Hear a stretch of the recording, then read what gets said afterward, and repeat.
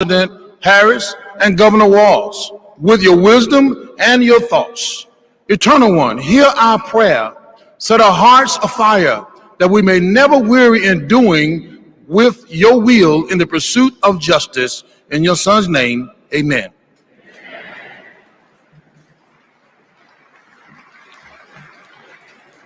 Our merciful benefactor, the Creator Redeemer, who opens the way to us to have a good conscience and life. Grant that we continue as a nation out of many one, a people of faith, taking pride in caring for our common humanity. Let us pray that this great nation inspire nations to advance social and economic progress. Oh God, make us among those who seek justice for all. Oh God, help us stand with humanity against hate. Oh God, bless us to approach each day with a feeling of gratitude and remembrance of you. Bless our homes and our schools. Bless us to never be without hope. Bless us in every decision, endeavor, and undertaking. Bless the efforts of the presidency to secure more opportunities for all in our great society. And finally, bless Americans to cherish our freedom and noble essence. Amen. Amen.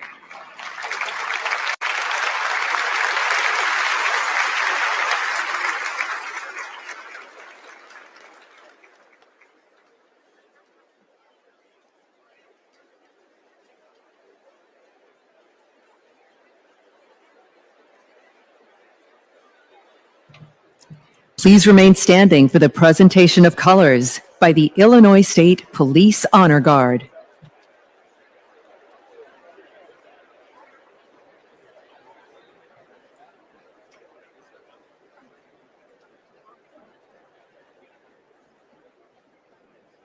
Detail, attention, carry, colors,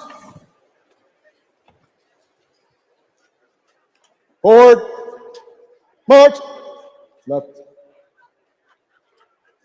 left, left, left, left, left. Colors, colors turn.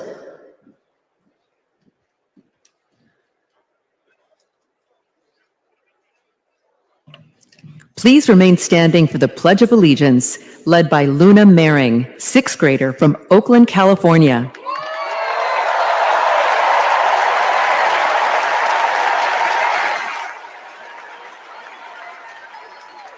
I pledge allegiance to the flag of the United States of America and to the republic for which it stands, one nation, under God, indivisible, with liberty and justice for all.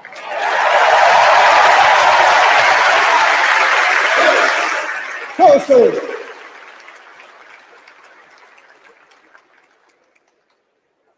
Left. Left. Left. Left. Left.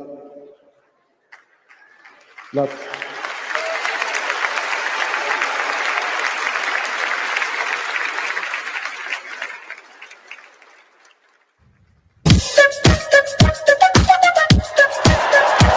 She's a fighter for the American people, committed to our values, our hopes, our dreams, bringing joy back across our nation.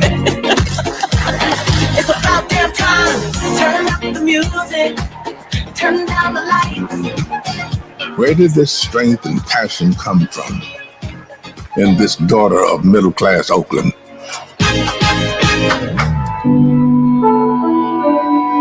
Well, it started with her parents, her mother, a South Asian scientist, and her father, a black economist. They took her to civil rights marches, and inspired her to pursue her dreams. After her parents divorced, she and her sister were raised by her mother with the help of friends and neighbors, attending Sunday school at the 23rd Avenue Church. We grew up in this wonderful, loving, supportive environment. My mother was very well aware that she was raising two Black girls to be two Black women. Her mother saved up for 10 years to buy their first home and shared with Kamala the words and wisdom that remain her North Star to this day. Be a fighter for things that matter and don't be limited by what has always been.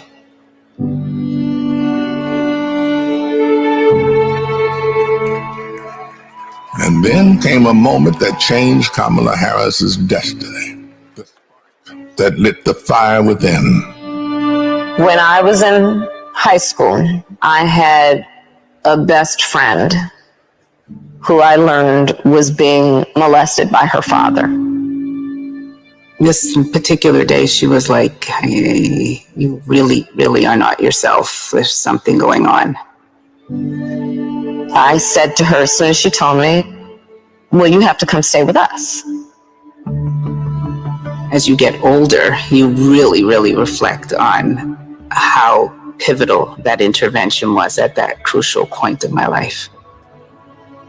A big part of the reason I wanted to be a prosecutor was to protect people like her. And on her first day in court, she rose from her chair at the prosecutor's desk and said, Kamala Harris for the people.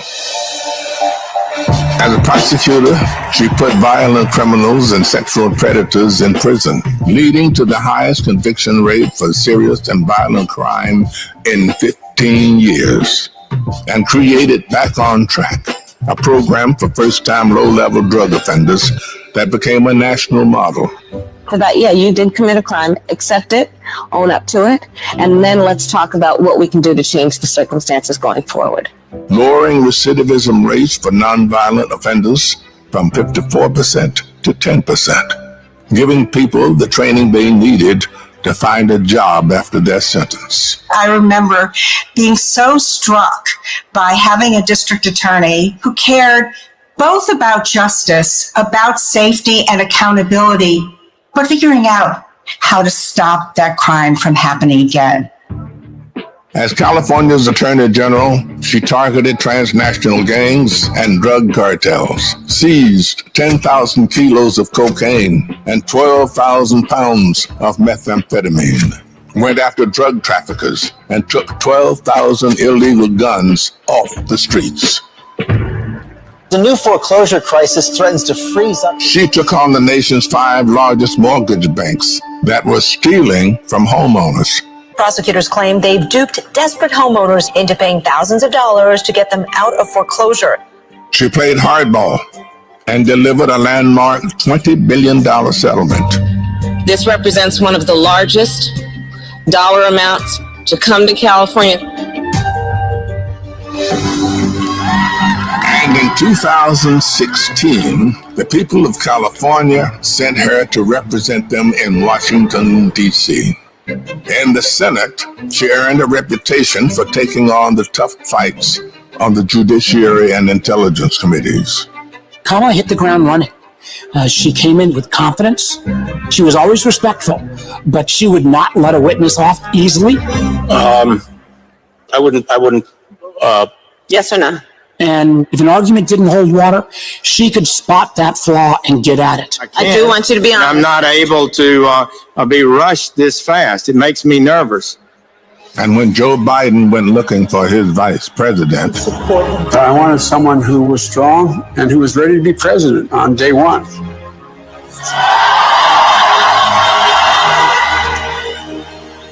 As vice president, she worked to cap insulin costs for seniors at $35, to replace lead pipes and provide clean water for communities, and she helped create 16 million jobs. The Biden-Harris bipartisan infrastructure bill has already created thousands of jobs for our members. That is what the future looks like under a President Kamala Harris. She fought to reduce the trauma of gun violence that has devastated our nation.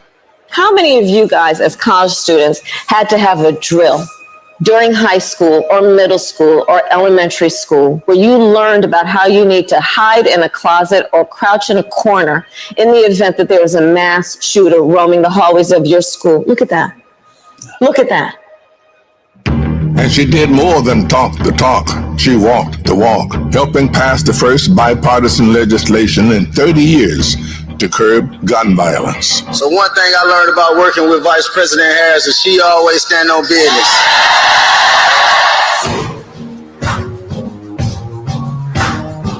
She has traveled the world to strengthen our national security and restore our global leadership, meeting with more than 150 heads of state. She stood shoulder to shoulder with our allies and stood up to dictators, helping to unite NATO behind Ukraine and impose punishing costs on Russia. She's led the fight for reproductive freedom. We have worked too hard and fought too long to see our daughters grow up in a world with fewer rights than our mothers. The first vice president to visit an abortion clinic, she built a nationwide grassroots movement to ensure that access to abortion, IVF, and birth control will always be protected. In the halls of power, she's a tough prosecutor, an effective policymaker, a powerful leader. And at home, she's the center of her family. I'm not giving up. She's the best godmother, auntie. She's honest. She's loving. Incredibly reliable. She's one of the most loyal people you'll ever meet. That is why I believe she is so prepared to be our next president. This love she has for her family, being there for all of us. That's how she will lead this country, being there for everyone. She's a proud graduate of Harvard University. Ain't you? You know! Her campaign is a force of nature, generating the excitement we've all been yearning for. A campaign of joy, of love, of care. I am so fundamentally inspired. Kamala Harris will be our next president because you know there's too much on the line to stay on the sidelines. Thank you, Madam Vice President. Thank you for bringing back the joy. Sometimes people will open the door for you and leave it open. Sometimes they won't. And then you need to kick that door down. We are not going back.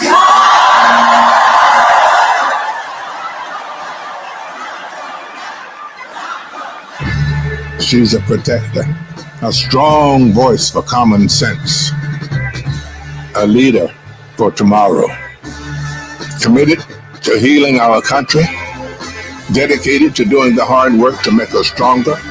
I now declare you spouses for life. Someone who truly understands the struggles of everyday Americans, forged by the challenges of the past, ready for any challenge that may arise. Now is the time, America. The joy is back, the pride is back, the hope is back. She's doing the work. She's fighting for us. She's the new way forward, our way forward. She is the next president of the United States of America, Kamala Harris.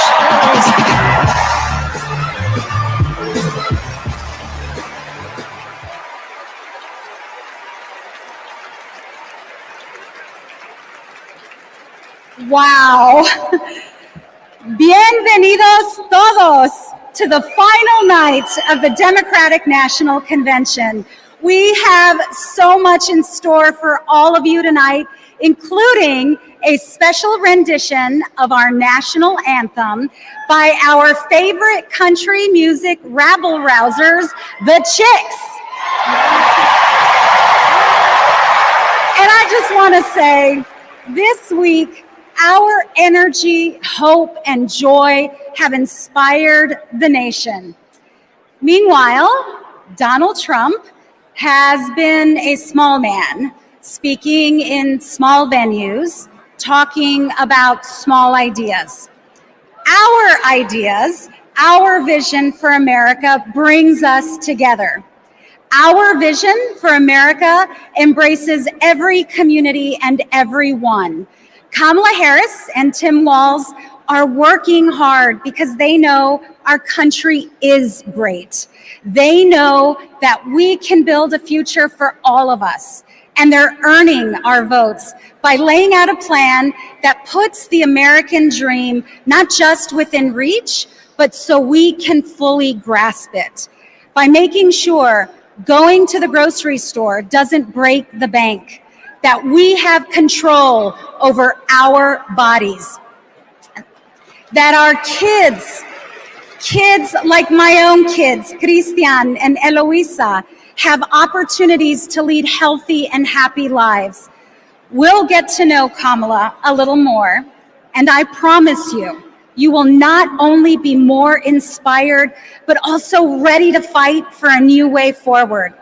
And to keep us pumped for this journey, Chicago's very own DJ Metro. Over to you. Chicago, how's everybody feeling out there today? Welcome to night 4 of the Democratic National Convention. I know you all are having so much fun out there. Is that correct? Well, there's only one thing left to do, and that's to make sure that the fun continues right here, right now, the only way that I know how. The Chicago way, baby. Y'all ready? Let's go. You my little boo thing, so I'll give a hoot what you do. Say, girl, I know you a little too tame. I'll be shooting that shot like girl, no. Tell him I'm next. Tell him you follow something fresh, no. Tell him I'm next. Tell him you follow something fresh. I know, put a little gold in the teeth and the fit good, so I took the doors off the deep. Okay, I see a brother holding you put it no beef, but I'm trying to get to know you at least. Don't take my talking to your own. I can keep it chill like Soviet blunt. I'ma keep it real when your man long gone. If you're looking for a friend, everybody hands up, hands up. What's good? What's with you? If you book tonight, that's fiction. I'm outside, no pictures. You on me, go figure. To the back, to the front. You a 10, maybe girl, but I'm the one. Hey, to the back, one time, to the front. Everybody, 10, hands up in the air, let's go.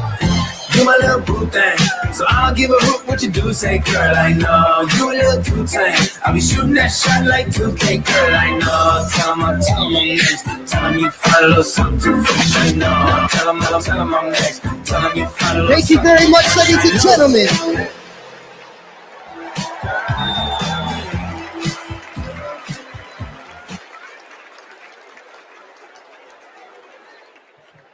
Please welcome National Education Association President Becky Pringle and American Federation of Teachers President Randy Weingarten.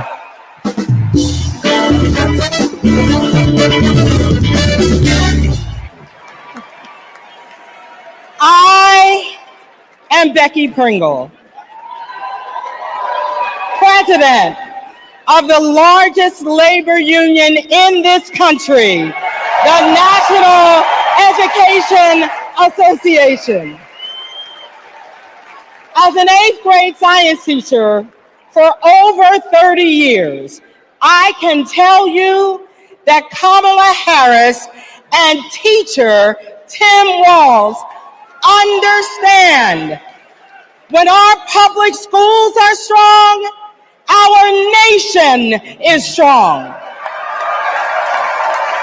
They know expanding free school meals, investing in healthcare, and keeping our communities and our schools safe creates opportunity for everyone.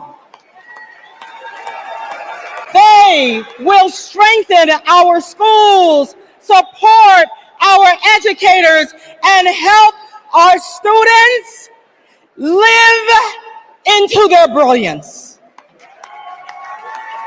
Donald Trump and J.D. Vance are not just wrong, they're dangerous. It's all right there in Project 2025. They will shut down the Department of Education, end Head Start, and make educators pay a higher percentage in taxes than billionaires. But we are coming together to say, not on our watch. Not on our watch. So we will organize and we will mobilize and we will win all the things. So come this January, we will have a president who sees us, who believes in us, and who knows the beauty and the power of this diverse democracy. And her name is Kamala Harris.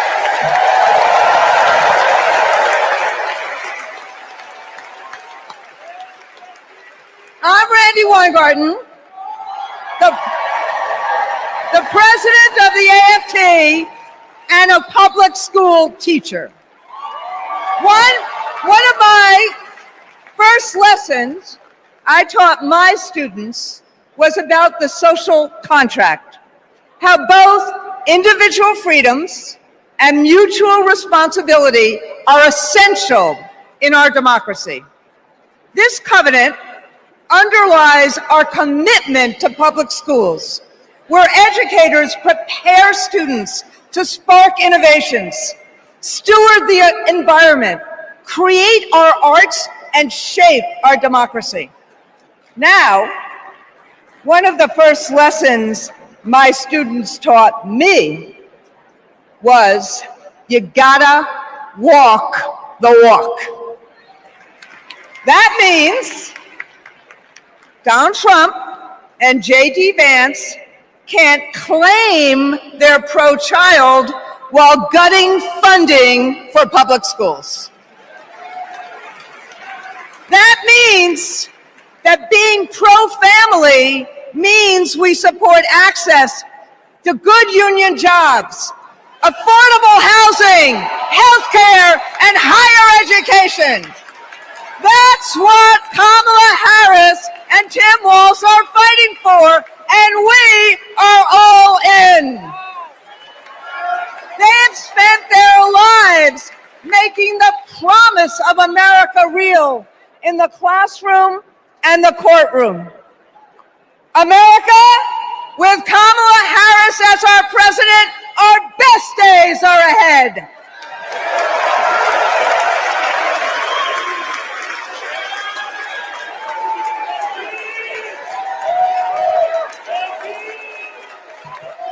Please welcome California Senator Alex Padilla.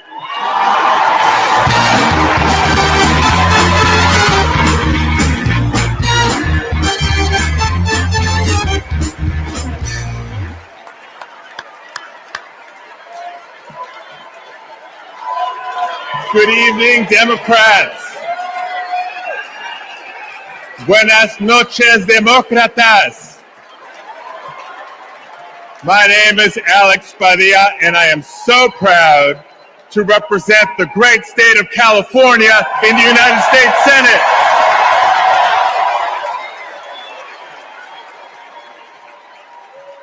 But the titles I'm most proud of are husband to my beautiful wife, Angela, and father to 3 young gentlemen. Now, as a father, when we talk about the future of our country, it's not just hypothetical. For me, it is very real. Every day I go to work in Washington, I think about my kids and the future we're building for their generation. And to show you how Kamala Harris will treat America's kids as president, I'll tell you how she treats mine. Because whenever she sees Roman, Alejandro, and Diego, she greets them with kindness and respect, literally meeting them on their level, to speak to them and to listen.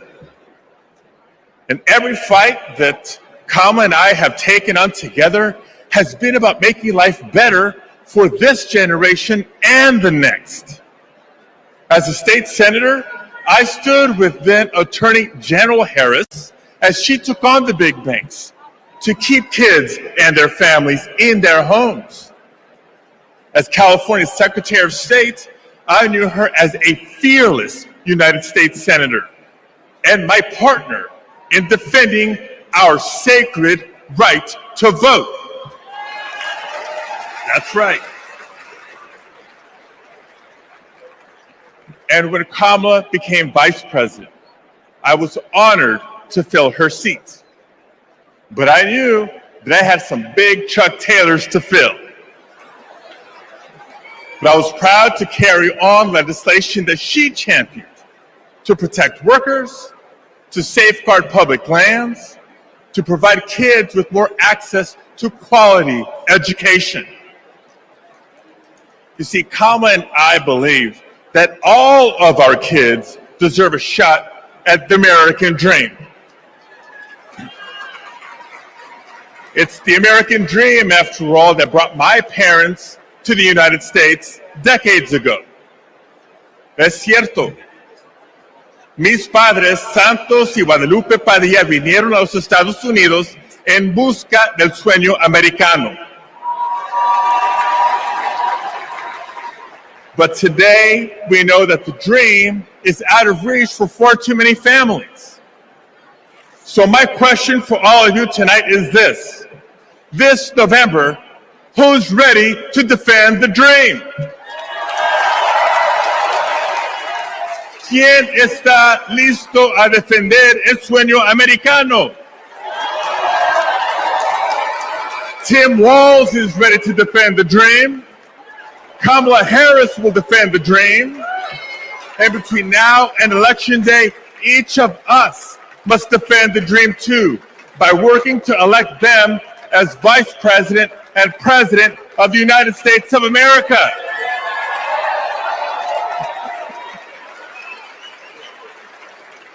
So I want to thank you. May God bless you. Now let's go win this thing.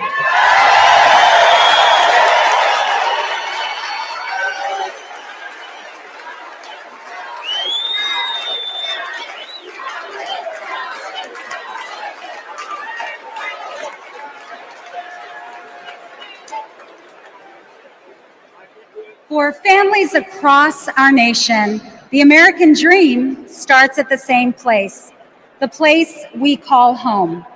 A home is more than four walls and a roof. It's the foundation of everything we hope for, the bedrock from which we build our own American dreams and write our own American stories.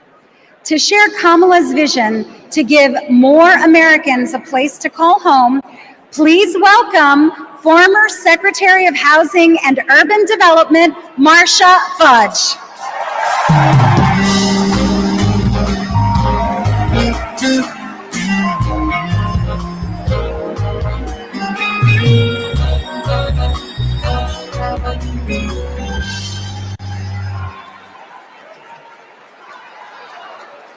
OH.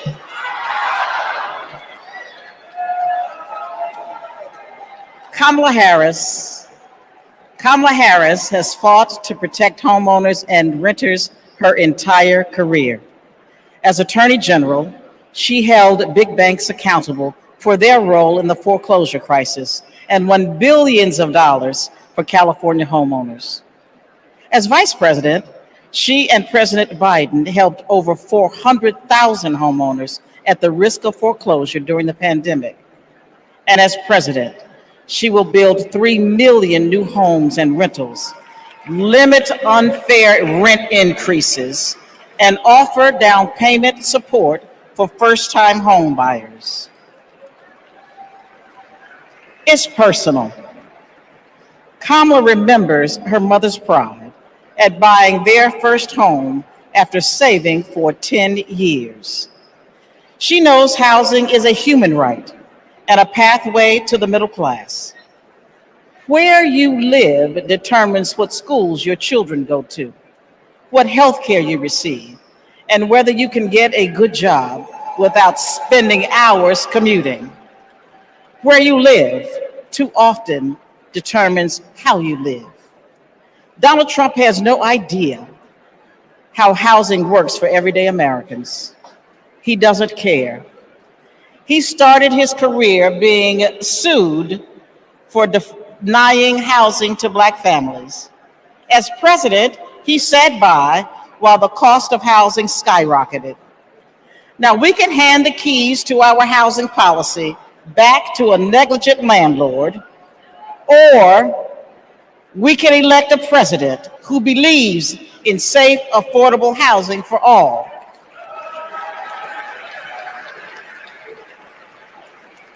Let's ensure we have an opportunity economy by voting for Kamala Harris. Thank you.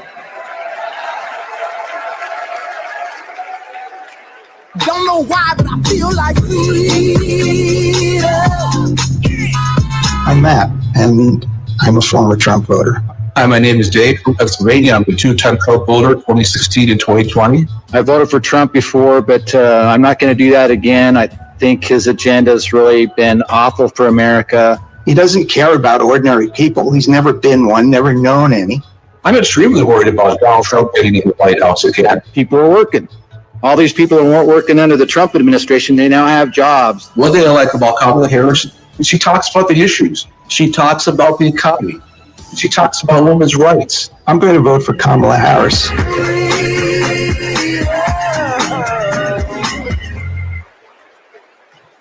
Please welcome California Representative Ted Lieu.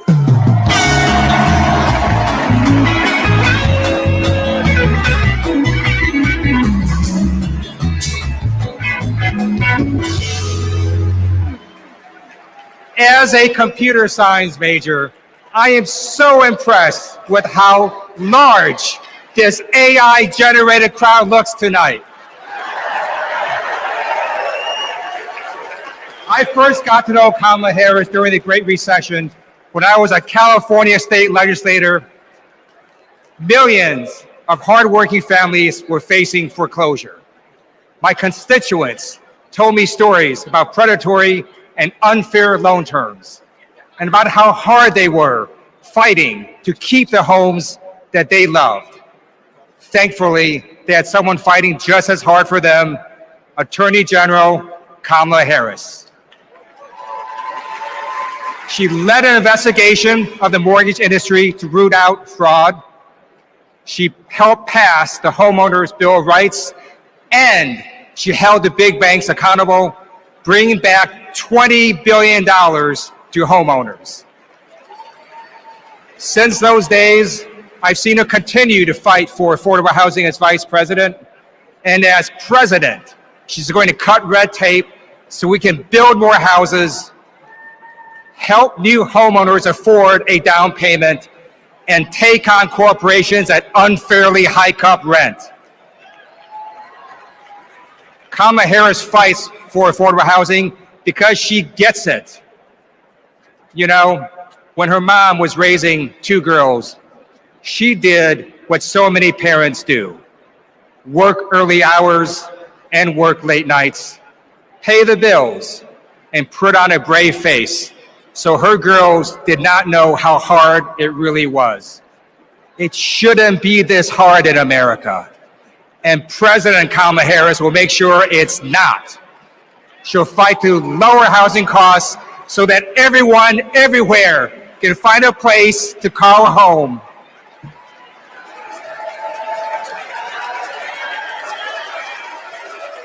Don't know why, but I feel like freedom. I depend on Medicare and Social Security for survival. I'm a recipient of Social Security benefits. I worry about Social Security and Medicare. If we don't protect it through Kamala Harris, that Trump is going to take that money. Project 2025 is going to be disastrous for many of us. What are we supposed to do? Who's going to take care of us? Where are we going to live? I don't know, but I know I'm voting Democrat. I'm supporting Vice President Harris because she will protect my Social Security and that of all others.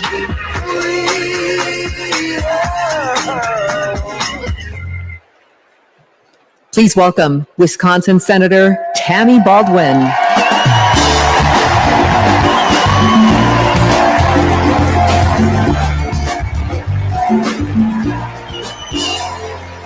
Hello, Democrats. And hey, Wisconsin. Tonight, I want to talk about family. We know that all families don't look alike. My mother was a teenager when I was born, and she struggled with addiction. I never met my father, but I had two incredible grandparents who stepped in and raised me, David and Doris Green. Everything I know, I learned from them. In every way a child needs, my grandparents were there for me. And as they grew older, it was my privilege to be there for them. So when I work to protect Medicare and Social Security, I do it with a personal knowledge of what those big programs meant in small but deeply meaningful ways to my grandparents. And I know what they mean for your parents and grandparents. But let's be clear, that is all at risk today. Donald Trump was asked what he would do about Social Security and Medicare, and he said, and I quote, "There's a lot you can do in terms of cutting." Cutting? He's talking about cutting Social Security and Medicare while giving a huge new tax break to billionaires and corporations? Well, Kamala Harris is not going to let that happen. And Tim Walz is not going to let that happen. We are not going to let that happen. You know, they've got it backwards. We Democrats, we honor our elders and ask the wealthiest to pay their fair share. Wisconsin's state motto is forward. And my friends, that's where we're headed.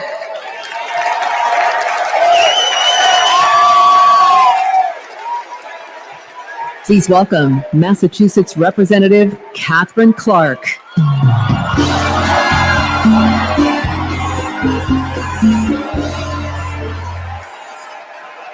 I am a proud mom of 3. And when my kids were young, I sat down with my husband to go over our bills. We realized that my entire income went to paying for childcare. We asked ourselves, how on earth will we make this work? So many parents will tell you a similar story. They'll tell you that preschool can cost as much as rent, or that they drive over an hour just to find childcare. They'll tell you that the workers who watch their children have it even worse. When parents have to choose between their kids and their jobs, businesses are hurt too. We shut out talent. We lose the prosperity parents could create. Childcare makes our economy run. And yet, Donald Trump's Project 2025 will eliminate Head Start, close classrooms, raise the cost of care. And JD Vance says affordable childcare is class war against normal people. You know what normal people want? A president who understands this shouldn't be so damn hard. That's Kamala Harris. She's seen this firsthand. You've all heard Kamala talk about her mother. She was both a brilliant scientist and a devoted mom. She had to fight to make it all work, to raise her daughters, to pay the bills, to keep the career she loved. Kamala and Tim know that when everyone can find and afford childcare, our kids and our communities will thrive.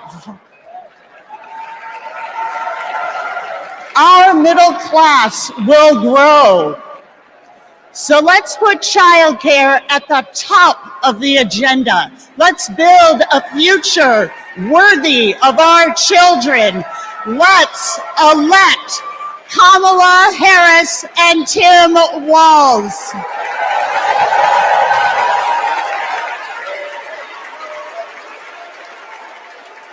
Please welcome Colorado Representative Joe Neguse.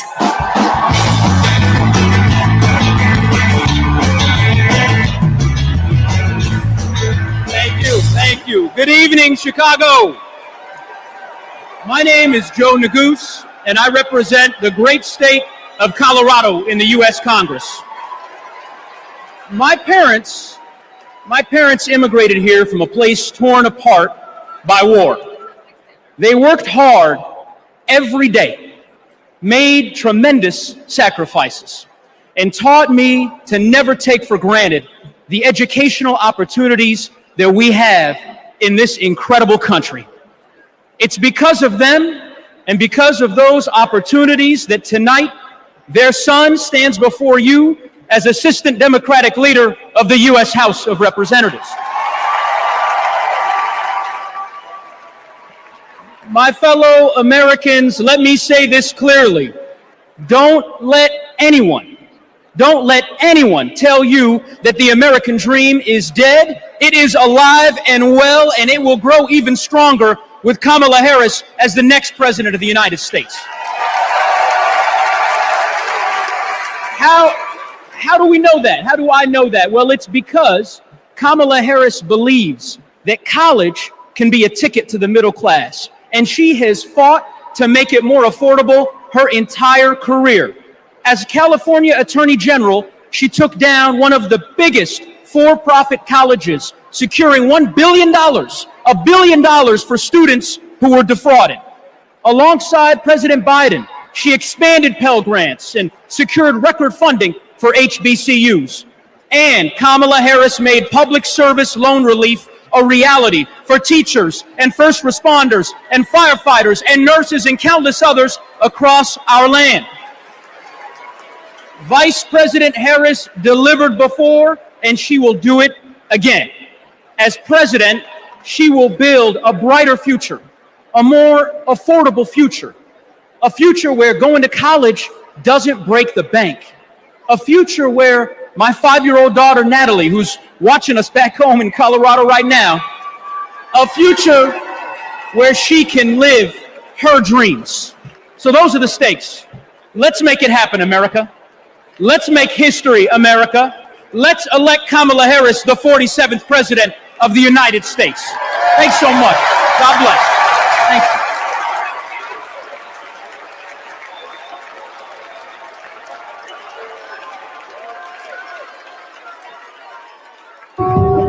I basically worked in public service my entire adulthood, over 27 years.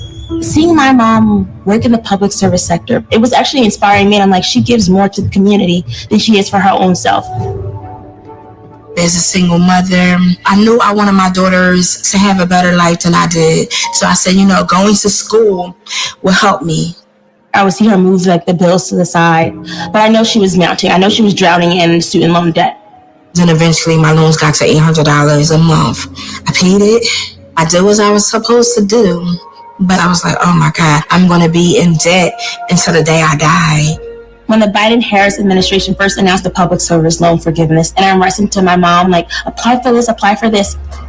I'm sitting at my desk, opening up my mail. It says, thank you, Kelly, for public service. Your loans now have been forgiven.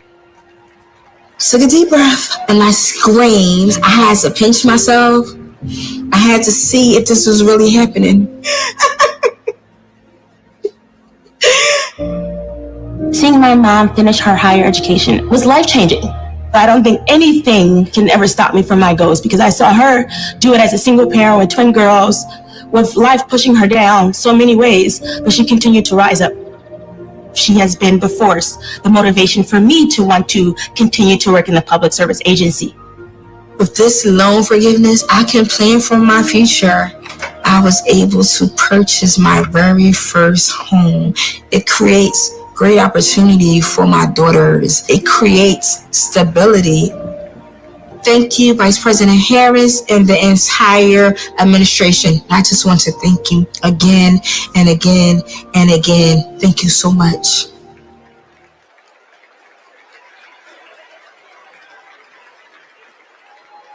Our party's not over, Chicago!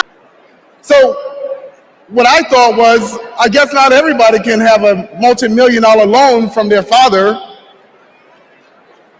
So I'll tell you what we did. We emptied our savings, and in 2008, we launched Zweli's Kitchen, America's first Zimbabwean restaurant. And the Biden-Harris administration helped make that a reality. They helped make that dream come true for entrepreneurs like us. Now, thanks to small business grants and all of the help that we received from them, we now have 3 locations, and we employ nearly 30 employees with a living wage. But we are not alone. Under Joe Biden and Kamala Harris, more than 500,000 business applications have been filed in North Carolina. Kamala Harris is fighting to create an opportunity economy that can break down barriers for entrepreneurs like us. And as president, she will support risk takers and problem solvers who want to just do their part and claim their piece of the American dream. And also, I want to thank Maya from Nevada, who has served her famous dumplings for the past 3 years and opened new locations thanks to the historic support for small businesses. And Robert, I want to thank you from Minnesota. Robert owns a solar business. Heated up once by Joe Biden and Kamala Harris, they passed the Inflation Reduction Act. And Paul from Arizona, Paul, who's a commercial cleaning company, landed huge contracts thanks to the Biden-Harris manufacturing boom. So Kamala Harris knows. She knows entrepreneurs like these. She knows that we are the backbone of our community. And when they succeed, we all succeed. Let's win this. Thank you.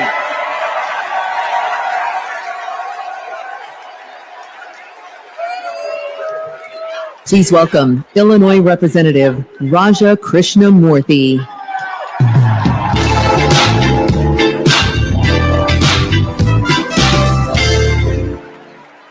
America Against America.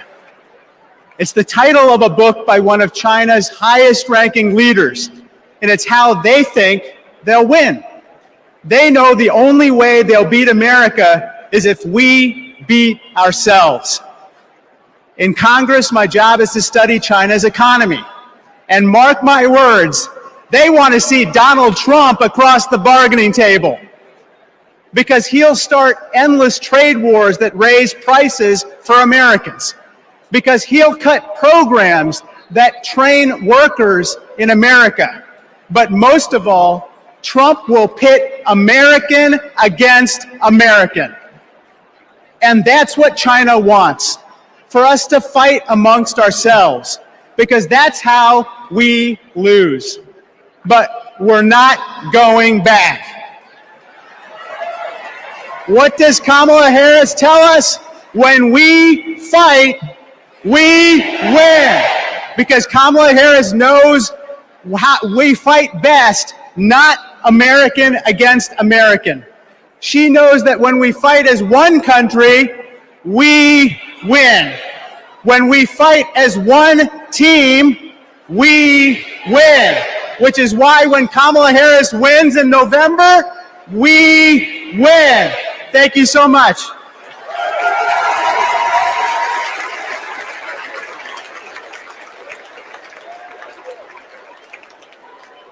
We believe in a future where every person has the opportunity to build a business, to own a home, to build intergenerational wealth, a future with affordable health care, affordable child care, paid leave. And all of this is to say, building up the middle class will be a defining goal of my presidency.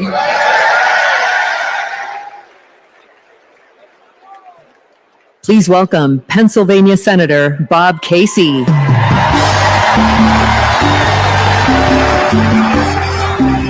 Pennsylvania. Here's a real question. Mom's asked me in Pennsylvania, what am I supposed to do if I can't afford diapers? In just 6 months, a box of diapers went up $15. The corporations say your prices are up only because their costs are up. They're selling you a lie. It's in the bag with the diapers. Prices are up because these corporations are scheming to drive them up. Most companies are good companies. It's the food conglomerates that sit behind the supermarkets, the faceless wholesalers. They're the ones who are extorting families at the checkout counter. This is greedflation. I've been fighting it a long time. So has Kamala Harris. And finally, we're starting to win. When Big Pharma jacked up the cost of insulin, we passed a bill to stop them. Now, for millions of Americans, it's capped at $35 a month. So that's one. I've been fighting to ban price gouging on food. And next year, when she's president, Kamala Harris will sign a bill to do just that. So that's another. And when corporations take advantage of a crisis, like toilet paper during the pandemic, we'll hit them with harsher fines when Kamala Harris is president. Now, Americans don't expect stuff to be free, but we do expect it to be fair. The people I'm talking to, from Allentown to Erie, they don't tolerate being ripped off. Americans are hardworking, honest people. And that's what we've been fighting for. We're fighting for honesty. I'm fighting for it. Kamala Harris is fighting for it. Will you fight for it? All right, let's go out and win this thing. Thank you.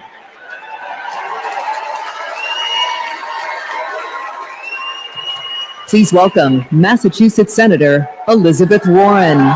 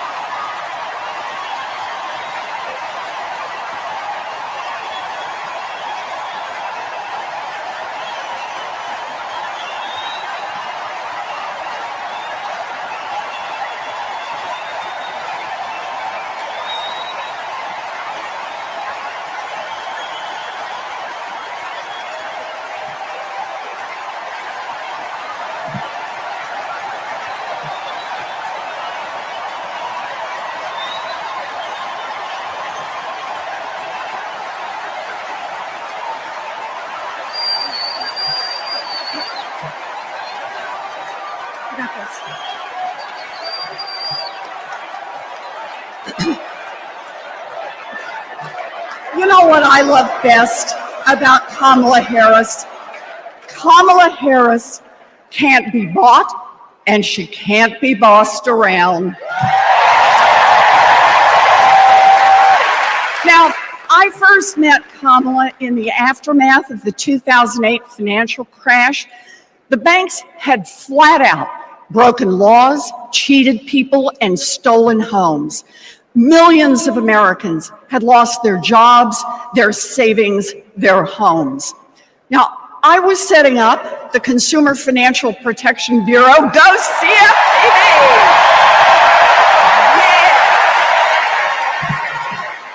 Kamala was protecting families as California's Attorney General. You bet. And Donald was scamming students at Trump University and trying to make money off people losing their homes. Kamala Harris stepped up. She enforced the law, she fought the giant banks, and she delivered billions of dollars of help for families.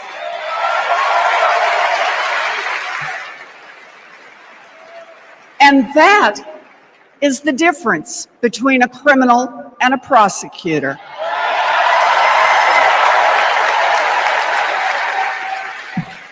You know what else I love about Kamala?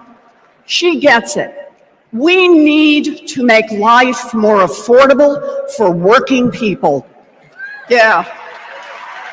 Donald Trump, the felon, has no plans to lower costs for families.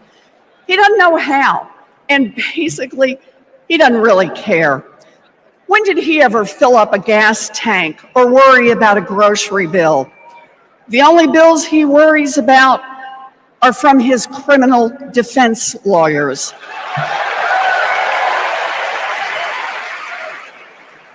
But Kamala, she cares deep down. And she will take on the giant corporations that are squeezing American families. In fact, it's something she's done before. During the California wildfires, she went after the price gougers. During the pandemic, we worked together in the Senate to stop price gouging. And as president, she will lower costs for your family. She'll take on the Wall Street firms that buy up millions of houses and apartments and then jack up the rent. She'll take on drug companies that charge an arm and a leg for prescriptions. She'll take on corporate monopolies that rip off consumers and billionaires who don't pay taxes.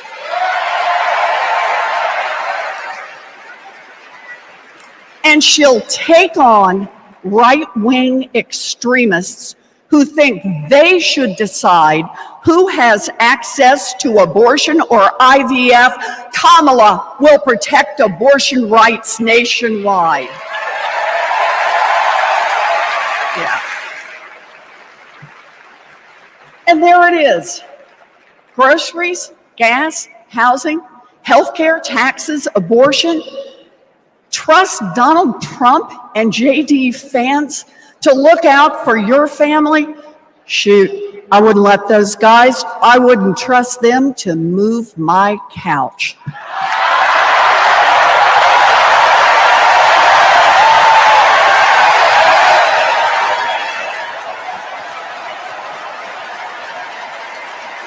We need Kamala Harris. This election is about your family and your future. I've seen Kamala Harris fight. I've seen her win. And when it comes to our families and our futures, Kamala Harris is someone we can trust. So here it is, with joy in our hearts. Let's elect Kamala Harris, the next president of the United States.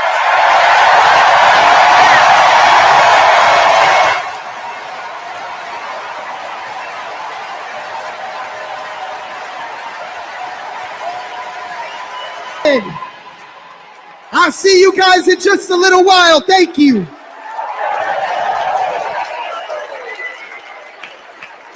Woo!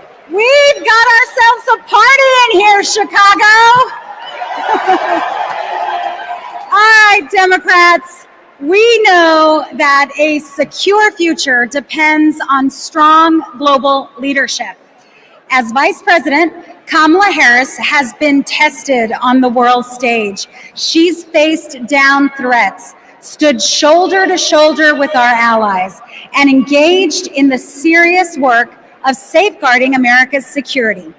Please welcome to the stage an Army Ranger, my colleague, Congressman Jason Crow.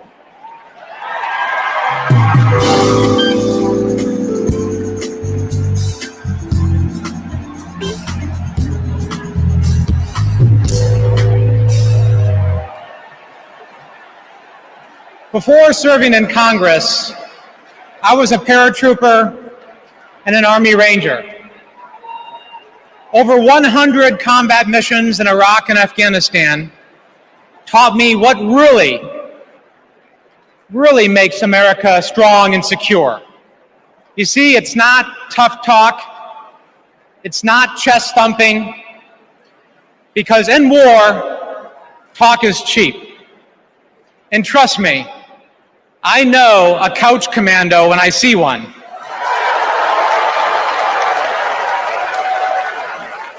Real strength and security come from our people, from our allies.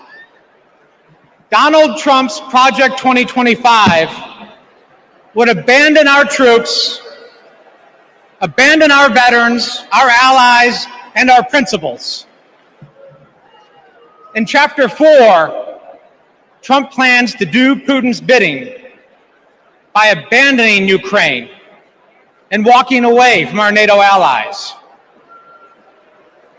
In Chapters 2 and 3, he plans to fire our national security and military professionals and then replace them with mega loyalists. But I refuse to let Trump's golf buddies decide when and how our friends are sent to war.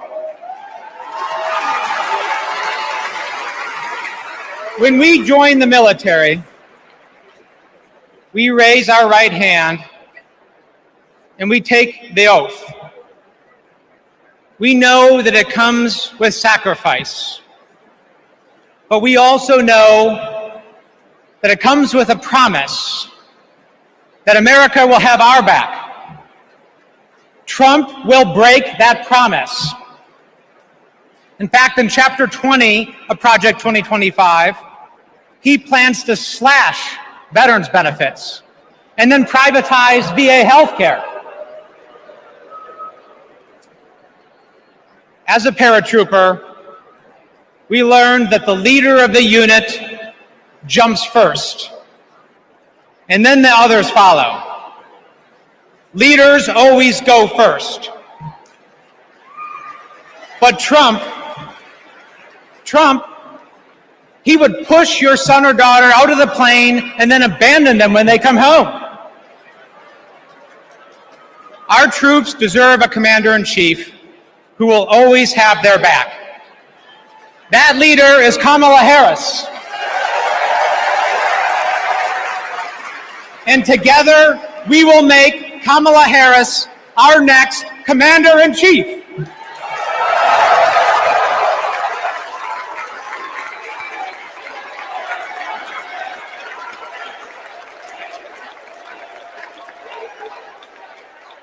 President Joe Biden and I, along with our entire country, are grateful, deeply grateful to each and every one of you for your service and for your excellence. The United States military, without any question, is the strongest and best fighting force the world has ever seen. And that is because of you, each one of you. Please welcome Michigan Representative Alyssa Slotkin.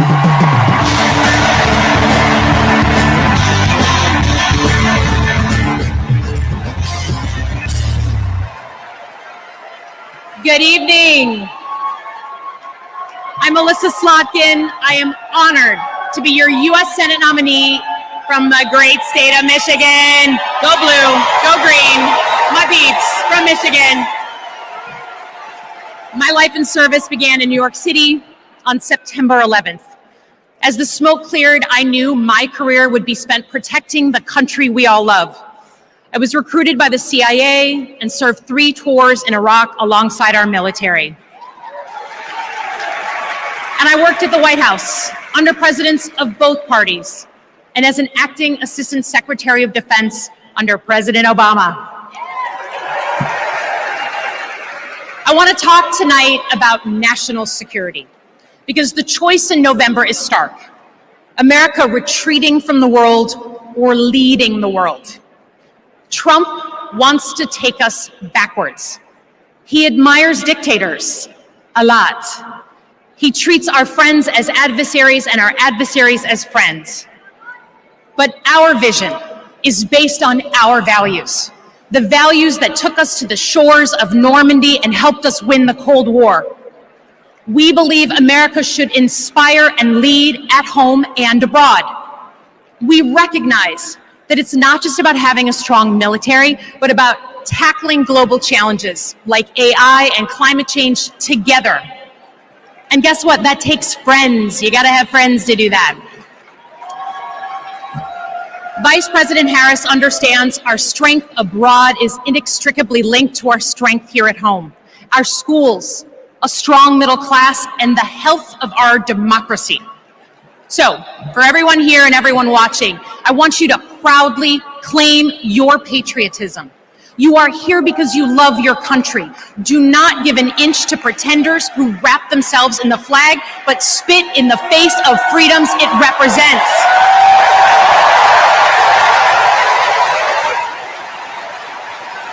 This November, let's elect a president who will lean forward to embrace the future. Because America doesn't follow. We do not retreat.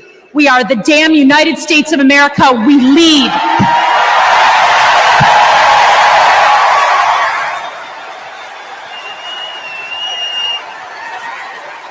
Please welcome New York Representative Pat Ryan.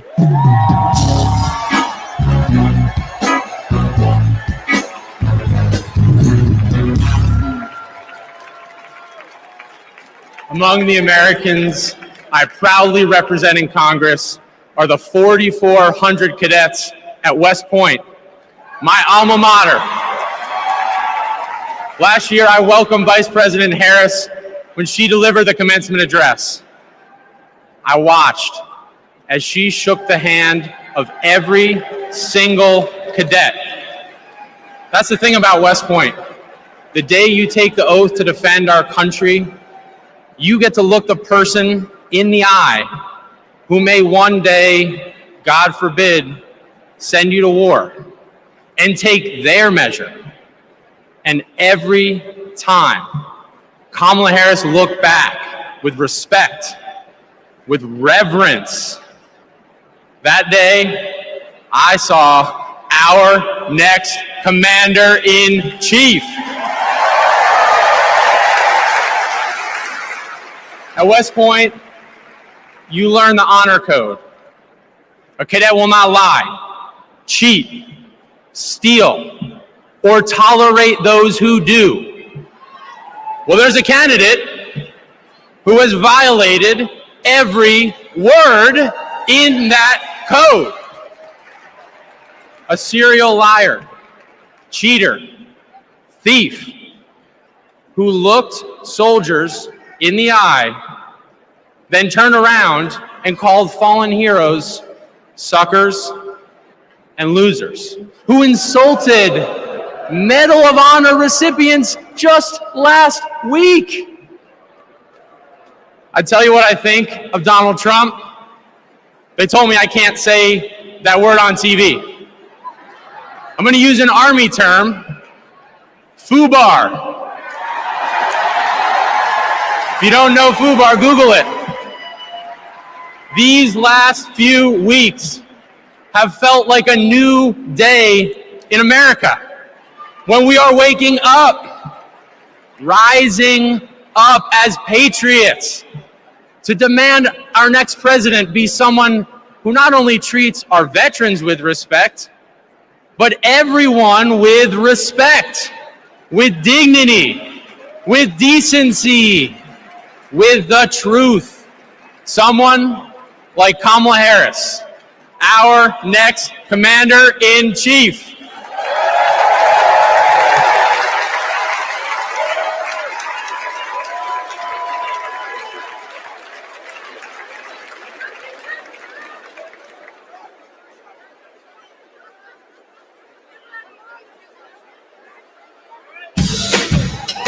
We are not done. I'm trying to tell you guys that I want to see you up off your seats, dancing and moving around. Come and move. One more time, I'm DJ Metro, and I'll be back.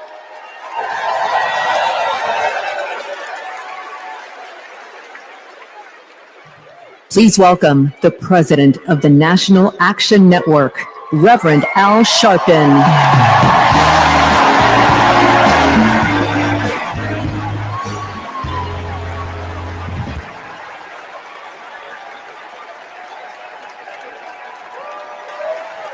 Thank you.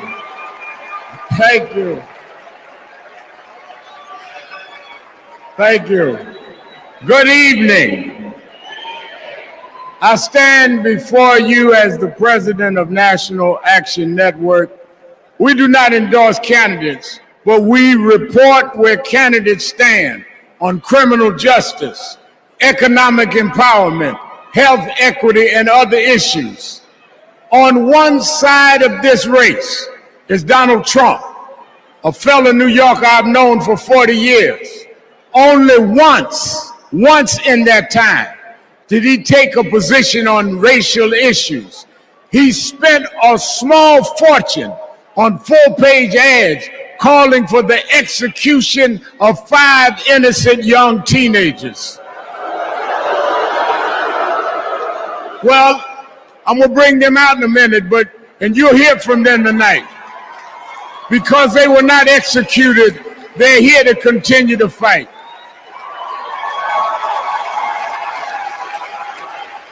But it was there that I saw Trump love to fan racial flames. On the other side is a woman that I've walked with in Selma, Alabama to commemorate the 59th anniversary of Bloody Sunday. Kamala Harris spoke to me that day about unity and passing bills. All I ever heard from Donald Trump was how he can get an advantage. I see one candidate who wants to protect the right to vote, while the other has tried to cook up 11,000 votes in Georgia. I see a candidate who, with Joe Biden, brought leaders to the White House to confront violent hatred, running against a man who said neo-Nazis in Charlottesville were fine people.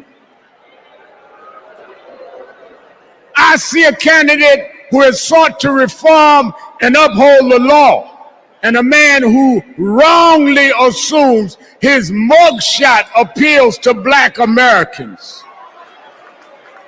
I worked with Kamala Harris. In every job she's had, she has consistently committed to making government work for those of us who've been disadvantaged. All Donald Trump has been consistent about is making himself richer and sowing division to get that done. This man sat right here in Chicago a few weeks ago, refusing to apologize for claims that migrants were taking Black jobs. Well, in November, we're gonna show him when Blacks do their job.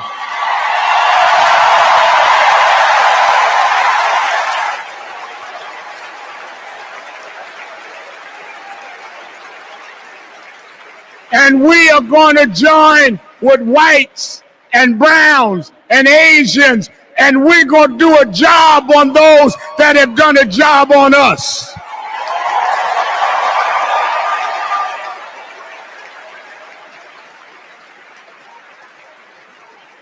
tonight we are going to realize Shirley Chisholm's dream.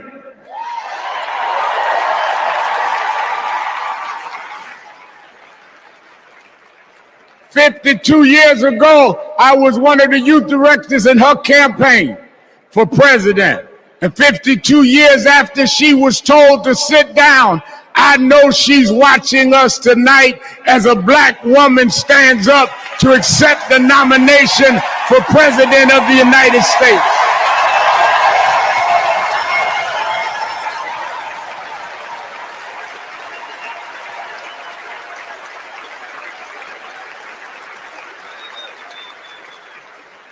We have fought too hard for women to be told to get out of the kitchen. We are now on our way to the Oval Office. We won't go back.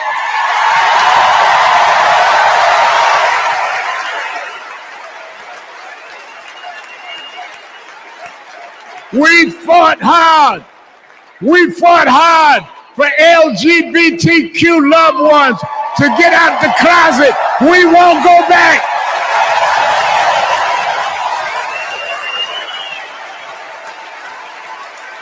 We fought hard for the right to choose, the right to education. We suffered and died and bled, went to jail to get the right to vote. We won't go back.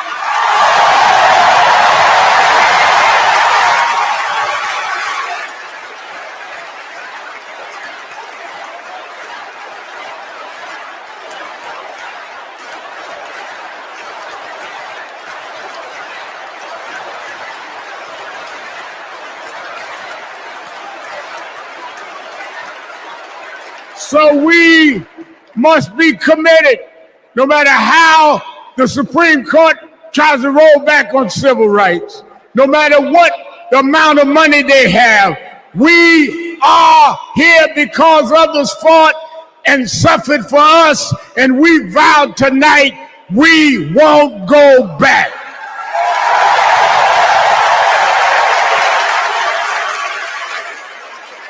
This November, we will go forward to fulfill the promise of a just and fair nation.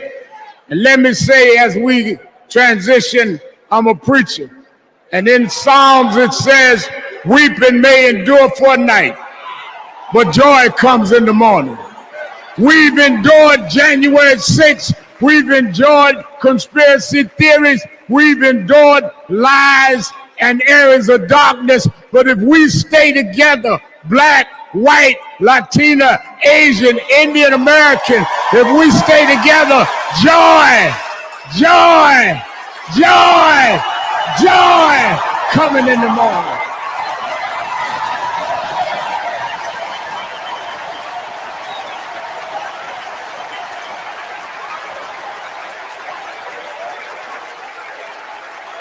I want to now, since I was a teenager, I was mentored by Reverend Jesse Jackson.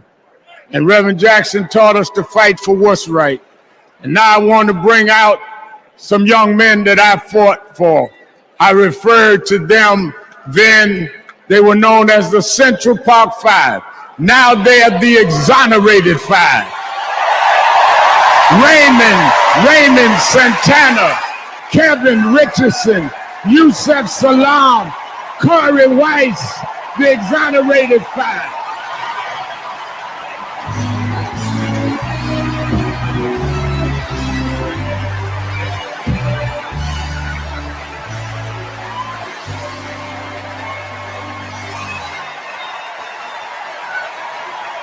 We won't go back.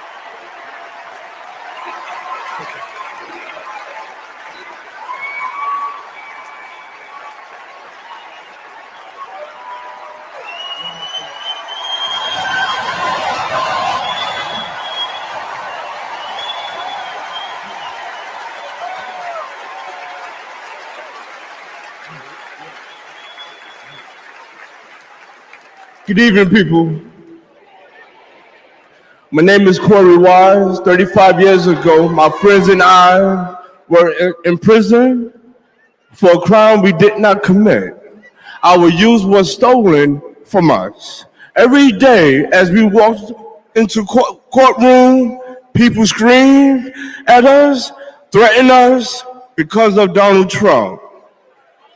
He spent $85,000 on a full-page ad in the New York Times, calling for our execution.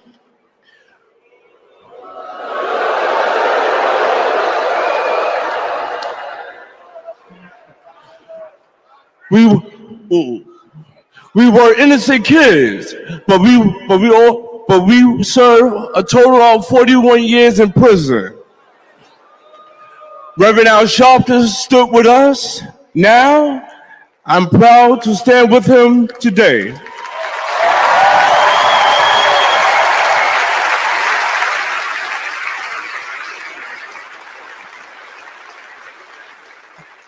Vice President Kamala Harris has also worked to make things fairer.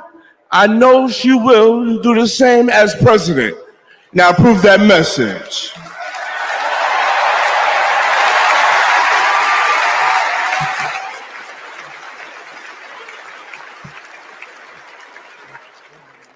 I love these guys.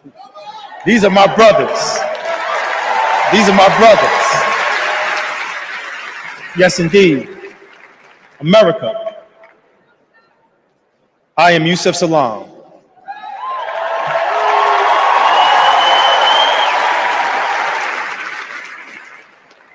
A New York City councilman representing my hometown of Harlem. That's right.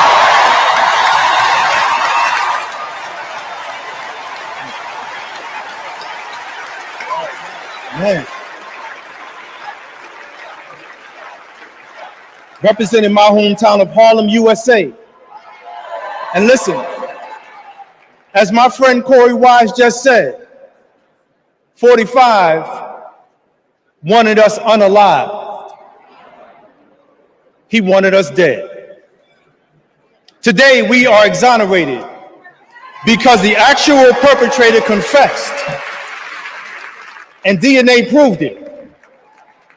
That guy says he still stands by the original guilty verdict. He dismisses the scientific evidence rather than admit he was wrong. He has never changed, and he never will.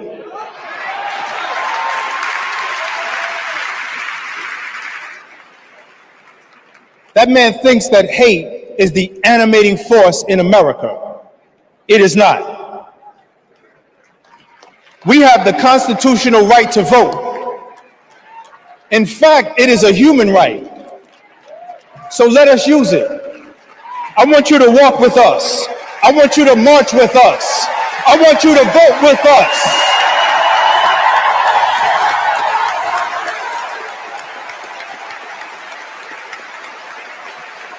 And together, and let me tell you, this is going to be so beautiful. And together on November 5th, we will usher in Kamala Harris and Tim Walz into the White House.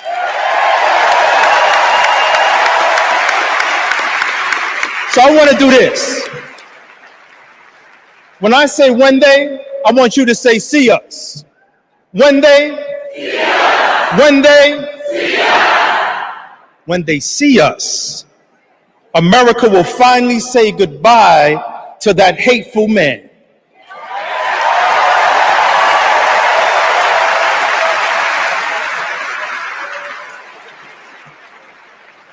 We will say what I have said after 7 long years of wrongful incarceration. Free at last. Free at last. Free at last. Thank God Almighty, we are free at last. God bless you, and God bless the United States of America.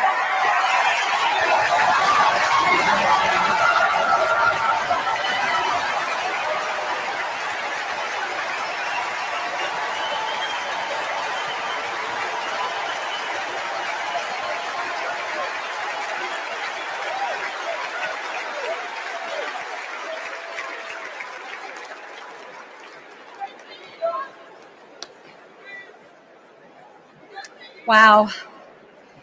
Our country is built on justice, and people's lives, as we just heard, can be harmed when we fail to do justice. But Kamala Harris fights to do justice. No one knows that better than the prosecutors who fought alongside her. These are their stories.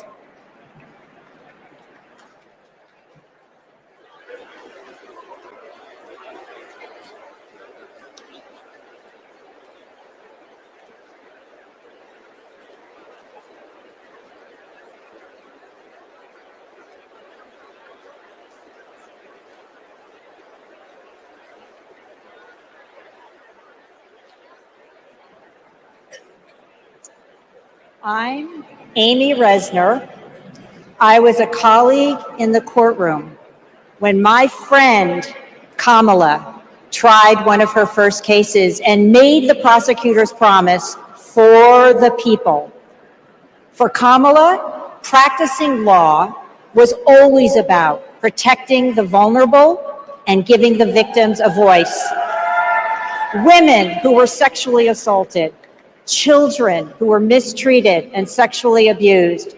She helped them navigate their nightmares and demand justice for their injuries. And she did it all with grit and grace, intelligence and heart. She was a remarkable prosecutor, and she will be a remarkable president. Survivors of sexual assault struggle to be heard over the cacophony of voices demeaning, discrediting, and vilifying them. When powerful offenders are allowed to manipulate public opinion by attacking their victims' credibility, all victims suffer. Those words are from the 2021 amicus brief filed by RAINN, the nation's largest anti-sexual violence organization, in the case of E. Jean Carroll versus Donald J. Trump. As a legislator and lifelong advocate against sexual violence, I urge all of us to stand together to support survivors, believe them, and hold perpetrators accountable.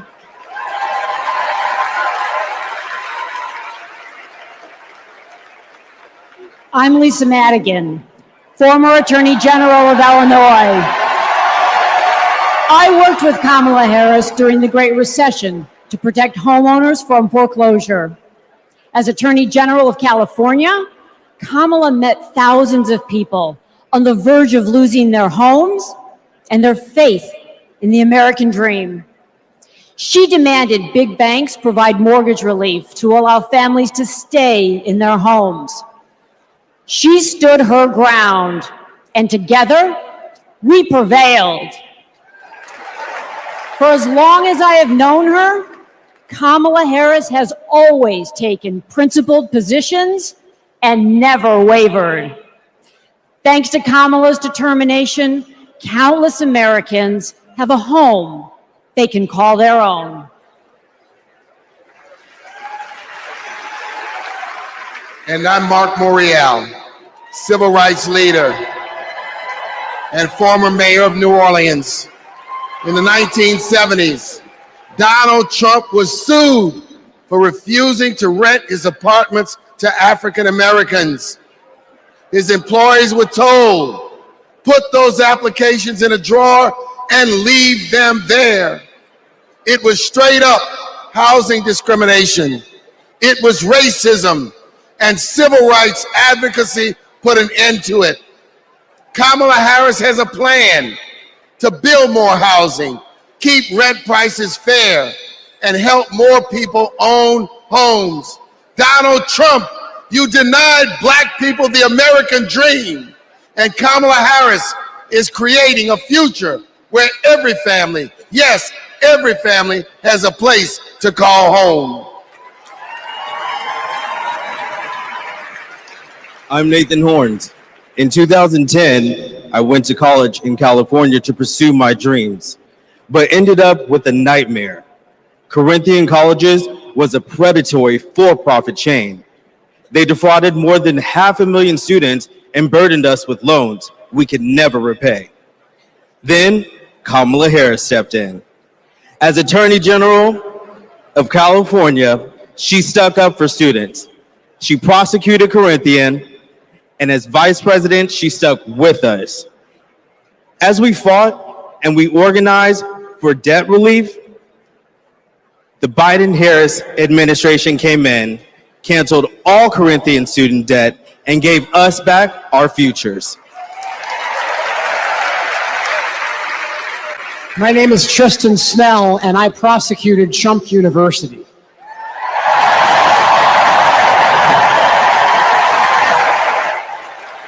I interviewed over 100 victims of Trump's fraud, a retired police sergeant, an Iraq veteran with PTSD, a mother caring for her son with special needs. They trusted Trump. They believed that he would teach them his secrets and make their American dreams come true. But all they got was credit card debt and a fake diploma. Some lost their life savings, some lost their homes. Donald Trump ripped off his biggest fans and made $5 million in profit. Kamala Harris fought scammers like him, and as president, she will continue to fight for you, for us, for the people.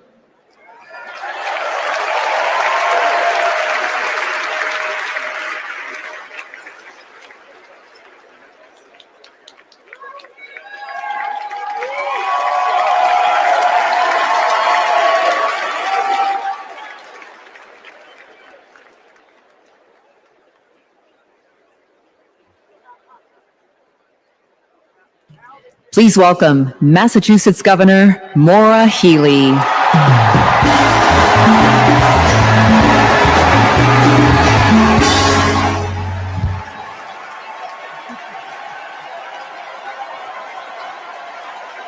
For the people. Those three words define the role of a prosecutor. To serve not only our clients in the courtroom, but our community and our country. To give people a sense of security and safeguard the principles that hold our nation together. To stand up to abusers and bullies, and stand up for the voiceless and the vulnerable. In other words, exactly what Kamala Harris has done her whole life. When she was DA, mothers of children who'd been murdered, whose cases had gone cold, would come to her office saying, "I'll only speak to Kamala," because they knew she would listen, because they knew she would help them find justice. And she did. That's the Kamala Harris I know. A few weeks ago in Massachusetts, I watched a little girl meet the vice president. Her eyes were so wide, as open as the future. Kamala asked her about the summer, her basketball camp, and what position she likes to play. The little girl said to her, "Anything but defense." Kamala put her hand on her shoulder and replied, "Me too. I love offense." That's what it means to be for the people. Kamala Harris fights for all Americans. She stays on offense and she wins. And I know that she'll fight with the same passion, the same determination as President of the United States. I can't wait to see her prosecute the case against Donald Trump on the debate stage in September.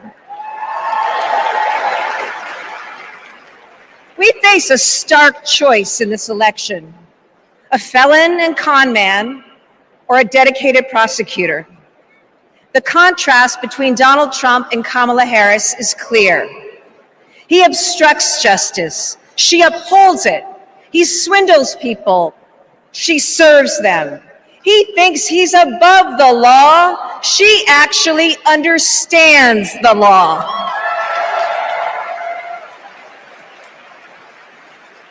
That's what this election comes down to.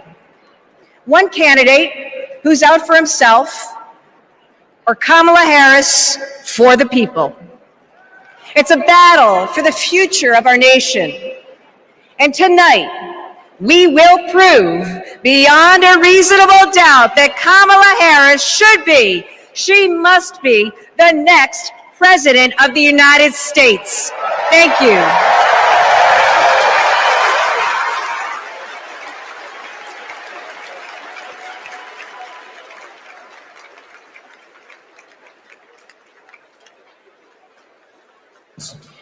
Please welcome survivor and advocate Courtney Baldwin.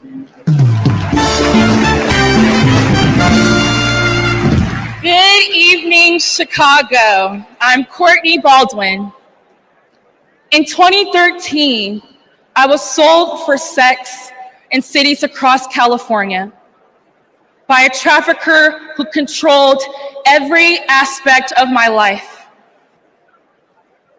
During those dark moments, I held on to hope that one day I'd be seen as more than a victim, that I could pursue my dreams, and that my trafficker will be held justice. I didn't know it yet, but waiting for me on the other side were people who were fighting for survivors. One of them was Kamala Harris.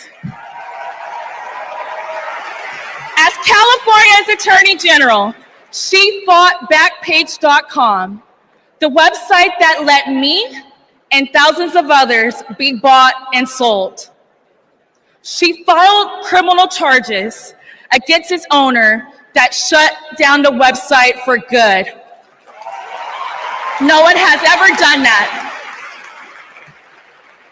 Vice President Harris is fearless, compassionate, and she still gives me hope. She's protected people like me her whole life, and I know she'll fight for us all as president. Thank you.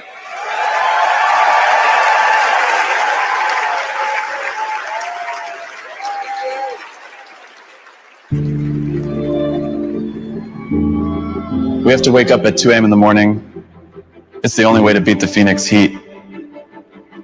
It's just like opening an oven. I work on the light rail. It's a good way to tackle the climate crisis, but the clock is ticking. Climate change is one of the greatest con jobs ever. All of this with the global warming and that, a lot of it's a hoax. It's a hoax. Hurricane Beryl is the earliest Category 5 on record. Climate change isn't a hoax, and it's not happening in the future. It's happening right here, right now. Here in Phoenix, the most consecutive 110 plus degree days in a row. Trump is pouring gasoline on the fire. He proceeded to solicit $1 billion from the fossil fuel companies because if elected, he would roll back environmental rules and repeal regulations. Trump's Project 2025 agenda gives tax breaks to big oil and completely tramples the middle class. Trump would gut clean energy jobs like mine. This work gives us security and economic freedom. Trump would rip that away. Kamala Harris sees the future differently. She's a clean energy champion. She took on big oil that gouged Americans. Harris was the deciding vote that passed Democrats' epic clean energy investments. Kamala will fight for climate and clean energy policies that protect our health and hold big polluters accountable. The clock is not just ticking, it is banging.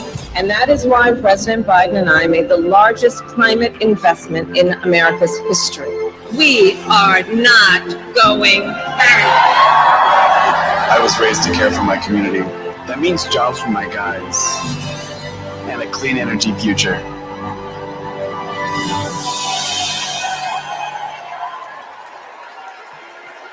Please welcome former New Mexico Representative Deb Haaland.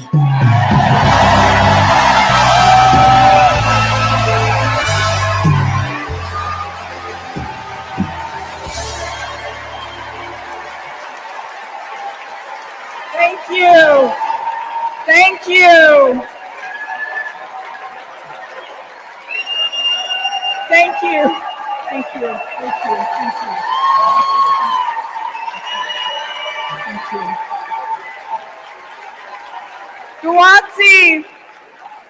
Guwatsi Halpa, Duhinamet Etzakiwitsa Shuimi Hanu.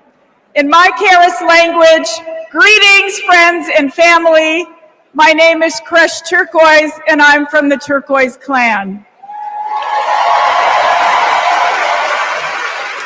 35 generations ago, my ancestors built lives in the high desert of New Mexico. I am on this stage tonight because of them. While fishing with my dad and running through the desert with my cousins, I learned that we have a responsibility to take care of our planet. Donald Trump never learned that lesson. He called the climate crisis a hoax. He made it easier for big companies to poison our air and water. An American president must lead the world in tackling climate change. We need a president who understands that assignment. That's Kamala Harris.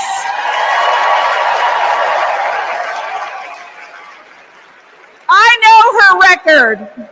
She held polluters accountable for spilling oil into the San Francisco Bay. She defended President Obama's Clean Power Plan in court. And as vice president, she cast the tie-breaking vote for the most ambitious climate action plan in our nation's history.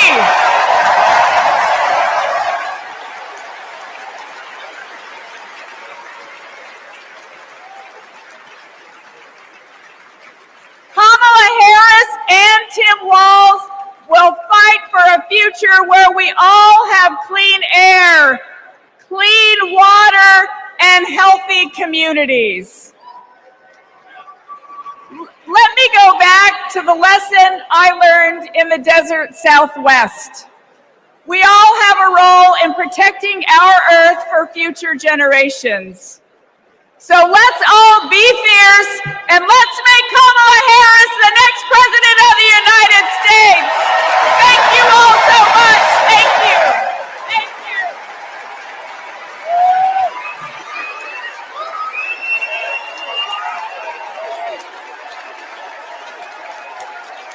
you. It's an election year, and both parties are battling to prove that they stand with workers. But sometimes, workers don't get the invite. Do you know where the auto workers are? I haven't seen anybody from the UAW. Nobody from the UAW?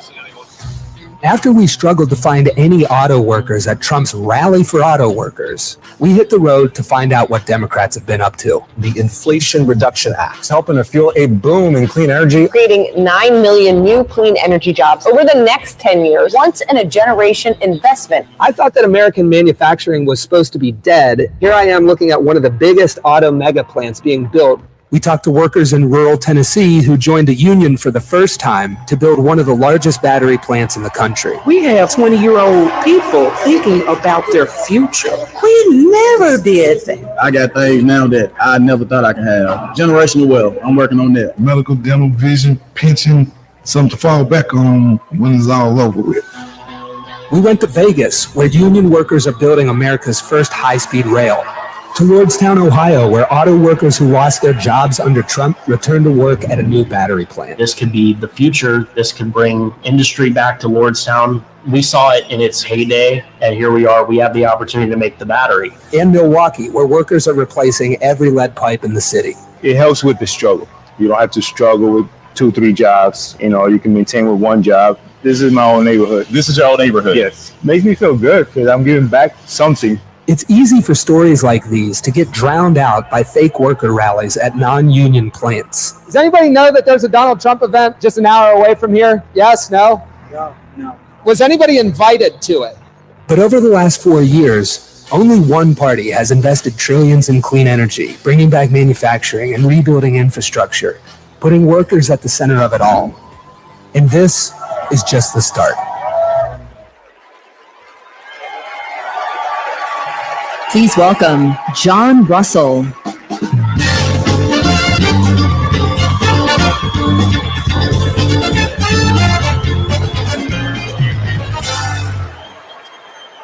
Hello, America. Thank you to the workers that make this convention happen. Let's never forget how essential all of our labor is. I come from Appalachia. We kept the lights on in this country for generations. But the wealth made by our broken backs and our black lungs never did trickle down. And Washington listened to rich men demanding that we stick with dirty energy at any cost.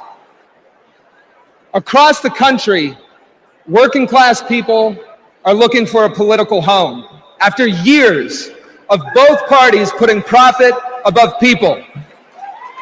Now, Trump, a billionaire, says that he'll take on the elites, but then he promises handouts to big oil, and he punches down at anyone with the guts to be different. But populism that insists we are too different to get along, is just divide and conquer by a different name. There's another sort of populism with roots in this party that we in West Virginia know well.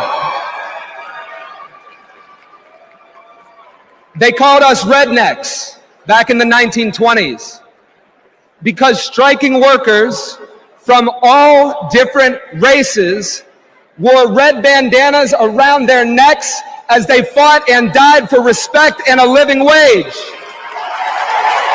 Their fight yesterday is our fight right now. Right now. It is our choice to build on this progress and to create a political home for the mass of working Americans fighting for control over their government, their workplaces, and their planet. And it is our moment to live up to. Let's get after it. Thank you very much.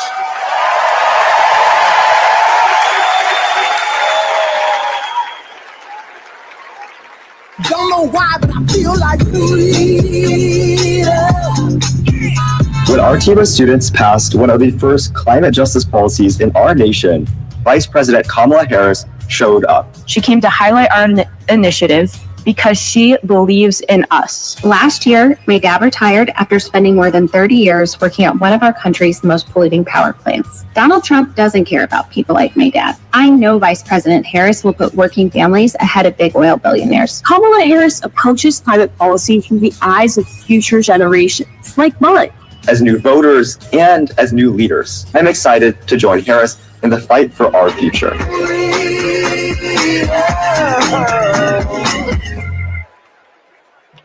Please welcome Florida Representative Maxwell Frost.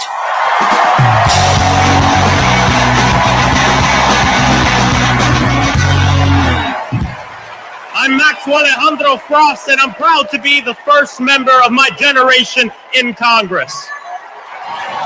I'm also proud to represent Central Florida.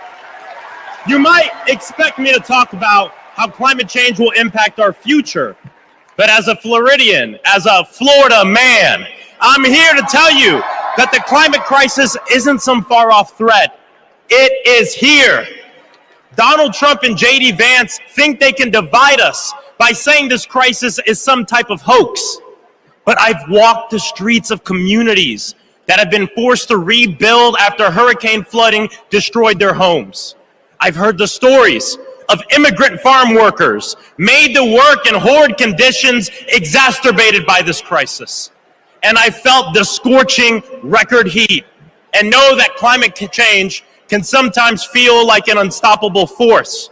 But with our movement and with organizing and an administration that cares, we are making progress. Kamala Harris and Joe Biden have proven that tackling this crisis creates jobs, that investing in clean energy protects our health, and that investing in mass public transit builds strong communities. And we must always remember that peace is essential to our climate and war destroys our environment. This election is about every drop of water that we consume and every breath we breathe. Fighting the climate crisis is patriotic. And unlike Donald Trump, our patriotism is more than some damn slogan on a hat. It's about actually giving a damn about the people who live in this country. Because when you love somebody, you want them to have clean air. When you love somebody, you want them to have safe drinking water. And when you love somebody, you want them to have a dignified job. And so, America, it's simple. Let's get to work and elect Kamala Harris and Tim Walz for our planet, for our future, for our present, and for our people. God bless.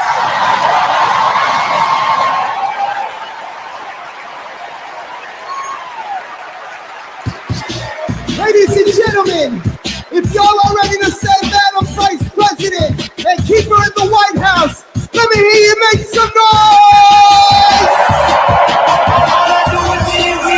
No matter what, money say, I can never get enough. And every time I hit the building, everybody's hands go. Let me see. And they stay there, and they stay there, and they stay there, and they stay there, and they stay there,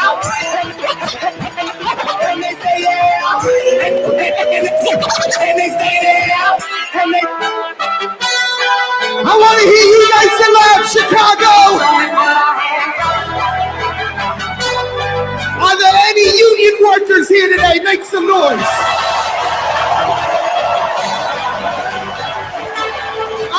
Any teachers in this building, make some noise. Tell everybody hands up,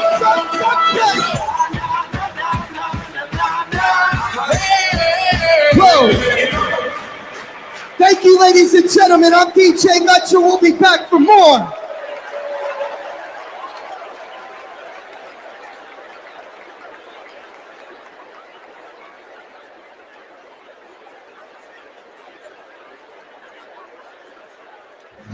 What's up, everybody? Stephen Curry here. I know you all know I play for the Golden State Warriors, but man, what a great honor it was to represent Team USA and go out there and win that gold medal at the Olympics this summer. And that unity on and off the court reminded us all that together we can do all things and continue to inspire the world. That's why I believe that Kamala, as president, could bring that unity back and continue to move our country forward. This is about preserving hope and belief in our country, making sure families can be taken care of during their most precious times. I got to visit Kamala with my team in the White House last year, and I can tell you one thing I knew then, and I definitely know now. The Oval Office suits her well. So in the words of Michelle Obama, do something. Go vote. Be active. Let's show out in November like never before. It's been an honor for me to represent our country. It's an honor to support Kamala. So let's all do our part. God bless.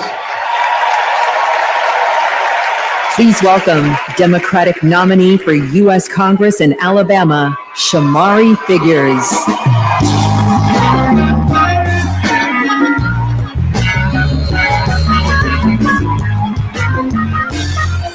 Good evening, America.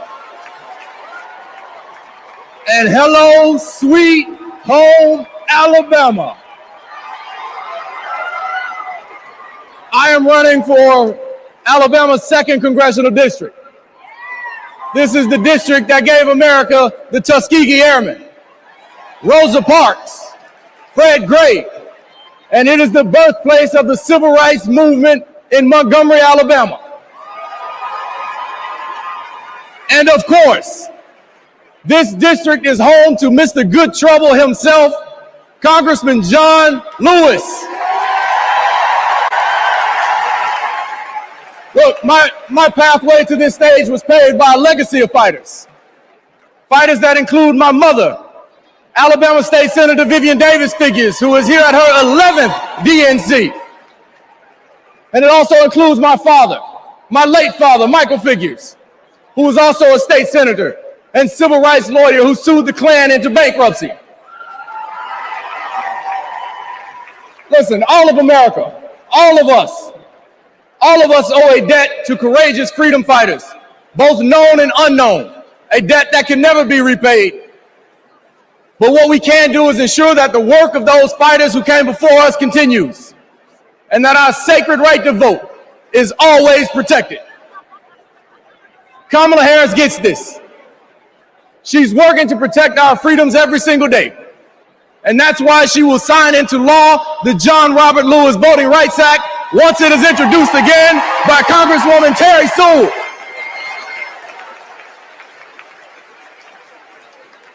Listen, America, a California poet named Kendrick Lamar recently reminded us that sometimes we gotta pop out and show up.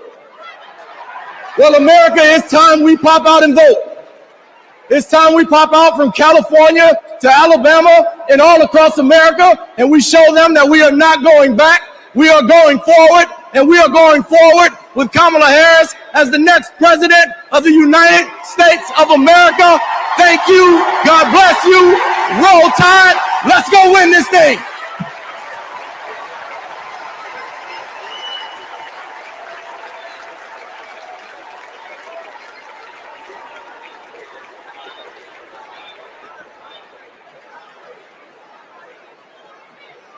As I close out my segment tonight, I got to send a quick message. Madrecita querida, I love you. Kamala Harris and Tim Walz understand what everyday Americans are going through because unlike Donald Trump, they actually grew up in families where every dollar mattered, where everything was earned and nothing was handed to them. Our next speaker knows something about that too. Please welcome my dear friend, our fellow Texan, our next senator, Representative Colin Allred.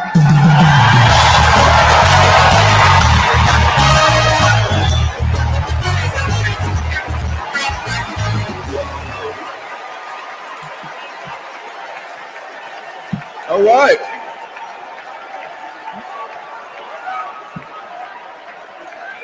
Hey everybody, I'm Colin Allred, a congressman from Dallas, dad to two perfect little boys. And this November, I'm gonna beat Ted Cruz. And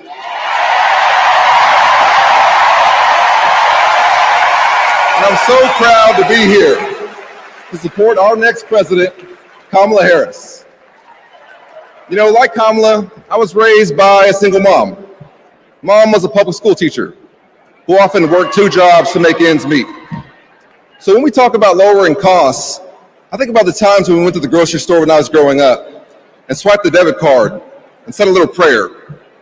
But my mom and my community in Texas gave me a chance to chase my version of the American dream. I played football at Baylor and in the NFL before becoming a civil rights lawyer and representing my hometown in Congress. Now I'm the guy who's going to turn Texas' Senate seat blue.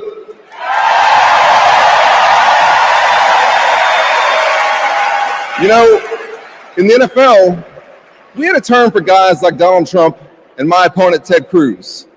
Me guys. You know the type. Talk a big game, only care about themselves, but you don't want to be stuck with them at a barbecue. The truth is, America has never been about me. As President Obama said, the single most powerful word in our democracy is the word we. We the people. We shall overcome. Yes, we can. And we've got a message for the me guys. We is more powerful than me. We will protect and restore reproductive freedom. We will secure the border. We'll protect Medicare and Social Security. And we'll turn the page and write a new chapter for this country. And let Kamala Harris be the next president and beat Ted Cruz. Thank you all so much. God bless you. And may God bless Texas.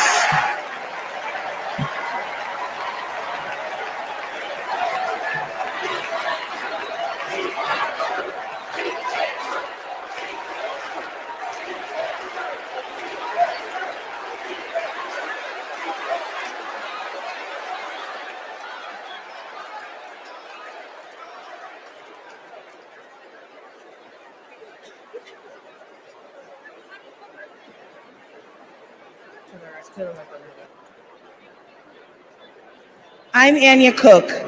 This is my husband, Derek, and our daughter, Anaya. 2 years ago, a miscarriage nearly killed me. At 16 weeks, my doctors told me to prepare for a stillbirth. I needed care, but my state's abortion restrictions kept it from me. I miscarried in a bathroom. I'll never forget my husband's face as he tried to stop the bleeding, trying to do what doctors should have been doing. When I reached the hospital, I'd lost nearly half the blood in my body. I can't change the past, but I can, we can, choose a different future.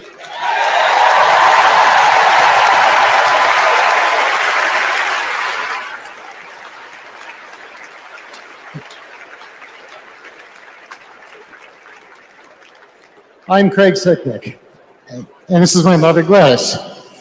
My brother was a U.S. Capitol Police officer, Brian Sicknick, a hero who died after defending our country on January 6th.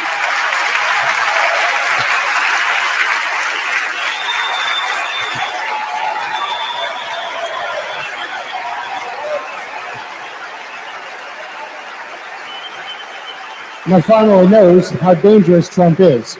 He incited the crowd while my brother and his fellow officers were putting their lives at risk. We need a real leader, not an autocrat who is stuck in the past. Brian, we miss you every day.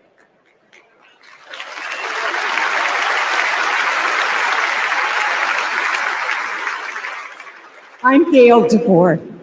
I've had type 1 diabetes since I was 11. Stressing about insulin cost has been a constant in my life. President Biden and Vice President Harris have moved mountains to help. Medicare can finally negotiate prescription drug prices.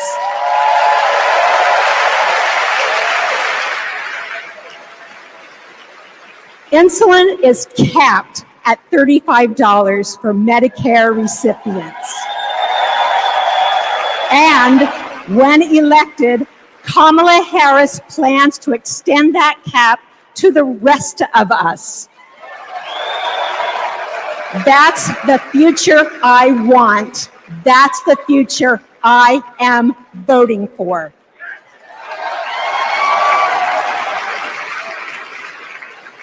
I'm Wani Romero, owner and CEO of Mothership Coffee in Las Vegas. I put in work to build my business. When COVID hit, this administration's support kept us moving. I hired staff and we grew. We've more than doubled in size since the pandemic, and it's just not us.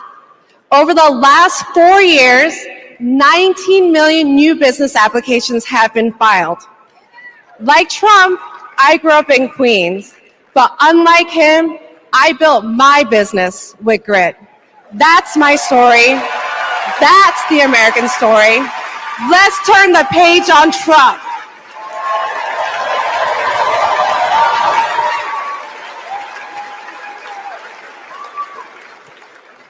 I'm Eric Fitz, and these are my sons, Christian and Carter.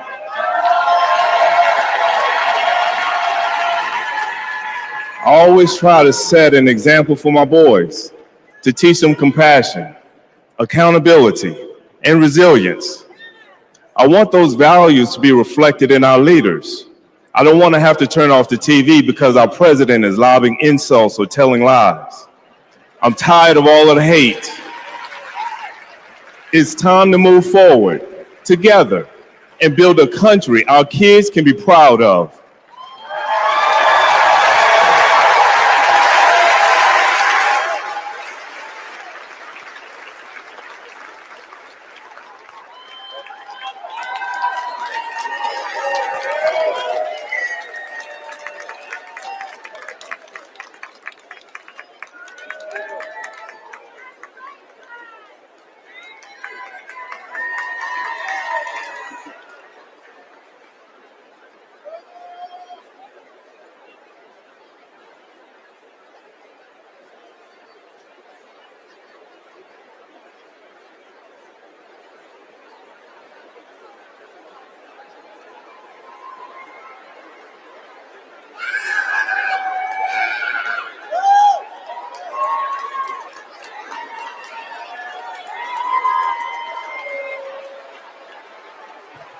Please welcome the Bulls' official drumline, Chicago's own Pack Drumline.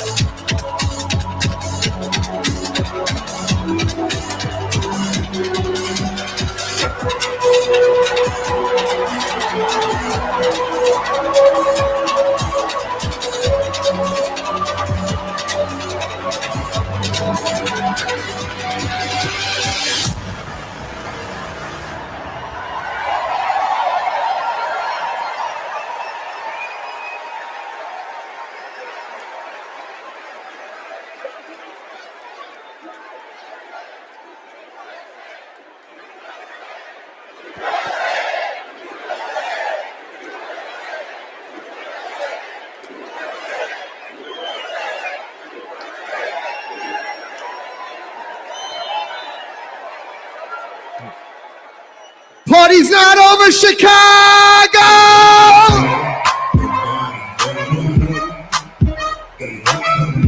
What I want to see is those flags and those hands up in the air. Help me sing it out nice and loud. Y'all ready to get down and party with me one time? DNC say! One more time, go. Get low, get low, get low, get low, get low, get low. To the wall, to the wall. This way drop down my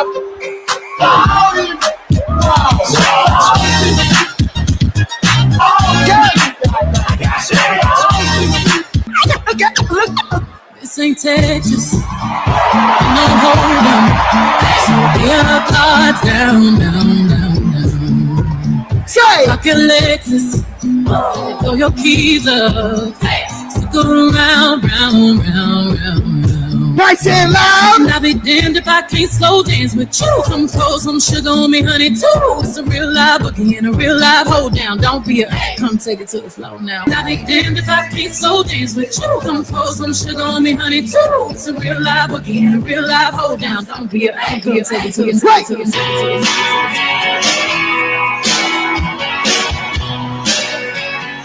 If you've been with me all 4 days, let me see you make some noise right now.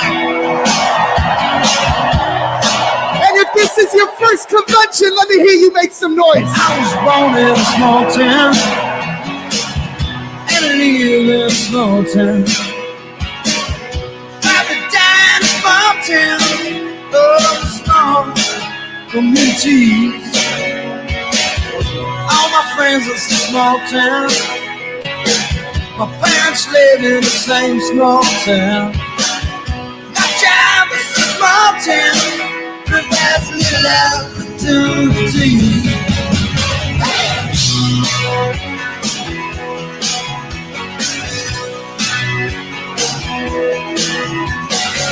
Educated in a small town, taught to fear Jesus in a small town.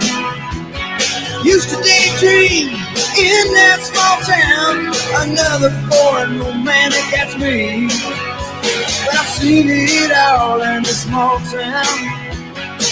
Had myself a ball in a small town. Met an LA dollar, brought him to this small town. That small town, just like me.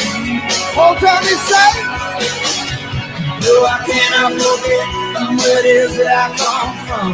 I cannot forget the people who love me.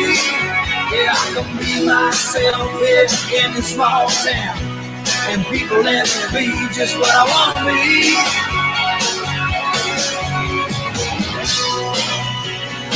Ooh,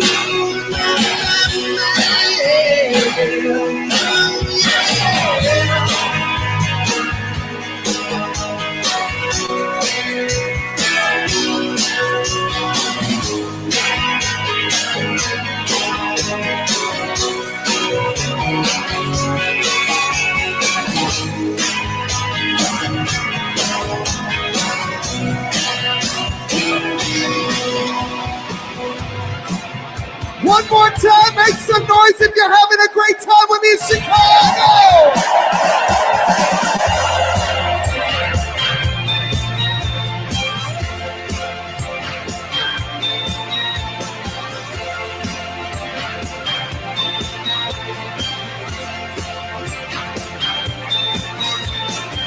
Heaven knocking on the door that holds the throne. I've been looking for the map that leads me home. I've been stumbling on good hearts turned to stone. The road of good intentions is gone dry as a bone. We take care of our own. And we say, we take care of our own. One more, wait.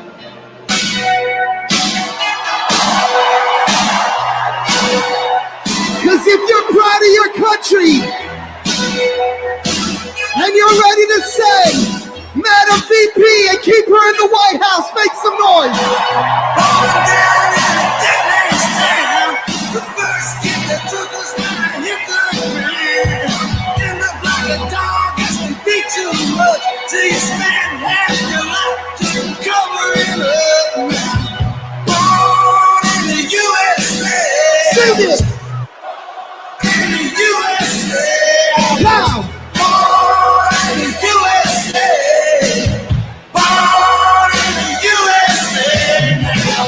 Got in a little home-time jam. So I put a rifle in my hands. Sent me off to a foreign land to go and kill the yellow man. Born in the USA. Born in the USA. Born in the USA. Born in the USA. Come back home to the refinery. How a man said, son of yours, the down and sing a V8 He said, son, don't you understand now?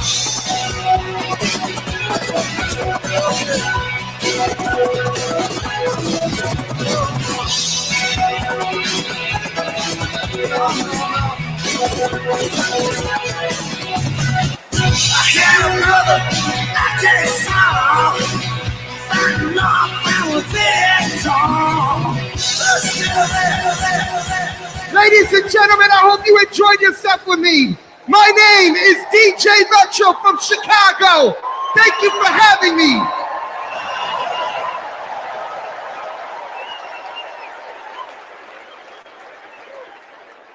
Here we go.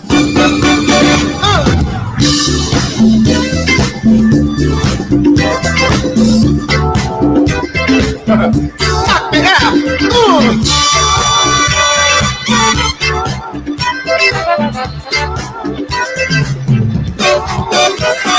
Super highway, coast to coast, easy to get anywhere. On the transcontinental overload, just slap behind the wheel. How does it feel?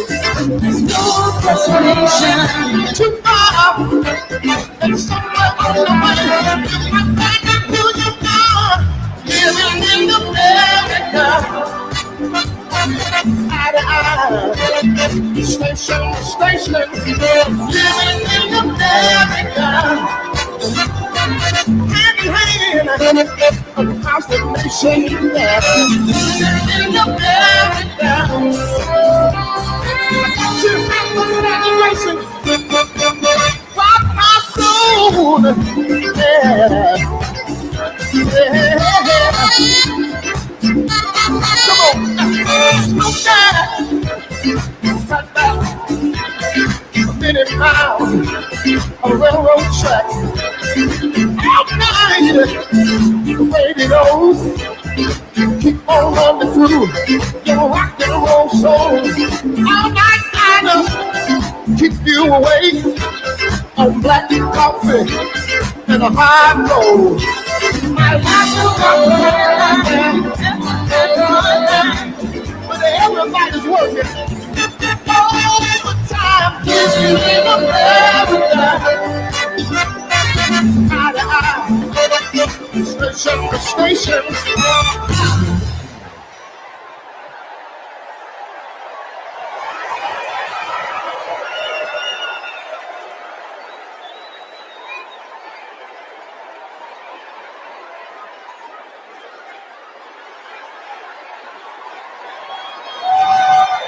Please stand if you are able and welcome winners of 13 Grammy Awards and the biggest selling U.S. female group of all time, the Chicks.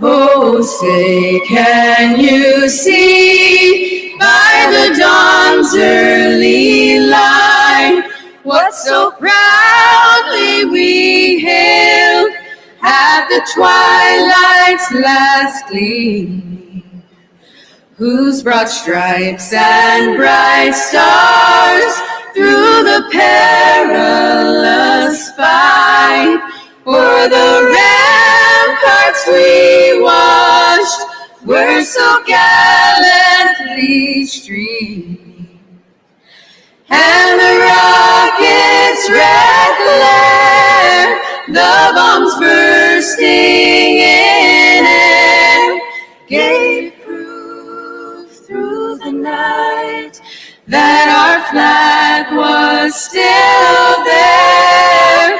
Oh, say, does that star-spangled banner yet wave?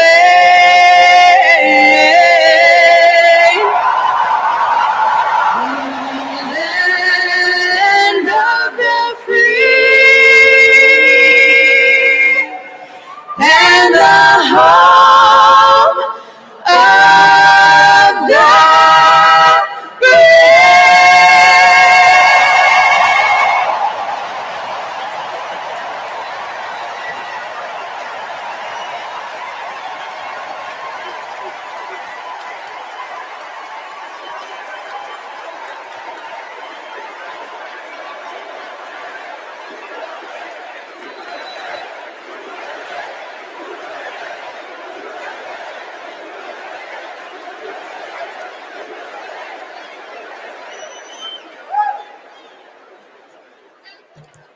Please welcome Kerry Washington. Welcome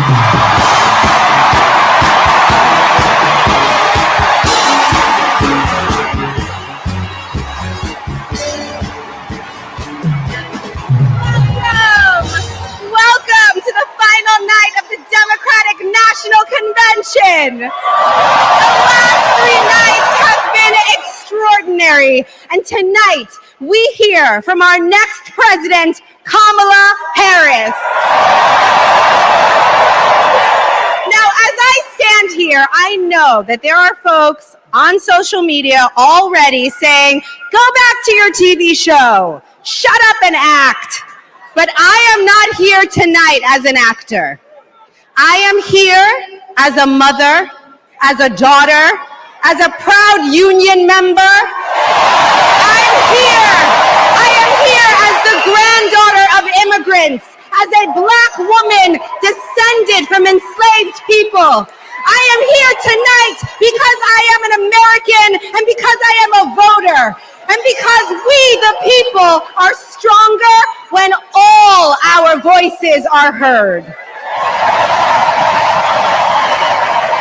Look, I know that I am the one standing on this stage, but I am not the lead character in this story.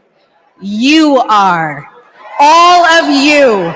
You are the messengers. You are the fixers. Dare I say it, you are the Olivia Popes. You are the superheroes saving this democracy. It is you, not me, who have the greatest power to convince your loved ones to vote. So, just like Michelle Obama told us, let's do something. Let's make a video. Everybody take out your phones. Everybody take out your phones. We're going to make a moment. Can somebody bring me my phone? I want to capture this historic moment and share it with the people that we love. Oh,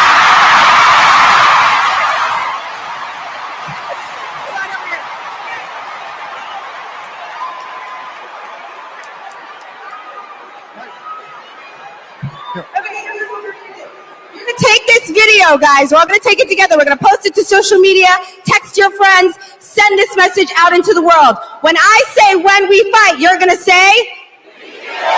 Are you ready? Okay, let's record. We're recording. You ready, Tony? Yep, I'm ready. Okay, ready? When we fight! When we fight! When we fight! Are you ready for Kamala Harris to win? Good, because when Kamala wins, America wins. We did it! We did it, Joe. Thank you, Tony. I don't get to stay? No, you gotta go. Bye, everybody. Tony Goldwyn, ladies and gentlemen.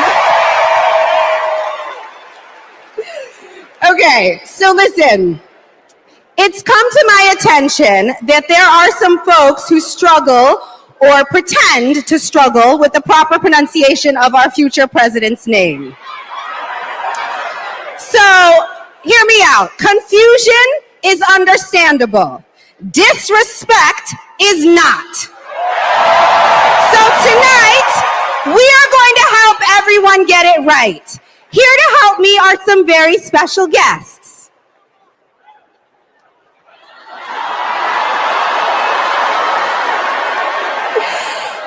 Thank you, ladies. Can you tell us your names? Hello, everybody. My name's Amara. And my name is Leela, her little sister. And what are you here to do? To teach you how to say your auntie's name. Okay. So how do you pronounce it? First you say comma like a comma in a sentence. Then you say la like la la la la la. Put it together and it's 1, 2, 3, Kamala. All right, so let's practice. Let's practice. Everybody over here say comma. Everybody over here say la. Together.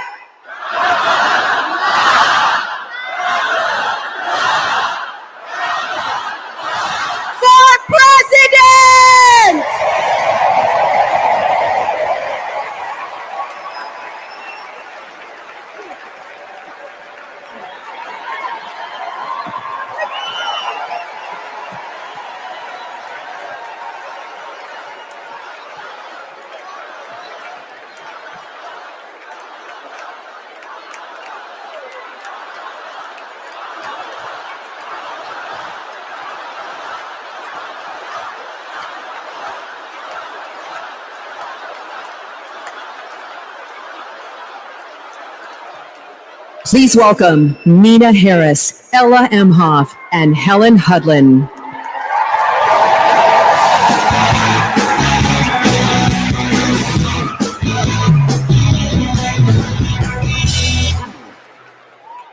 Hi, I'm Nina. I'm Ella. And I'm Helena. I grew up in Oakland, California, in a house full of extraordinary women. My mom, my grandma, and my auntie, who showed me the meaning of service, helping her sister, a 17-year-old single mom, fighting for justice for the American people, and still cooking Sunday family dinner. She guided me, now she's guiding my own children, and I know she'll guide our country forward. Kamala came into my life when I was 14, famously a very easy time for a teenager. Like a lot of young people, I didn't always understand what I was feeling, but no matter what, Kamala was there for me. She was patient, caring, and always took me seriously. She's never stopped listening to me, and she's not going to stop listening to all of us.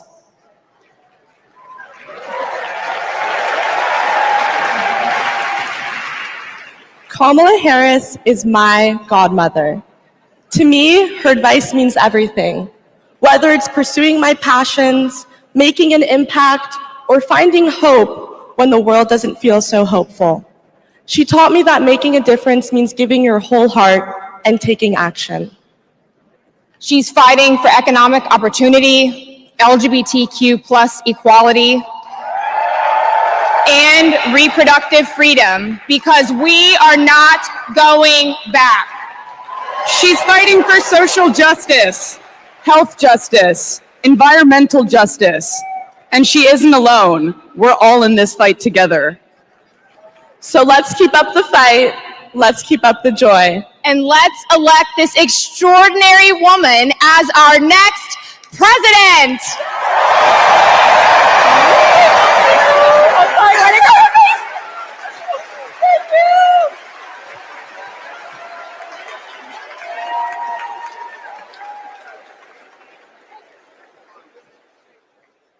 Please welcome actor and comedian D.L. Hughley.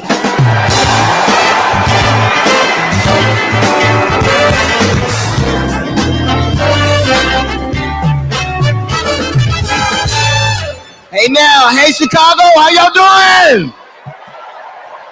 What's happening in California? Now, wait, where those AKAs at? Where they at? You know what? In 3 months, ain't gonna be no living with y'all. I can tell you this, I don't blame Donald Trump for not wanting to debate Kamala. I've been married to a black woman for 40 years and I ain't won one debate. I'm owing $93,000. Now, of course, Trump is saying that Kamala isn't black. I guarantee you this, Kamala's been black a lot longer than Trump's been a Republican.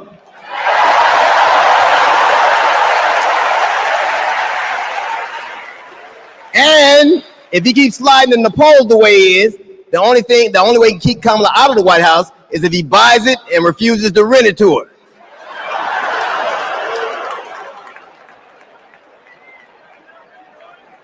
Of course, Kamala's getting broad support. They got black men for Kamala, white men for Kamala, Latinos and Asians for Kamala. They even have Republicans for Kamala. Republicans for Kamala. I guess Donald Trump will finally know what it's like when you get left for a younger woman.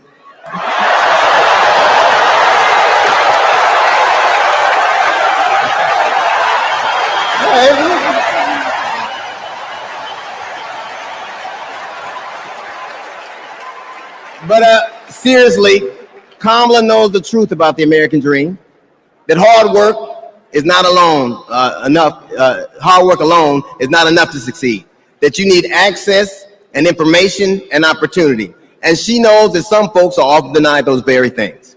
As president, she will give each and every one of us a fair shot in life. But I have to admit, I didn't always believe that. I mean, if you told me the 15-year-old me would be on stage supporting a prosecutor and a teacher,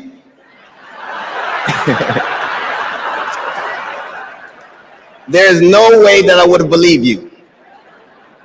But because of that, I made assumptions about Kamala's record. And I often repeated them to a lot of people. Then one day, Kamala invited me to her house. She put her hand on my shoulder and she asked me to do some research. Something I had never done. Something a lot of people I know had never done before. Imagine attacking someone's character without a single Google search.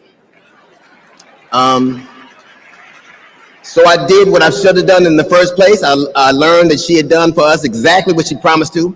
I believe that your apology should be as loud as your accusation, and I'm here apologizing in front of the whole damn world.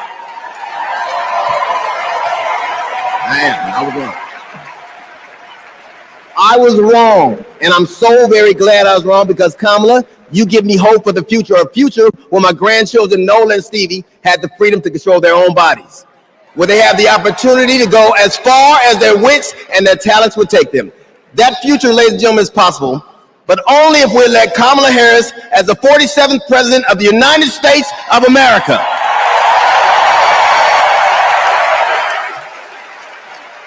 I will say this to you, the best piece of advice I've ever gotten in my entire life is you don't have to know what you will do, just know what you won't. And we won't go back.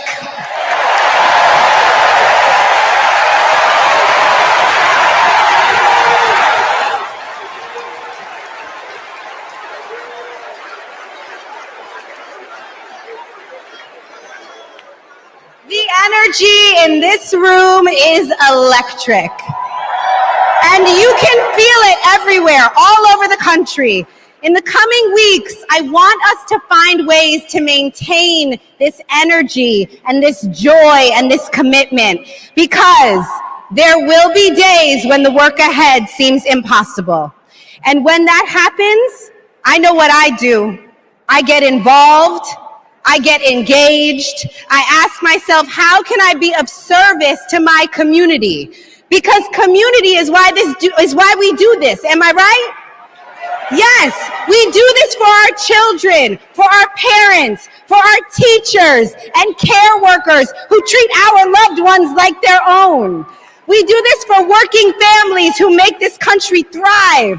We do this for the planet and for each other. We do this for justice and for peace and for democracy. And as we are about to hear, we do this for the safety of our communities.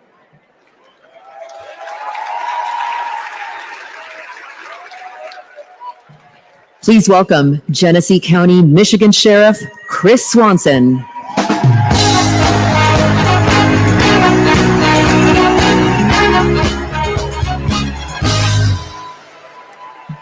My job is to protect people, all people.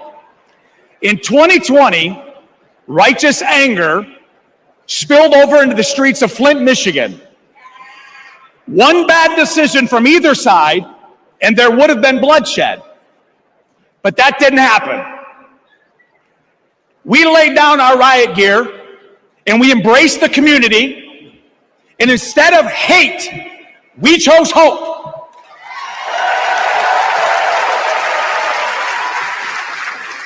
On January 6th, the opposite occurred.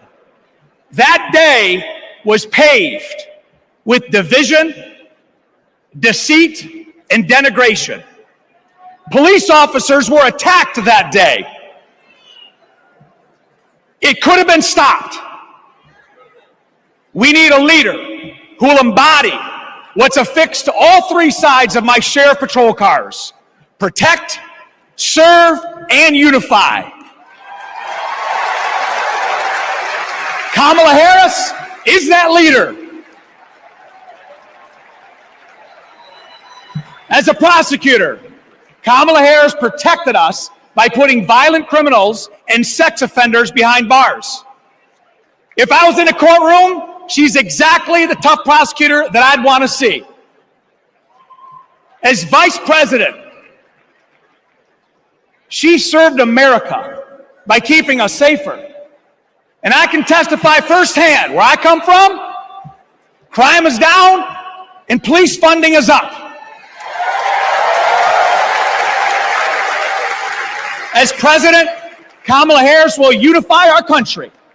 She will bring us together because our country needs a leader who will go toe-to-toe with drug cartels and bullies. One who has already taken the oath, raised her right hand to advocate for the people. I can tell you in 2020, we were able to turn a protest into a peaceful movement by walking together. One city, one community, and one country. America, let's walk.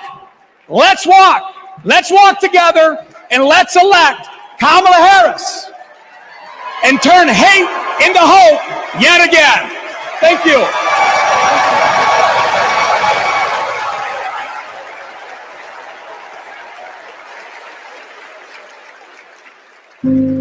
We were contemplating adopting, and then out of nowhere, I got pregnant. Jordan was so much fun as a child. When all of a sudden, oh my God, somebody's shooting! 3 of those rounds he aimed at Jordan. Jordan didn't deserve to die that way. Reports of an active shooter at a high school. These students have now lived through so many of these shootings since they were born almost. We were praying and crying. I don't know how we're alive. An active shooter at an elementary school in Uvalde, Texas. Multiple children have been killed. Most of the body so mutilated that only DNA test or green Converse could identify. Trump did nothing on guns and was proud of it. There was great pressure on me. We did nothing. After a mass shooting in Iowa, Trump said, I have to get over it. "You never get over it." Kamala Harris and Joe Biden refused to get over it. As district attorney, she got illegal guns off the street. As Attorney General, she took on transnational crime rings and stopped gun trafficking. As Vice President, she helped pass the most sweeping gun violence legislation in 3 decades, keeping guns out of the hands of criminals, expanding background checks, closing loopholes. We'll finally pass red flag laws, universal background checks, and an assault weapons ban. Kamala understands the fight we're in. The power is with the people. And gives people like me, survivors like me, hope.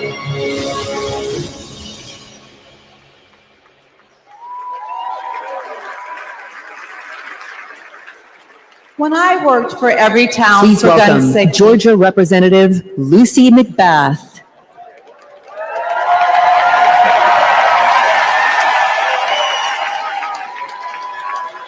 When I worked for Every Town for Gun Safety and Moms Demand Action for Gun Sense in America, I saw firsthand the power of telling our stories. You've just heard mine, but there are many more to tell.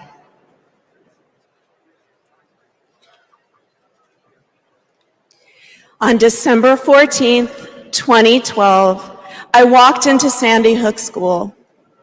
I stopped at the office, chatted with my principal, then started my day with my second graders. Suddenly, a loud crash, like metal folding chairs falling. 154 gunshots blaring. Hiding in the coats, trying to sing with my students, trying to read to them, trying to drown out the sounds. Terror, crying, running. I carry that horrific day with me. 20 beautiful first grade children and 6 of my beautiful colleagues were killed. They should still be here.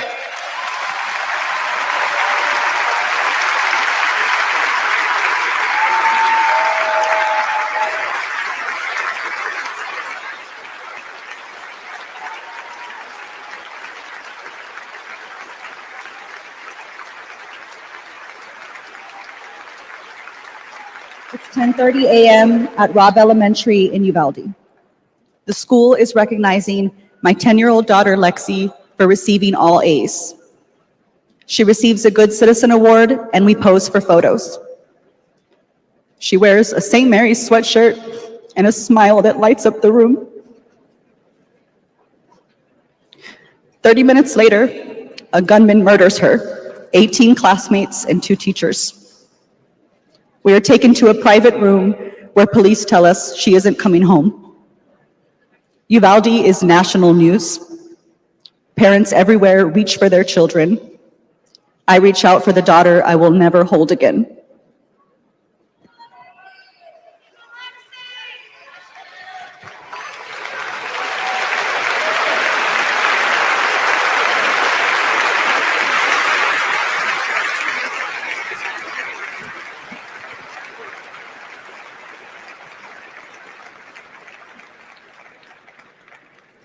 My niece, Sandy Patrice, was 22.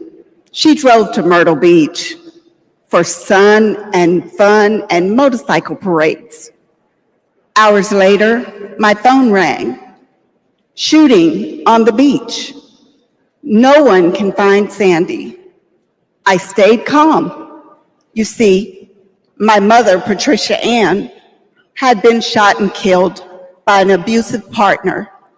I was calm then too. I got to handling business. I called relatives, the police, hospitals, and I kept calling, voice steady, heartbeat pulsing. Then I was connected to the coroner. 10 years of waiting, and Sandy's murder is still unsolved. I'll keep calling, and I'll keep fighting.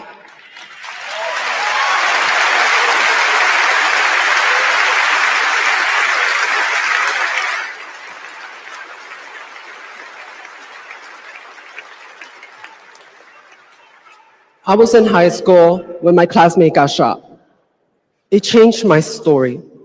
Instead of worrying about taking a test, I started worrying about living to take another test. They say schools are for learning, and I did learn a lot that day. I learned how to run, how to hide and drop, that what happens in the news can happen to me, if we choose to.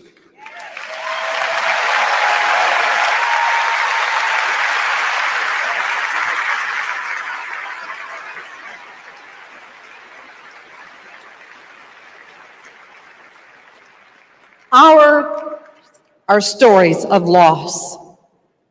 But make no mistake, our losses do not weaken us. They strengthen our resolve. We will secure safer futures that we all deserve. We will organize. We will advocate. We will run for office.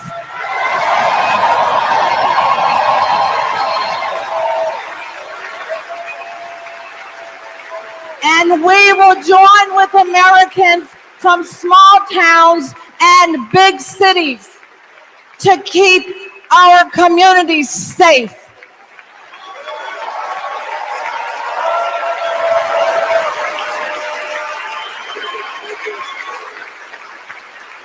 And we will elect leaders like Kamala Harris,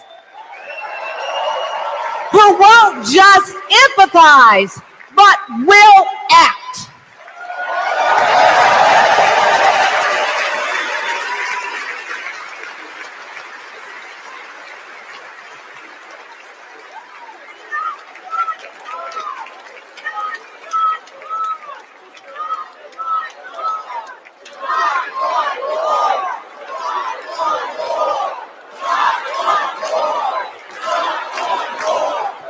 Please welcome former Arizona Representative Gabby Giffords.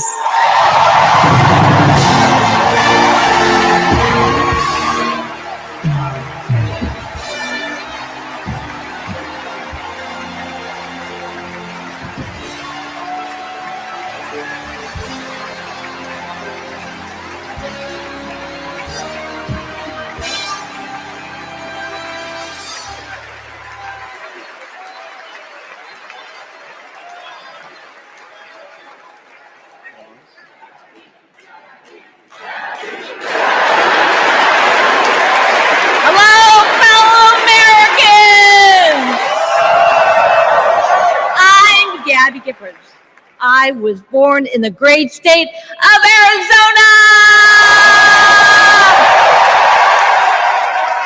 I was born with grit. I grew up racing motorcycles, mucking stalls, and exploring the beautiful desert. I fell for an astronaut.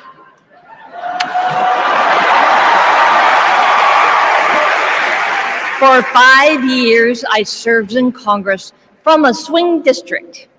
Everybody called me a rising star. Then on January 8th, 2011, a man tried to assassinate me. He shot 19 people. He killed 6. Terrible, terrible day.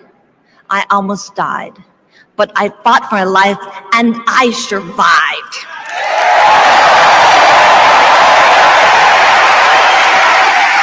I learned to walk again, one step at a time. I learned to talk again, one word at a time. So many people helped me as I worked hard to recover, including a decent man for Delaware who always checked in. He still does. Thank you, Joe Biden. Thank you for everything. Joe is a great president. My friend Kamala will be a great president. She is tough. She has grit. Kamala can beat the gun lobby. She can fight gun trafficking. Kamala stood up to Wall Street and the drug company. She will protect abortion access. She will defend our freedom. She saved lives. Join me in voting for Kamala Harris. Bravo! Thank you.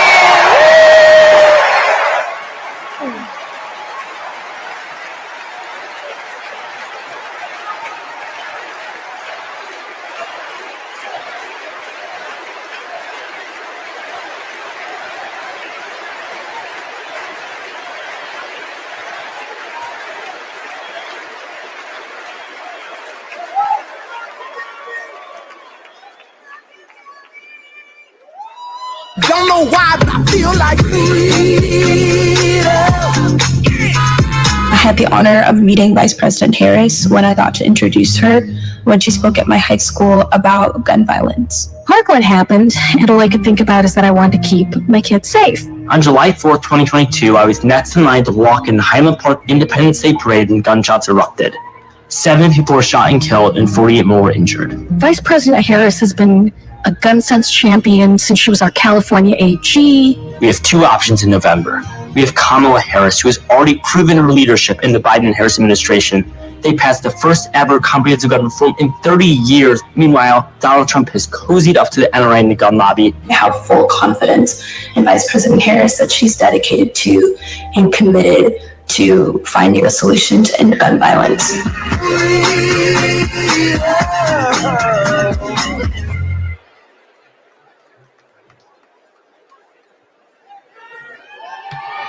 Please welcome 3-time Grammy-winning singer-songwriter and global pop icon, Pink.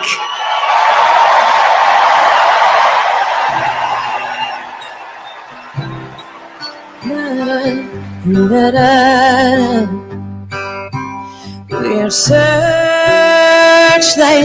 we can see in the dark.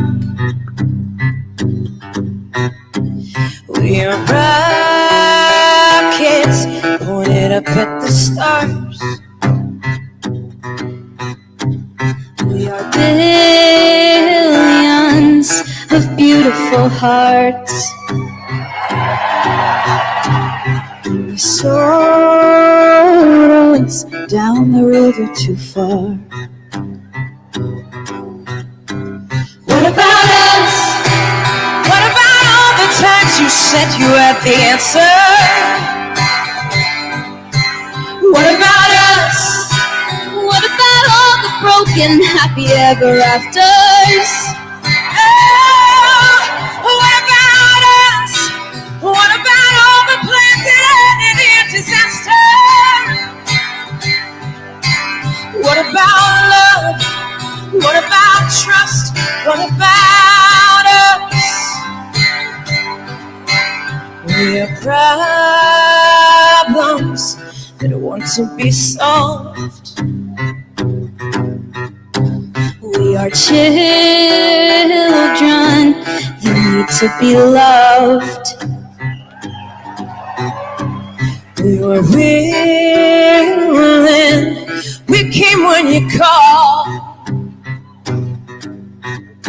But many fooled us. Enough is enough. Oh, what about us? What about all the times you said you had the answer? What about us? What about all the broken happy ever afters? Oh, what about us? What about all the plans that ended in disaster? What about love? What about trust? What about us? Sticks and stones, they may break these bones, but then are you ready? Are you ready? I don't want control, I want to let go. I'll be ready. Now it's time to let them go. What about us? What about all the times you said you had the answers? So what about us? What about all the broken happy ever afters? What about us? What about all the plans that ended in disaster? What about love? What about trust? What about us? What about us? What about us? What about us?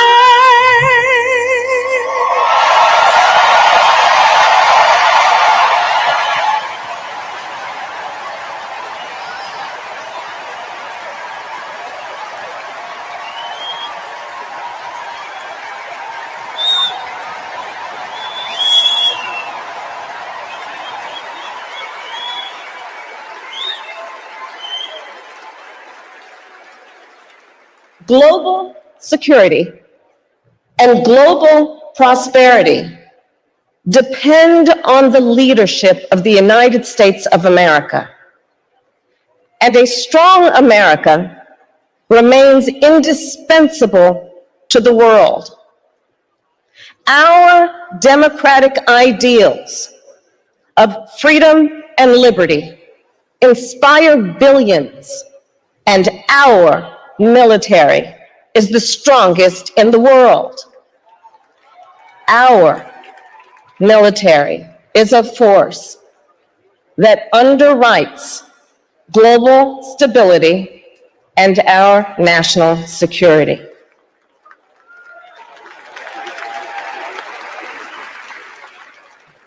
Please welcome Arizona Senator Mark Kelly.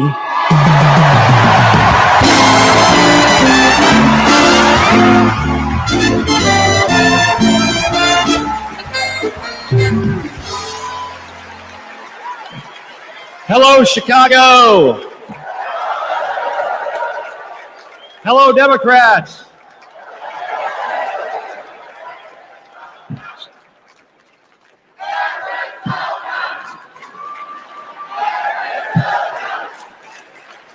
So, President Obama had to follow Michelle.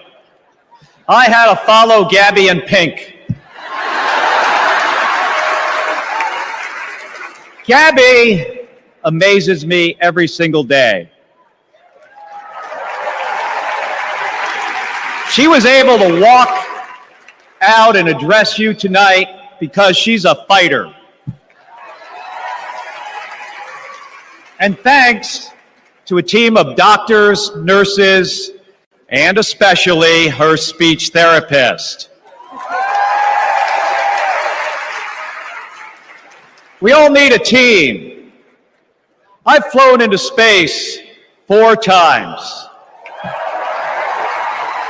I've flown into combat nearly 40 times.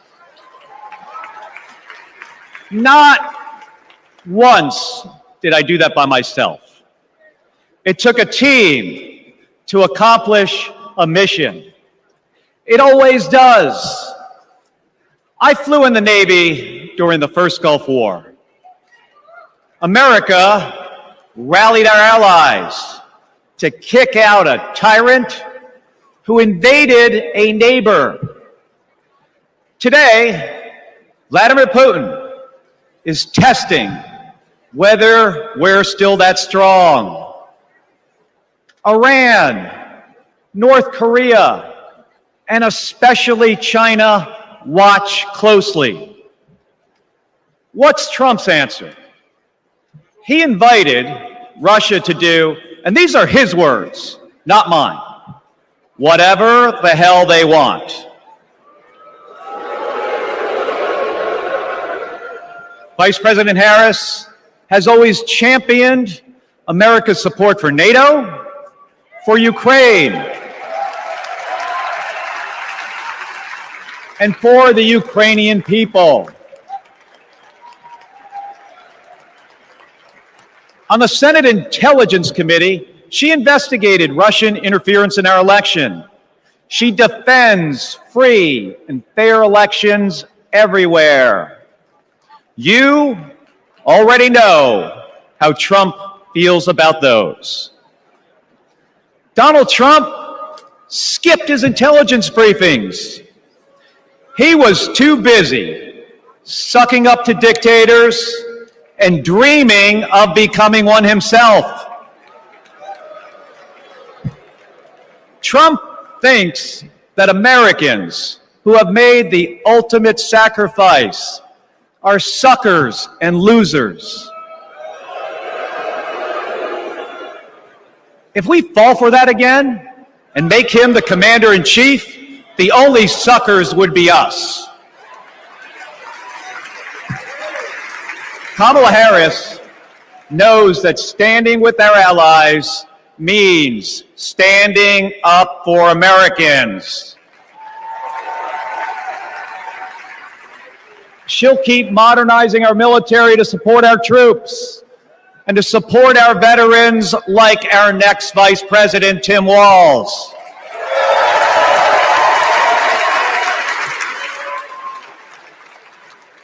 The world laughs at Trump, literally. But folks, it is not funny. When he was president, that meant the world was laughing at us. The threats we face are too serious. The sacrifices our service members make are too sacred. The alliances we've spent decades building are too critical. That's what's at stake now. And the choice isn't even close. But in Arizona and nationwide, this election will be.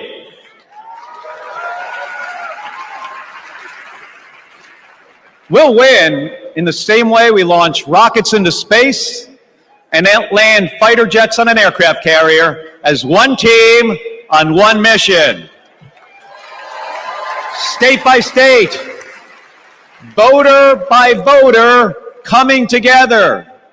No country is better than ours at solving big problems. So, On November 5th, let's prove that America is still the leader the world needs today by electing the leader we need right now, Kamala Harris. Thank you, everybody. Thank you.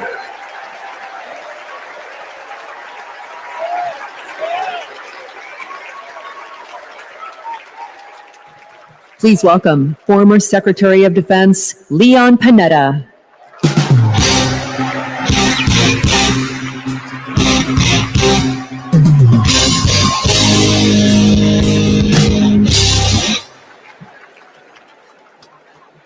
My fellow Americans, I'm proud to have served in the Army, the Congress, the White House, Chief of Staff, CIA Director, and Secretary of Defense.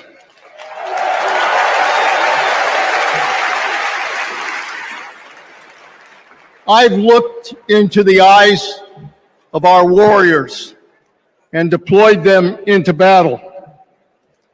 I gave the order directing our Special Operations Forces to fly 2 helicopters 150 miles into Abbottabad at night. And by the time the sun rose, Osama bin Laden was dead.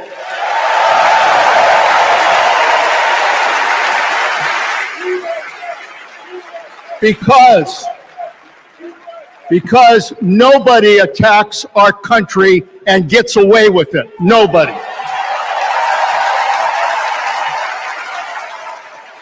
That's what our warriors do.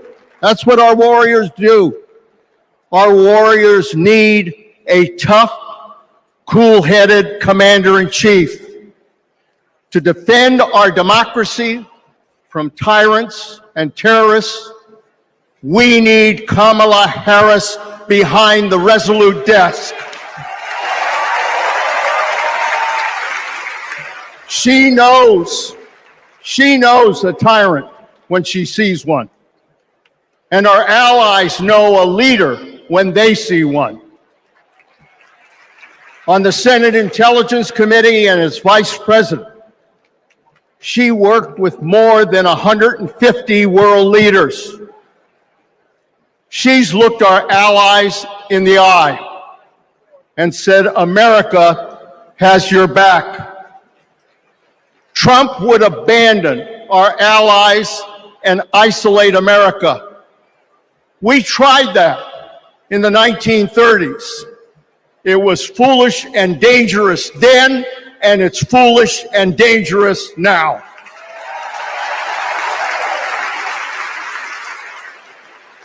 Listen to President Reagan.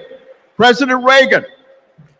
Isolationism never was and never will be an acceptable response to tyrannical governments. Never. Trump tells tyrants like Putin they can do whatever the hell they want. Kamala Harris tells tyrants, the hell you can, not on my watch. She's worked with President Zelensky to fight back against Russia. She knows that protecting their democracy protects our democracy as well. Look, Donald Trump does not understand the world, and he does not understand the service and sacrifice of our military. Our fallen veterans are not suckers. They are not losers. They are our heroes.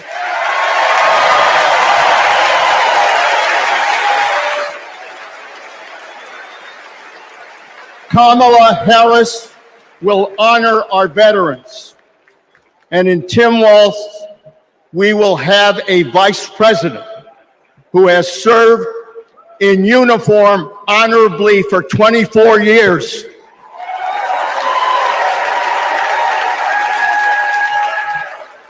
Kamala Harris understands this moment. It is a moment of danger and a moment of opportunity. She'll keep America's military the strongest in the world, the strongest ever known. And she understands what our military is for. The role of our military is to defend us from foreign enemies. It is not to threaten Americans, and it sure as hell isn't to put immigrants in camps.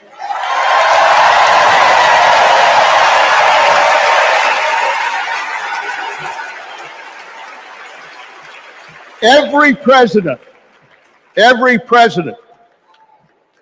since World War II, Republican and Democrat, has shared the belief that America must protect democracy in the world. Every president has honored our veterans and their sacrifices. Every president, but one. So we face a critical choice: to vote for someone who stands with our military and stands up for democracy, or someone who will disrespect our heroes and undermine our democracy. My fellow Americans, there is only one choice. One choice. And let me tell you something. When she takes her oath of office, as she will this January,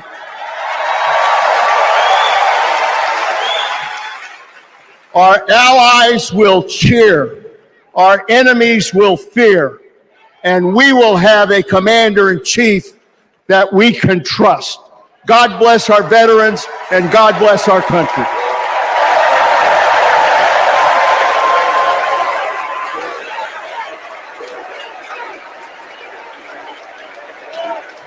Please welcome Arizona Representative Ruben Gallego.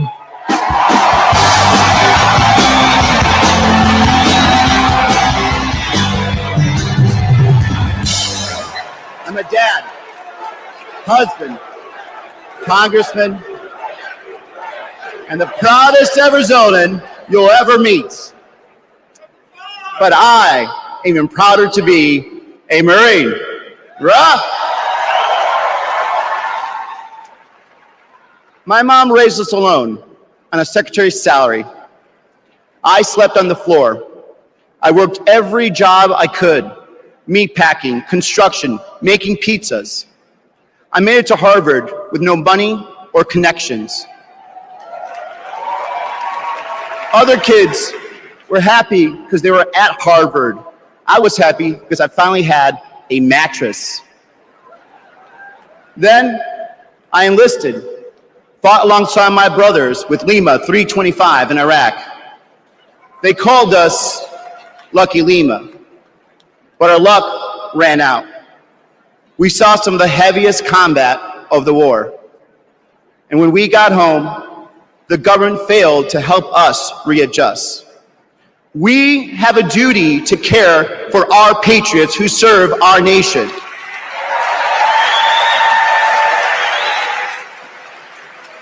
For the Vietnam veteran and Buckeye who relies on the VA for his medication. For the Afghan veteran in Pittsburgh who finally got treatment for his PTSD. For the Marine in Milwaukee who relies on the benefits she earned. For my Navajo brothers and sisters who serve the Marines with me, I remember you too. Kamala Harris and Tim Walz are fighting for them. Kamala Harris has delivered more benefits to more veterans than ever before, and has achieved the lowest veterans unemployment rate in history. Vice President Harris has stood up for us and our families always. Tim Walz served for 24 years. His passion for veterans earned him respect on both sides of the aisle, and he stands with us too. In fact, let me introduce you to some of the many Democrats who understand what service means, because we put country over politics. We were proud to wear the uniform. And we're proud serving our countries in city halls, state capitals, the U.S. House, and the Senate. These veterans represent the best of our country. We stand united as veterans, Democrats, and patriots to fight for everyone who serves.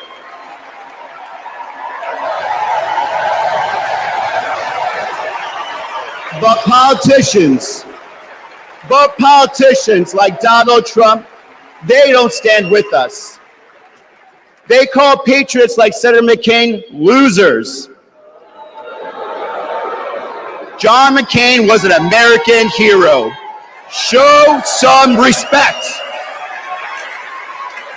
Trump's Project 2025 will slash veteran benefits and force VA hospitals to close across the nation. Show some respect. So, for the 18-year-old who decides to enlist, for the families like mine who prayed every night that their loved one would come home, for our troops stationed thousands of miles away, for my Marines of Lima Company, let's elect Kamala Harris and Tim Walz, who don't just respect our service, but revere it. Because the veterans who defended this country aren't just the reason we can sleep at night. They're the reason we can dream. And together, we'll fight for our veterans and everyone who served our country. Thank you.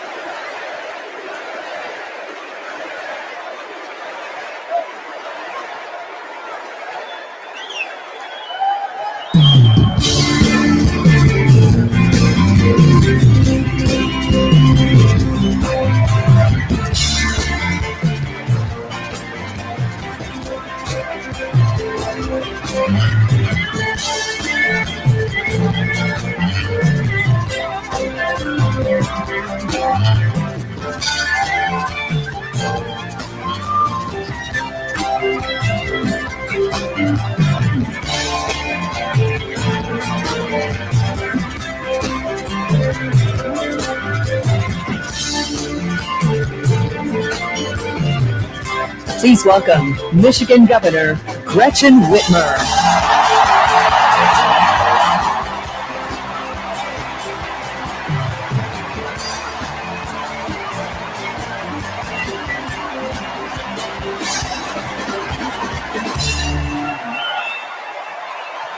I'm Governor Gretchen Whitmer. In Lansing, they call me governor. But in Detroit, they call me Big Gretch.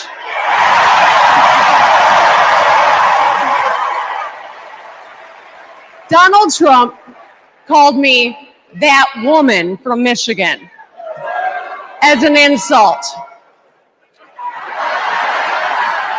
Being a woman from Michigan is a badge of honor.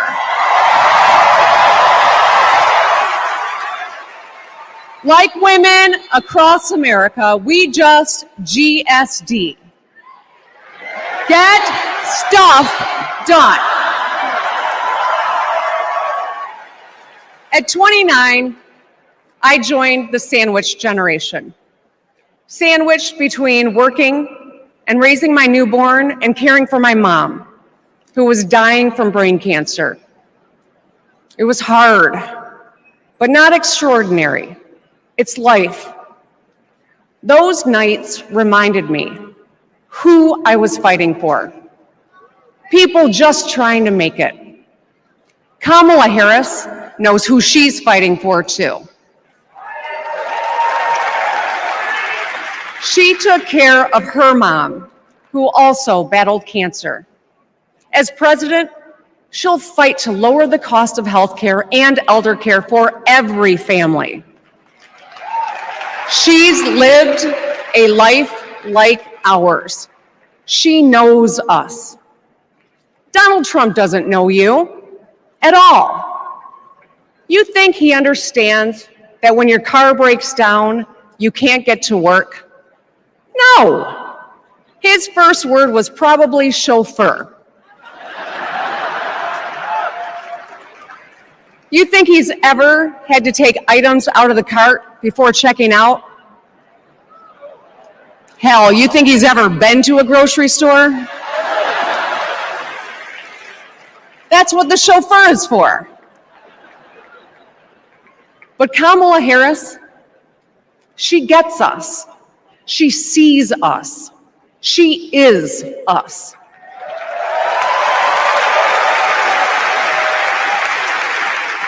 Look, we've all lived through a lot of history over the past few years. Floods and fires, an attempted coup, a plot, and a pandemic. It's exhausting. We don't know what the next 4 years will bring, but what we do know is this. Through it all, your life won't stop. You're gonna have to get to work, pick up the kids, and pay your bills. And then one day, when you're just trying to get everyone out the door, a news alert goes off. Something happened. Something hit the fan. You'll ask, is my family going to be okay? And then you'll ask, who the hell is in charge? What if it's him? What if it's that man from Mar-a-Lago?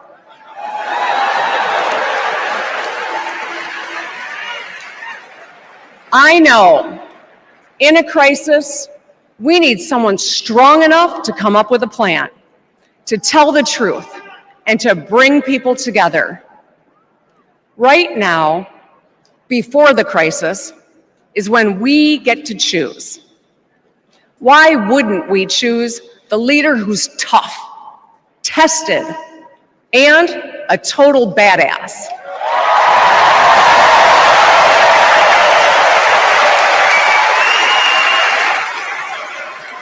I know who I want as our commander-in-chief. America, let's choose Kamala Harris.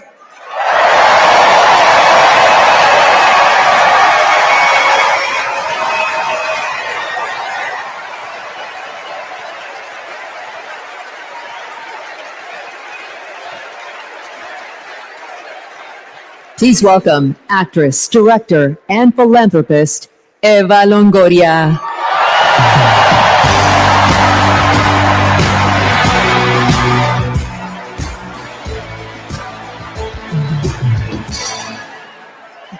Hello, Chicago!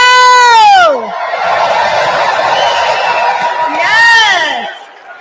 I am so excited to be here tonight. What an honor to be part of this historic moment, and y'all are part of it. Look, I have known Kamala Harris for more than a decade, and she comes from a family a lot like mine, and I'm sure a lot like yours. We were both raised knowing that no one was going to hand us anything, especially as women. That we were going to have to touch every rung of the ladder to get ahead. We were going to have to work really hard. Now, she worked at McDonald's, but I worked at Wendy's. And look at us now. You see, Kamala and I were able to see beyond the horizon because our families supported our big dreams. Well, guess what? As Americans, we're all part of one big family. Somos familia. And as familia, we have to have each other's back. We have to support each other's dreams because Kamala's success is our success. And she supports us to dream big too.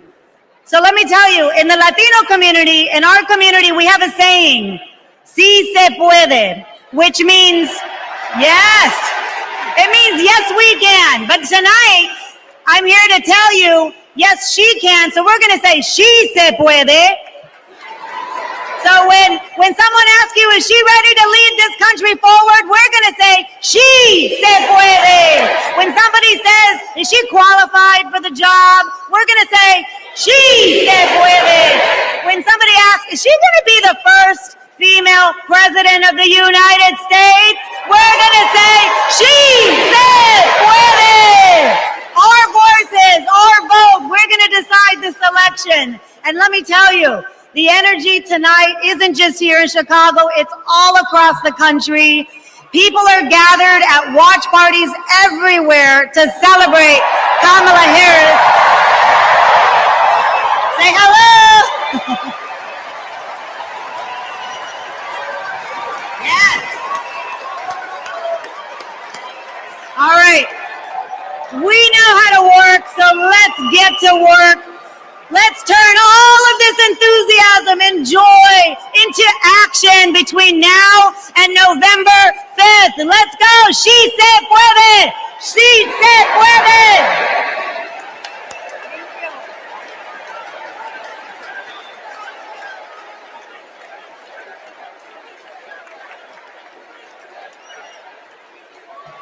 Please welcome former Illinois Republican Representative Adam Kinzinger.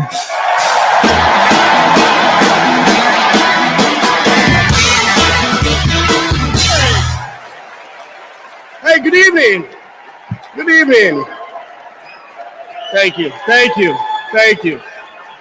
I'm Adam Kinzinger, and I am proud to be in the trenches with you as part of this sometimes awkward alliance that we have to defend truth, defend democracy, and decency. I was just a kid when I was drawn to the party of Ronald Reagan, to his vision of a strong America, the shining city on a hill. I was a Republican for 12 years in Congress, and I still hold on to the label. I never thought I'd be here, but listen, you never thought you'd see me here, did you? But I've learned something about the Democratic Party, and I want to let my fellow Republicans in on the secret. The Democrats are as patriotic as us.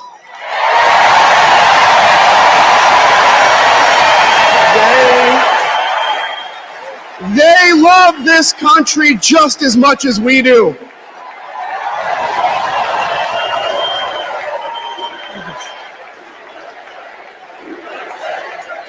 And they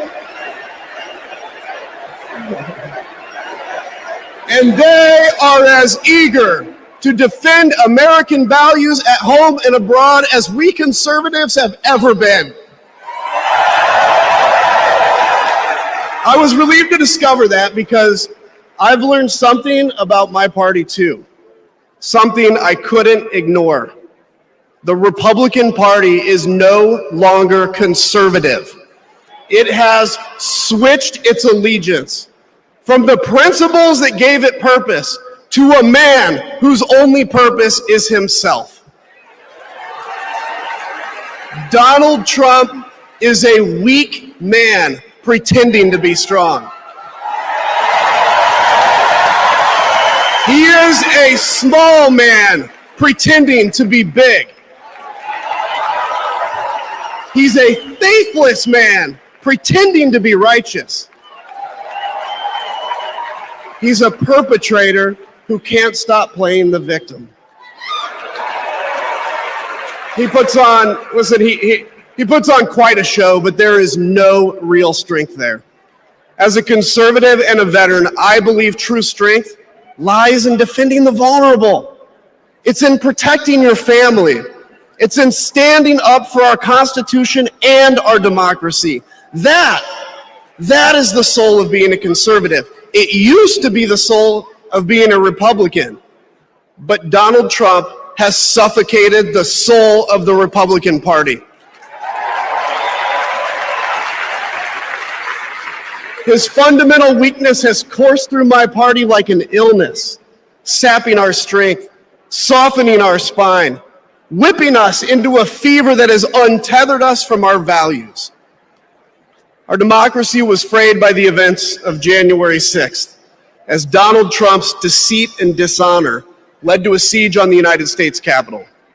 That day, I stood witness to a profound sorrow, the desecration of our sacred tradition of peaceful transition of power, tarnished by a man too fragile, too vain, and too weak to accept defeat.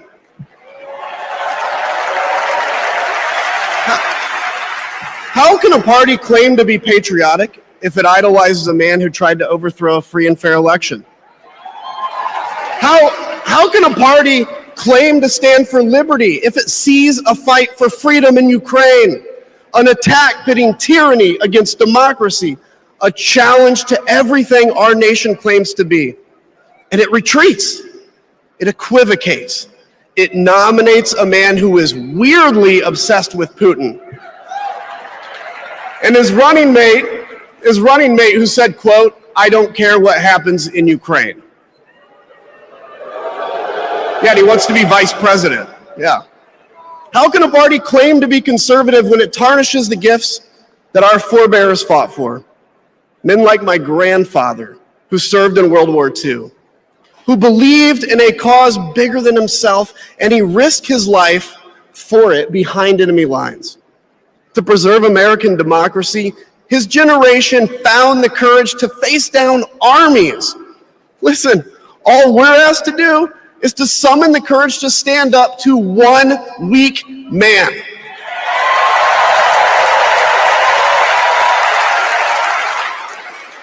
Some have questioned why I've taken the stand I have. The answer is really simple, ladies and gentlemen. We must put country first. And tonight, as a Republican speaking before you, I'm putting our country first.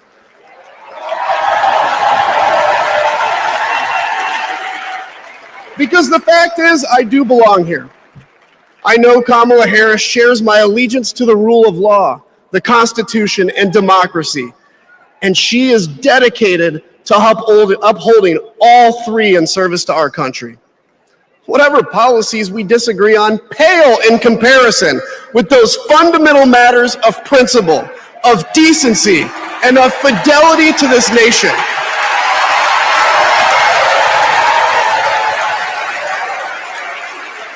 Listen, to my fellow Republicans, if you still pledge allegiance to those principles, I suspect you belong here too.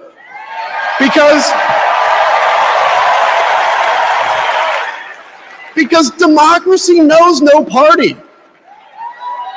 It's a living, breathing ideal that defines us as a nation. It's the bedrock that separates us from tyranny, and when that foundation is fractured, we must all stand together, united, to strengthen it.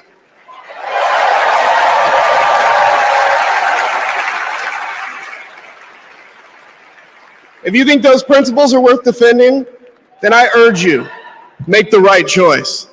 Vote for our bedrock values and vote for Kamala Harris. God bless you.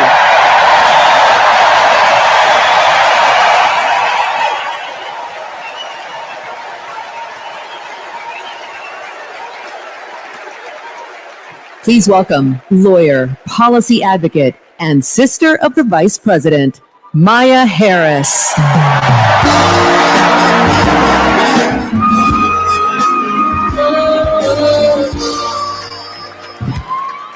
Hello, Chicago.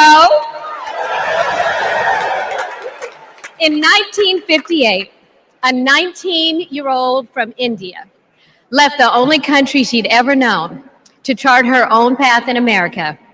She came here to pursue an education, but she stayed here to build a life. Her name was Dr. Shyamala Gopalan Harris.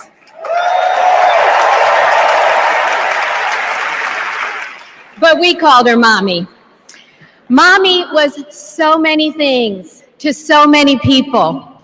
A civil rights activist, a scientist, a devoted mother to her 2 little girls. But most of all, Mommy was a trailblazer who defied the odds and defined herself. And when it came to Kamala and me, Mommy had great expectations for us, but she had even greater expectations of us. She raised us to believe that we could be and do anything. And we believed her.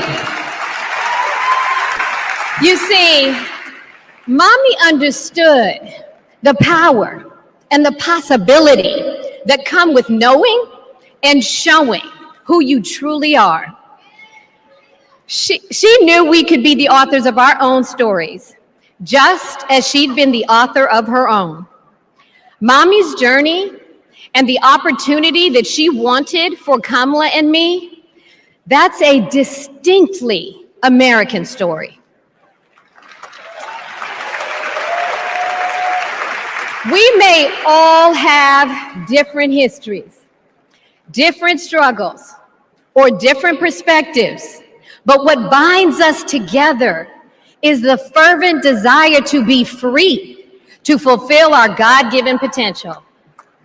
Kamala's entire life has been about fighting for each of us to have that freedom. And like so many Americans, Kamala knows what it's like to be underestimated and be counted out. She knows what it's like to be the underdog and yet still beat the odds. And now she has created so much electricity, so much optimism, so much joy throughout the nation, and it is why we need her leadership in this historic moment.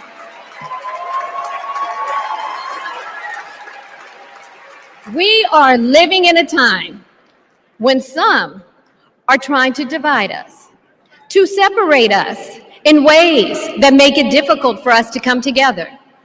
Well, look, my sister rejects that view. Where others push darkness, Kamala sees promise. Where others feel detachment, Kamala fosters connection. Where others want to drag us back to the past, my sister says, hold up now, we are not going back.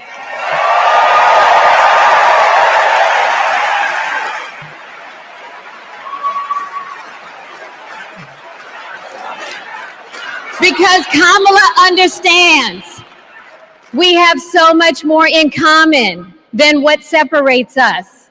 She knows the measure of our success isn't just winning an election. It's about who we bring along and lift up in the process. And so as I look out at all of you today and take in this incredible moment, I so wish that Mommy could be here tonight.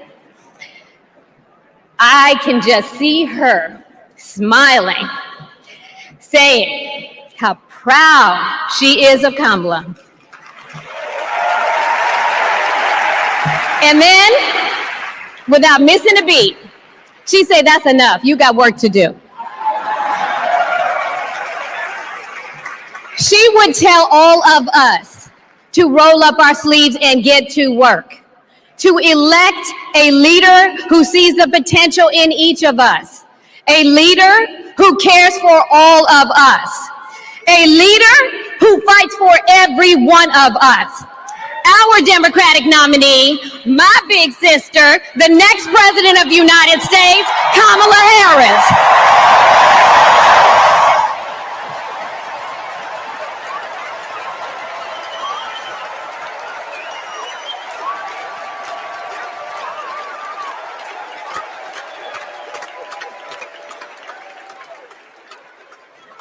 Please welcome North Carolina Governor Roy Cooper.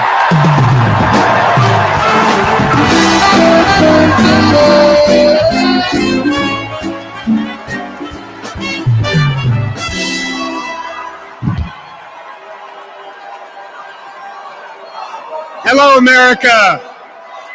I'm Roy Cooper, the last guy standing between you and the moment we're all waiting for. So I'm going to get right to it. All week, you've heard stories about my friend Kamala. I want to take you behind the scenes of one of them. 2011 was a rough time for American homeowners. Hundreds of thousands were losing their homes to illegal foreclosure. I was Attorney General in North Carolina, while Kamala had just become California's. All the AGs were close to a settlement with the big banks, and it was a pretty good deal. Would have meant $4 billion for California families who'd been ripped off. I know that sounds like a lot, but Kamala said, hang on a minute. I've met these families. I know what they've been through, and they deserve more. She went toe-to-toe with some of the world's most powerful executives, and she refused to give in. Let me tell you, this was a huge risk, but she knew it was a risk worth taking. That's Kamala. And we all know what happened. The banks caved. That $4 billion for California families became $20 billion. That was the first time I witnessed Kamala in action. And what I saw was a leader who does exactly what she says she's going to do, who never will settle for less. America, we got a lot of big fights ahead of us, and we've got one hell of a fighter ready to take them on. I know that because I know her. And tonight, I want the American people to know, even if you don't agree with her on everything, Kamala Harris will fight for you to the very end. For families who need better health care or a safer place to live, Kamala will fight for you. For parents who want better schools for their kids, for workers worried about a secure retirement for themselves, Kamala will fight for you. For any one of our allies anywhere in the world wondering if America still has your back, remember this. Kamala will fight for you. And when she fights, we win. Kamala's ready. Kamala's ready. The question is, are we? Are we going to stand up and fight for Kamala like she'll stand up and fight for us? All right. If you're ready, my home state of North Carolina, stand up. Stand up, Pennsylvania. Stand up, Michigan. Stand up, Wisconsin. Stand up, Georgia. Stand up, Nevada. Stand up, Arizona. Stand up, America. Are we going to stand up? Are we going to fight? Are we going to vote? Are we going to win? You bet we are. Let's go get them.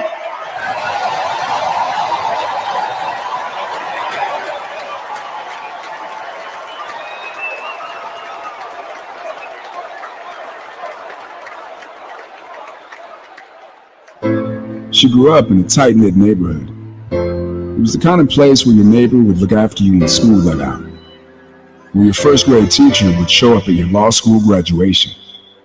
It's where Kamala Harris learned what it means to be in the middle class, making every paycheck count. She was raised by a working mom who taught her about standing up for what's right and protecting the people you love. Kamala carries the lessons of our mother, the fighting spirit of our mother, the compassion. She was all of 5 feet tall. If you met her, you would have thought she was 7 feet tall. And our mother, if I'd ever come home complaining about anything, she wouldn't have it. The first thing she'd say is, well, just stop the complaining. Just tell me what you're going to do about it. And since she was a young girl, Kamala Harris has been fighting for families like the ones she grew up with. That is Kamala. She can't help herself from standing up for people and standing up for what she thinks is right. She has been that way our whole lives. Being a protector is what led her to become a prosecutor. Looking back now, I could say it was her calling. As a courtroom prosecutor, she went after predators who targeted women and children, and fraudsters who ripped off working families. And she put dangerous gang members and human traffickers behind bars. We didn't have partnerships with DOJ or FBI or DEA or any of those law enforcement agencies. Now, we all work collaboratively. She was the person who built the foundation in how we do criminal justice in America. As Attorney General of California, she held the big Wall Street banks accountable for fraud, winning $20 billion for California families. She took on one of the largest for-profit colleges that was scamming students. And in the Senate, she fought for her constituents with the determination of a prosecutor, standing up for reproductive freedom. Can you think of any laws that give the government the power to make decisions about the male body? I'm not thinking of any right now, Senator. She fought to keep our children safe from the terror of gun violence. How many of you guys had to have a drill where you learned about how you need to hide in a closet or crouch in a corner in the event that there is a mass shooter? Look at that. Look at that. On the Intelligence Committee, she defended our nation against foreign adversaries. And in 2020, she made history as the first woman to be elected Vice President of the United States. She cast the tie-breaking vote to deliver urgent relief to the American people during the pandemic. She beat Big Pharma to lower prescription drug costs and cap the cost of insulin, and led the fight to restore reproductive rights after Roe v. Wade was overturned. We have worked too hard and fought too long to see our daughters grow up in a world with fewer rights than our mothers. Because she's never been afraid to stand up to powerful interests. Sometimes people will open the door for you and leave it open. Sometimes they won't. And then you need to kick that door down.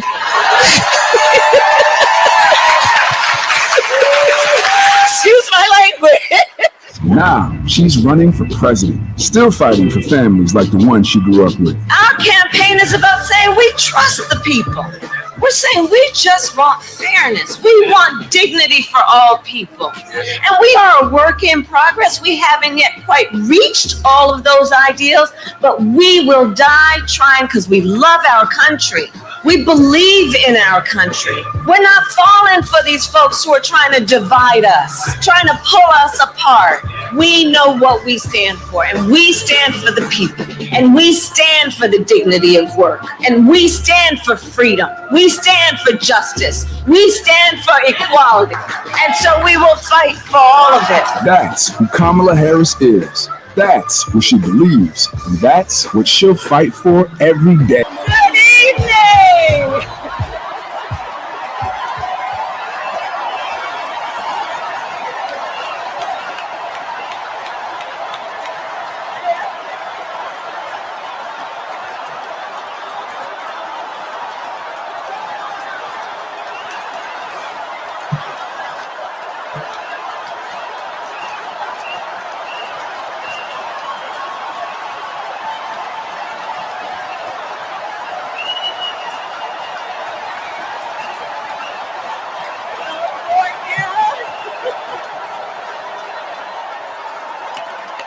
Good evening, everyone.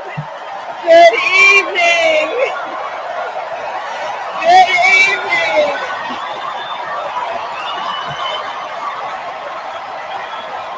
Oh my goodness. Good evening, everyone. Good evening. Good evening. Thank you. Thank you. Thank you.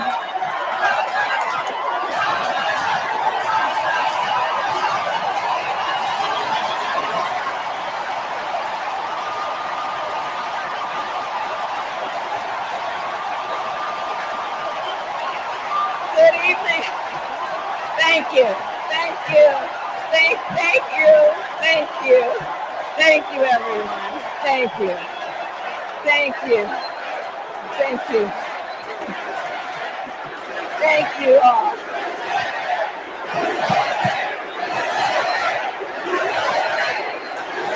Thank you all.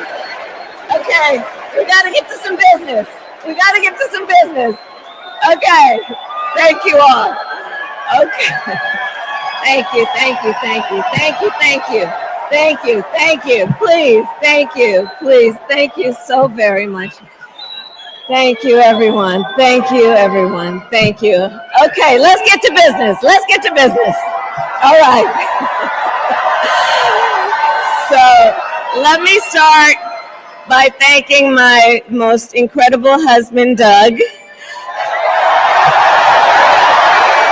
for being an incredible partner to me, an incredible father to Cole and Ella, and happy anniversary, Dougie. I love you so very much. To our President Joe Biden, when I asked who would cure breast cancer. When she finished school, she was supposed to return home to a traditional arranged marriage. But as fate would have it, she met my father, Donald Harris, a student from Jamaica. They fell in love and got married, and that act of self-determination made my sister Maya and me. Growing up, we moved a lot. I will always remember that big Mayflower truck packed with all our belongings, ready to go to Illinois, to Wisconsin, and wherever our parents' jobs took us.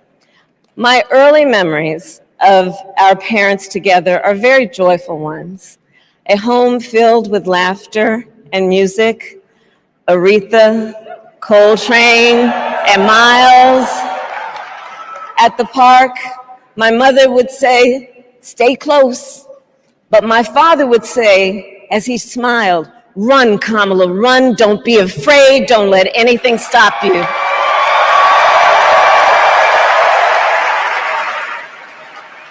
From my earliest years, he taught me to be fearless. But the harmony between my parents did not last. When I was in elementary school, they split up, and it was mostly my mother who raised us. Before she could finally afford to buy a home, she rented a small apartment in the East Bay. In the Bay,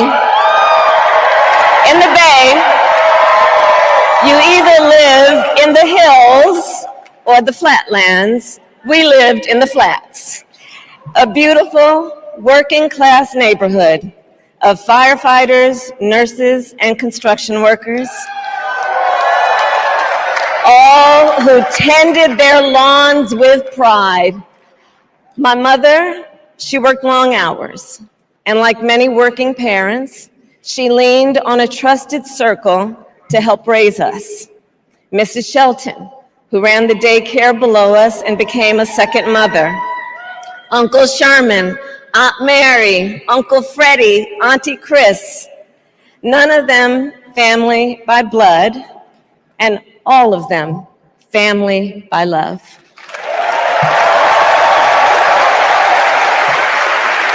Family who taught us how to make gumbo, how to play chess, and sometimes even let us win.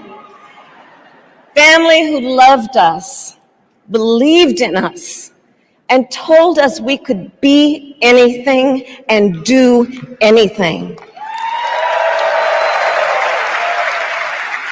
They instilled in us the values they personified: community, faith, and the importance of treating others as you would want to be treated, with kindness, respect, and compassion. My mother was a brilliant, 5-foot-tall brown woman with an accent. And as the eldest child, I saw how the world would sometimes treat her. But my mother never lost her cool. She was tough, courageous, a trailblazer in the fight for women's health, and she taught Maya and me a lesson that Michelle mentioned the other night. She taught us to never complain about injustice, but do something about it. Do something about it. That was my mother. And she taught us, and she also taught us, and never do anything half-assed. And that is a direct quote. A direct quote. I grew up immersed in the ideals of the civil rights movement. My parents had met at a civil rights gathering, and they made sure that we learned about civil rights leaders, including the lawyers like Thurgood Marshall and Constance Baker Motley, those who battled in the courtroom to make real the promise of America. So at a young age, I decided I wanted to do that work. I wanted to be a lawyer. And when it came time to choose the type of law I would pursue, I reflected on a pivotal moment in my life. You see, when I was in high school, I started to notice something about my best friend, Wanda. She was sad at school, and there were times she didn't want to go home. So one day I asked if everything was all right, and she confided in me that she was being sexually abused by her stepfather. And I immediately told her she had to come stay with us, and she did. This is one of the reasons I became a prosecutor, to protect people like Wanda, because I believe everyone has a right to safety, to dignity, and to justice.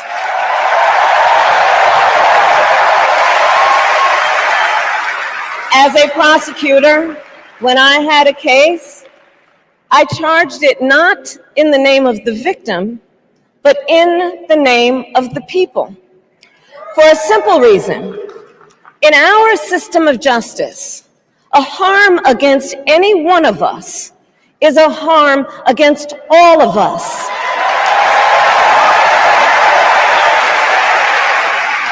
And I would often explain this to console survivors of crime, to remind them no one should be made to fight alone. We are all in this together. And every day in the courtroom, I stood proudly before a judge and I said 5 words: Kamala Harris for the people.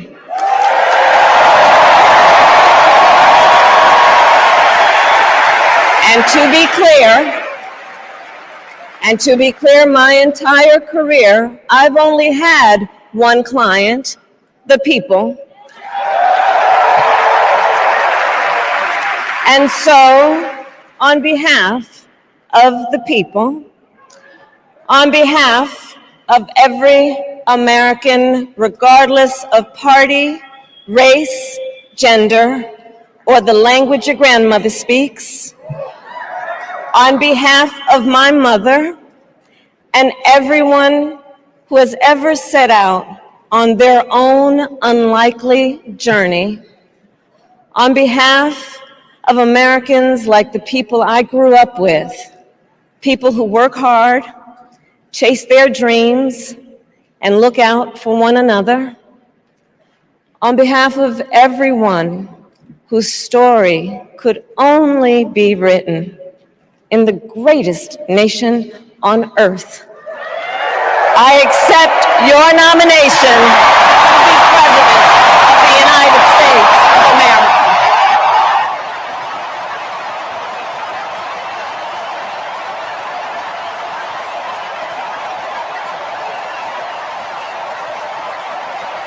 And with this election,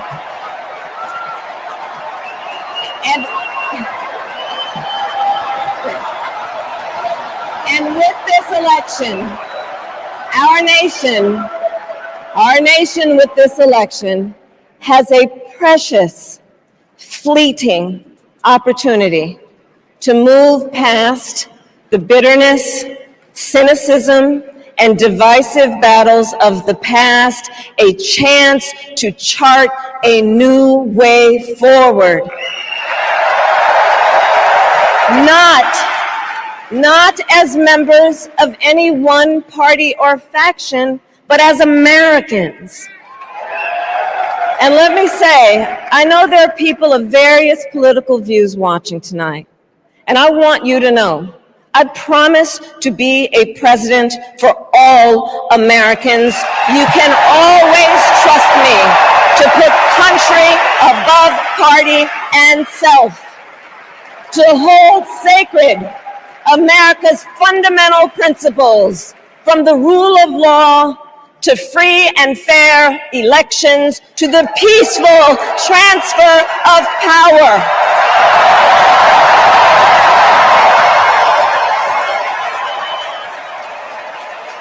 I will be a president who unites us around our highest aspirations, a president who leads and listens, who is realistic, practical, and has common sense, and always fights for the American people. From the courthouse to the White House, that has been my life's work. As a young courtroom prosecutor in Oakland, California, I stood up for women and children against predators who abuse them. As Attorney General of California, I took on the big banks, delivered $20 billion from middle-class families who faced foreclosure, and helped pass a homeowner Bill of Rights, one of the first of its kind in the nation. I stood up for veterans and students being scammed by big for-profit colleges, for workers who are being cheated out of their wages, the wages they were due, for seniors facing elder abuse. I fought against the cartels who traffic in guns and drugs and human beings, who threaten the security of our border and the safety of our communities. And I will tell you, these fights were not easy, and neither were the elections that put me in those offices. We were underestimated at practically every turn, but we never gave up, because the future is always worth fighting for. And that's the fight we are in right now, a fight for America's future.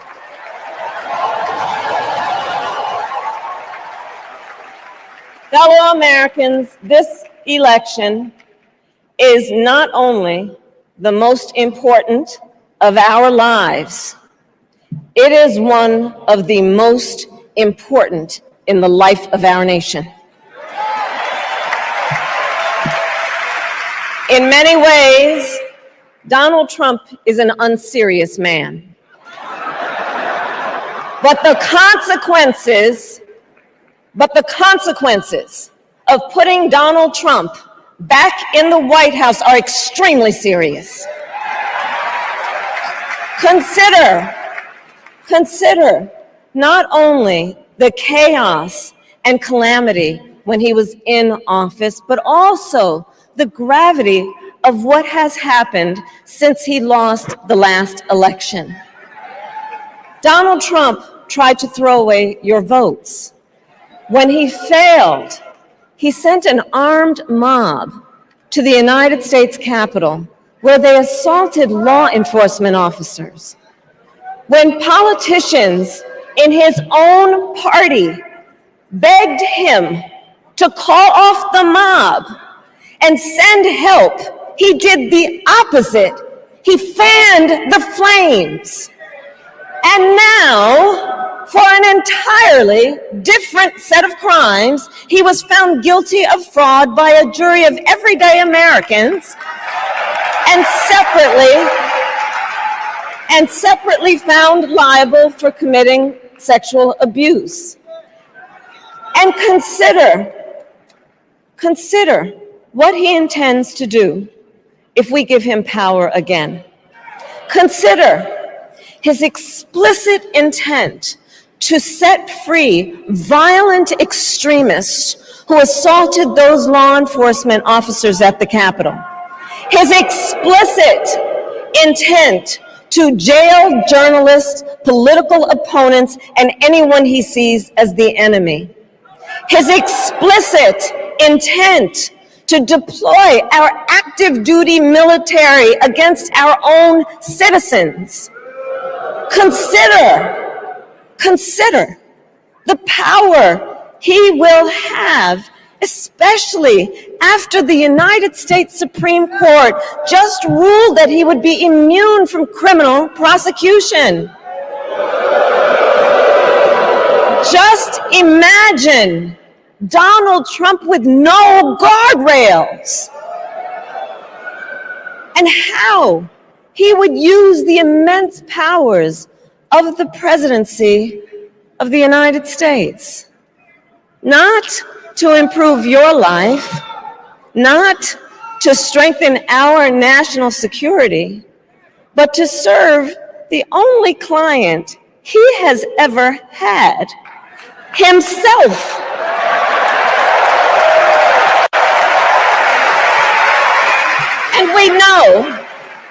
And we know what a second Trump term would look like. It's all laid out in Project 2025, written by his closest advisors, and its sum total is to pull our country back to the past. But America, we are not going back. We are not going back. We are not going back. We are not going back to when Donald Trump tried to cut Social Security and Medicare. We are not going back to when he tried to get rid of the Affordable Care Act, when insurance companies could deny people with pre-existing conditions. We are not going to let him eliminate the Department of Education that funds our public schools. We are not going to let him end programs like Head Start that provide preschool and childcare for our children. America, we are not going back.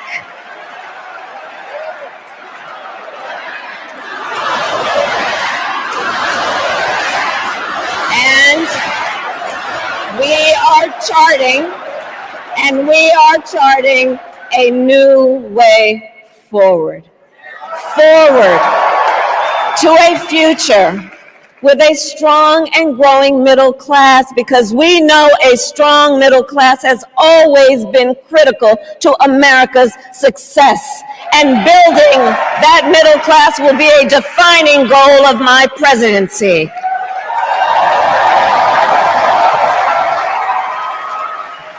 And I'll tell you, this is personal for me. The middle class is where I come from. My mother kept a strict budget. We lived within our means, yet we wanted for little. And she expected us to make the most of the opportunities that were available to us and to be grateful for them.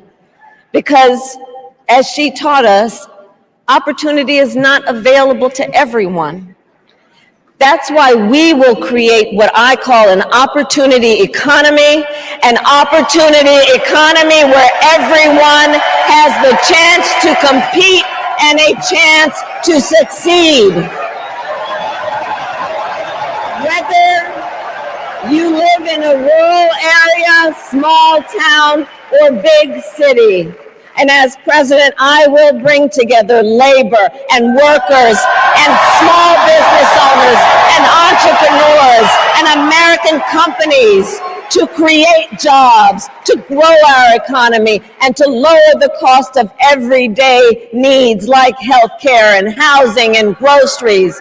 We will provide access to capital for small business owners and entrepreneurs and founders. And we will end America's housing shortage and protect Social Security and Medicare. Now compare that to Donald Trump, because I think everyone here knows he doesn't actually fight for the middle class. He doesn't actually fight for the middle class. Instead, he fights for himself and his billionaire friends. And he will give them another round of tax breaks that will add up to $5 trillion to the national debt. And all the while, he intends to enact what in effect is a national sales tax, call it a Trump tax, that would raise prices on middle-class families by almost $4,000 a year. Well, instead of a Trump tax hike, we will pass a middle-class tax cut that will benefit more than 100 million Americans.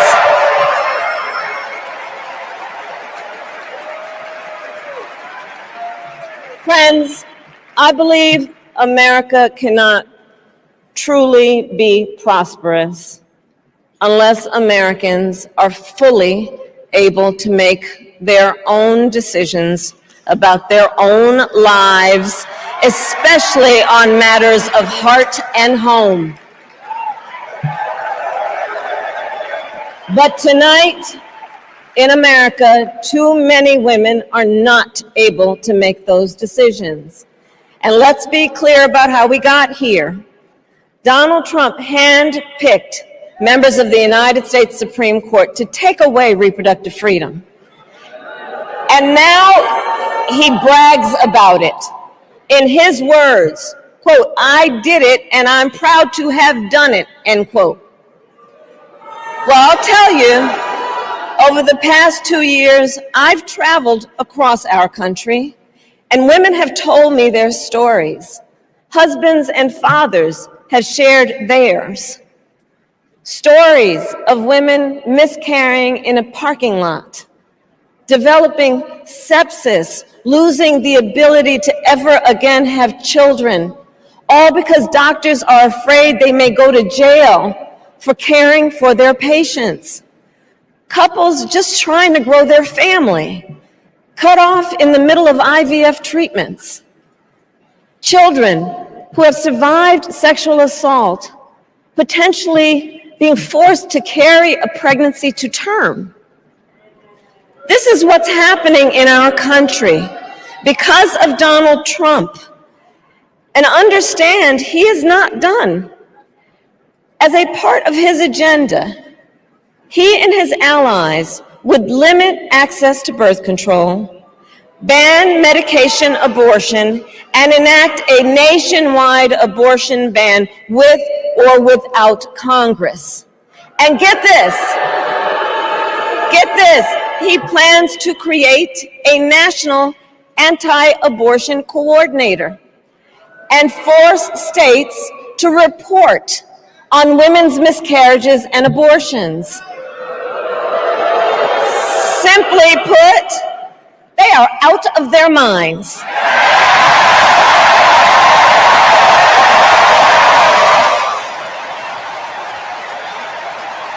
And one must ask, why exactly is it that they don't trust women?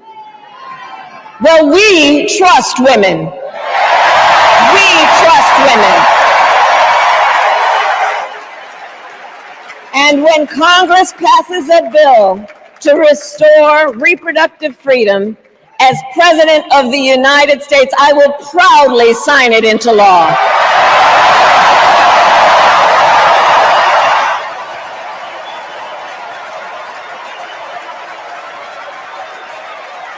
In this election, many other fundamental freedoms are at stake. The freedom to live safe from gun violence in our schools, communities, and places of worship. The freedom to love who you love openly and with pride. The freedom to breathe clean air and drink clean water and live free from the pollution that fuels the climate crisis. And the freedom that unlocks all the others, the freedom to vote. With this election, we finally have the opportunity to pass the John Lewis Voting Rights Act and the Freedom to Vote Act.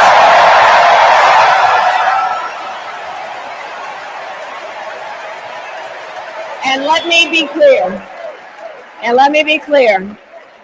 After decades in law enforcement, I know the importance of safety and security, especially at our border. Last year, Joe and I brought together Democrats and conservative Republicans to write the strongest border bill in decades. The Border Patrol endorsed it. But Donald Trump believes a border deal would hurt his campaign. So he ordered his allies in Congress to kill the deal. Well, I refuse to play politics with our security, and here is my pledge to you. As president, I will bring back the bipartisan border security bill that he killed, and I will sign it into law. I know we can live up to our proud heritage as a nation of immigrants and reform our broken immigration system. We can create an earned pathway to citizenship and secure our border.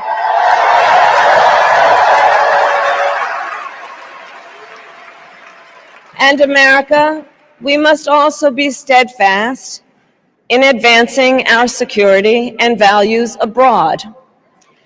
As Vice President, I have confronted threats to our security, negotiated with foreign leaders, strengthened our alliances, and engaged with our brave troops overseas.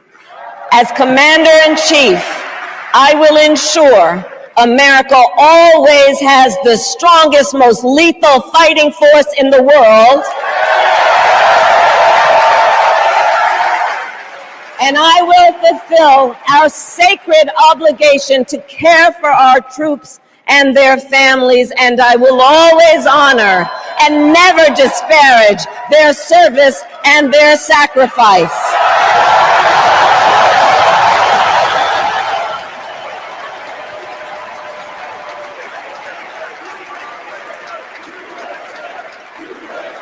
I will make sure that we lead the world into the future on space and artificial intelligence, that America, not China, wins the competition for the 21st century, and that we strengthen, not abdicate, our global leadership. Trump, on the other hand, threatened to abandon NATO. He encouraged Putin to invade our allies, said Russia could, quote, do whatever the hell they want. 5 days before Russia attacked Ukraine, I met with President Zelensky to warn him about Russia's plan to invade. I helped mobilize a global response, over 50 countries, to defend against Putin's aggression. And as president, I will stand strong with Ukraine and our NATO allies.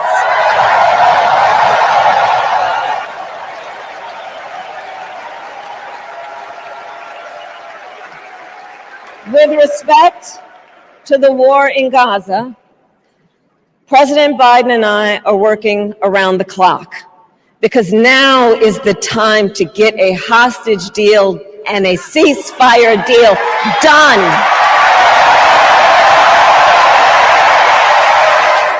And let me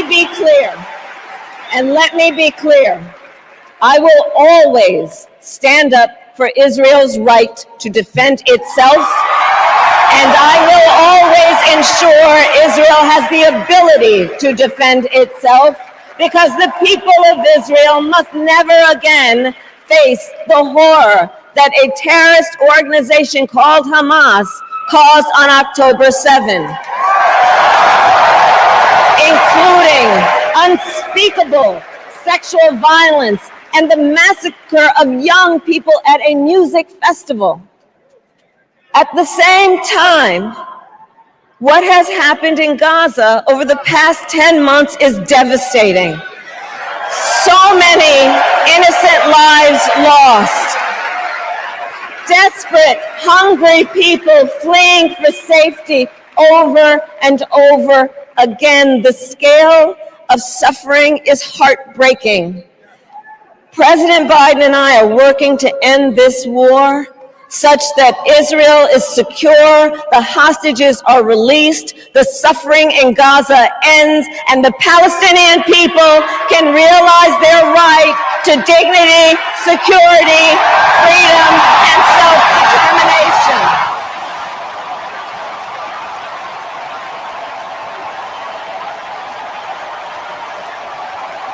And know this, I will never hesitate to take whatever action is necessary to defend our forces and our interests against Iran and Iran-backed terrorists. I will not cozy up to tyrants and dictators like Kim Jong-un, who are rooting for Trump,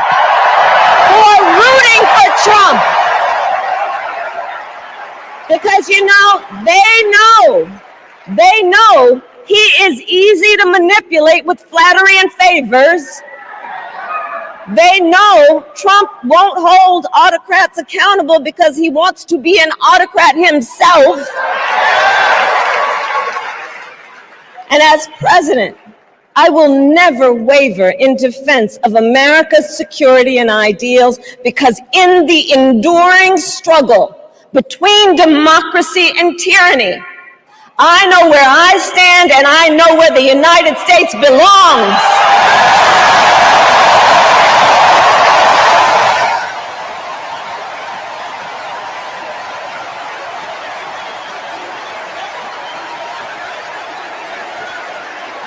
So fellow Americans, I love our country with all my heart. Everywhere I go, in everyone I meet, I see a nation that is ready to move forward, ready for the next step in the incredible journey that is America. I see an America where we hold fast to the fearless belief that built our nation and inspired the world, that here in this country, anything is possible, that nothing is out of reach. An America where we care for one another, look out for one another, and recognize that we have so much more in common than what separates us. That none of us has to fail for all of us to succeed. And that in unity there is strength.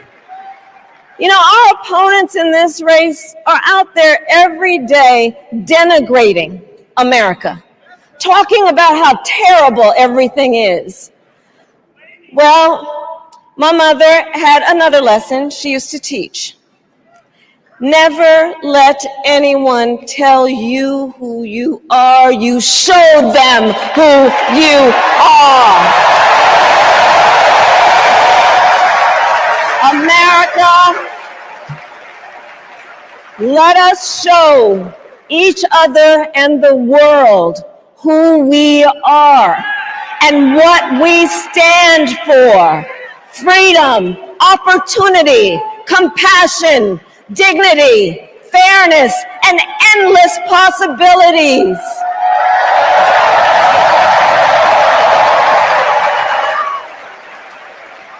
we are the heirs to the greatest democracy in the history of the world.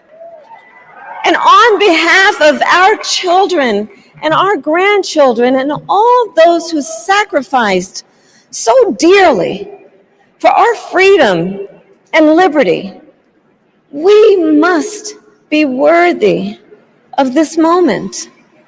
It is now our turn to do what generations before us have done, guided by optimism and faith, to fight for this country we love, to fight for the ideals we cherish, and to uphold the awesome responsibility that comes with the greatest privilege on earth, the privilege and pride of being an American.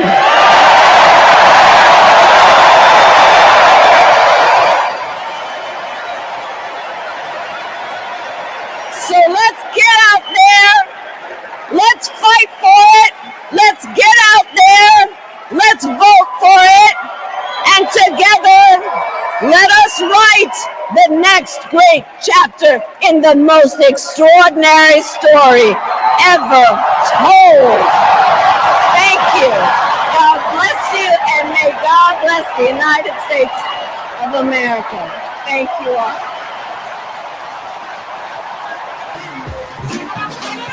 I move about it just like this. I don't know why, but I feel like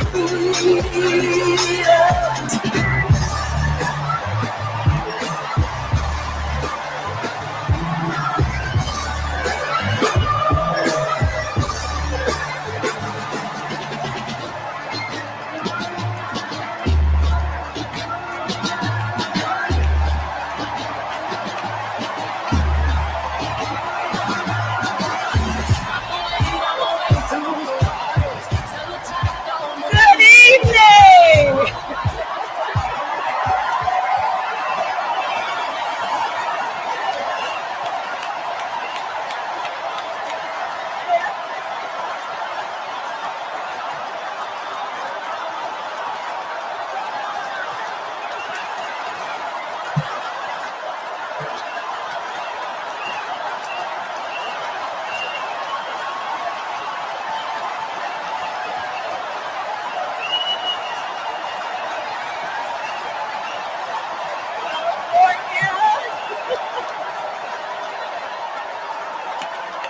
Good evening, everyone.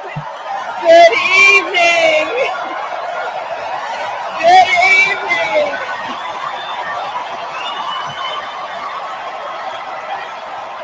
Oh my goodness. Good evening, everyone. Good evening. Good evening. Thank you. Thank you. Thank you.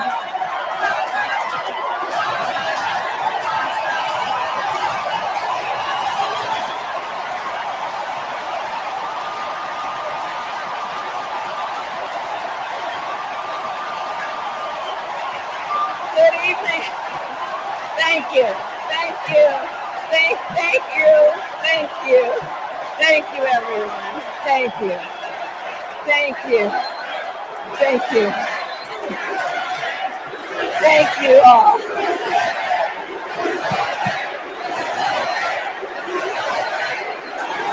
Thank you all. Okay, we got to get to some business. We got to get to some business. Okay, thank you all. Okay. Thank you, thank you, thank you, thank you, thank you, thank you, thank you, please, thank you, please, thank you so very much. Thank you, everyone. Thank you, everyone. Thank you. Okay, let's get to business. Let's get to business.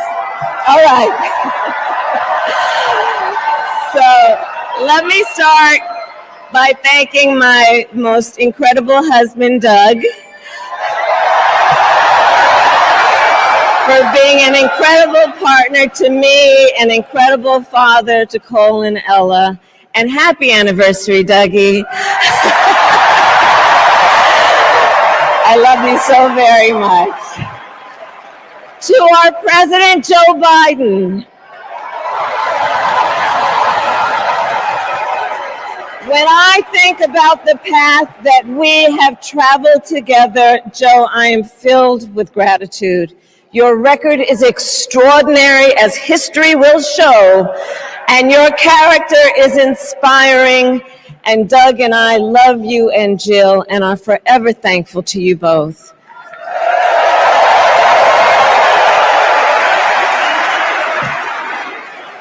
And to Coach Tim Walz,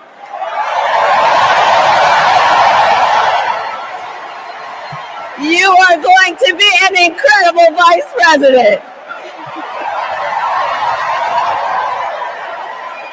And to the delegates and everyone who has put your faith in our campaign, your support is humbling. So, America, the path that led me here in recent weeks was no doubt unexpected. But I'm no stranger to unlikely journeys. So, my mother, our mother, Kamala Harris, had one of her own. And I miss her every day, and especially right now. And I know she's looking down smiling.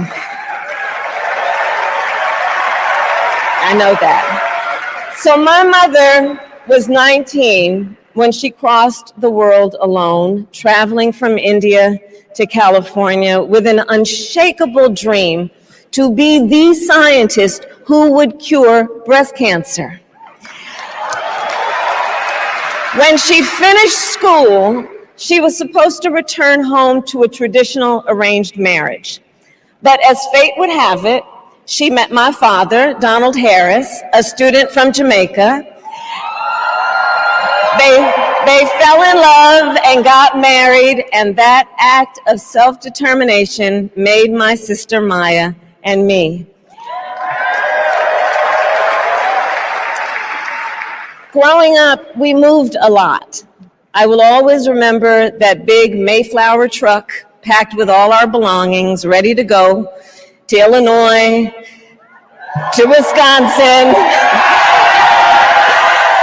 and wherever our parents' jobs took us.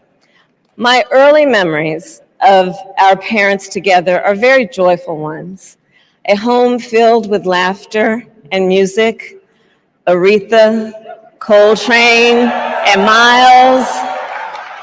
At the park, my mother would say, "Stay close."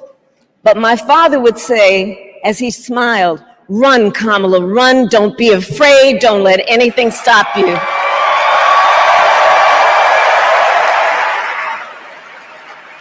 From my earliest years, he taught me to be fearless. But the harmony between my parents did not last. When I was in elementary school, they split up, and it was mostly my mother who raised us.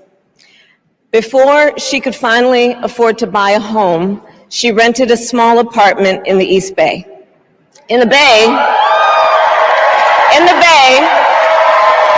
you either live in the hills or the flatlands. We lived in the flats, a beautiful working-class neighborhood of firefighters, nurses, and construction workers, all who tended their lawns with pride.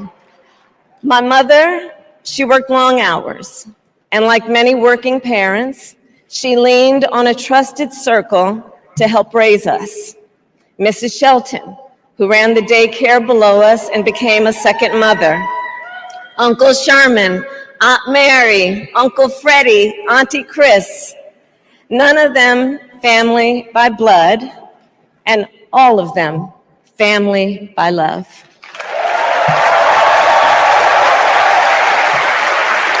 Family who taught us how to make gumbo, how to play chess, and sometimes even let us win.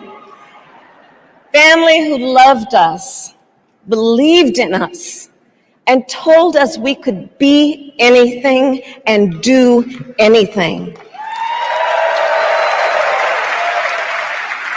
They instilled in us the values they personified: community, faith, and the importance of treating others as you would want to be treated, with kindness, respect, and compassion.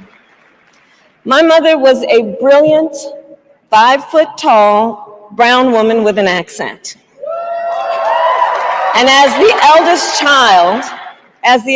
child, I saw how the world would sometimes treat her. But my mother never lost her cool.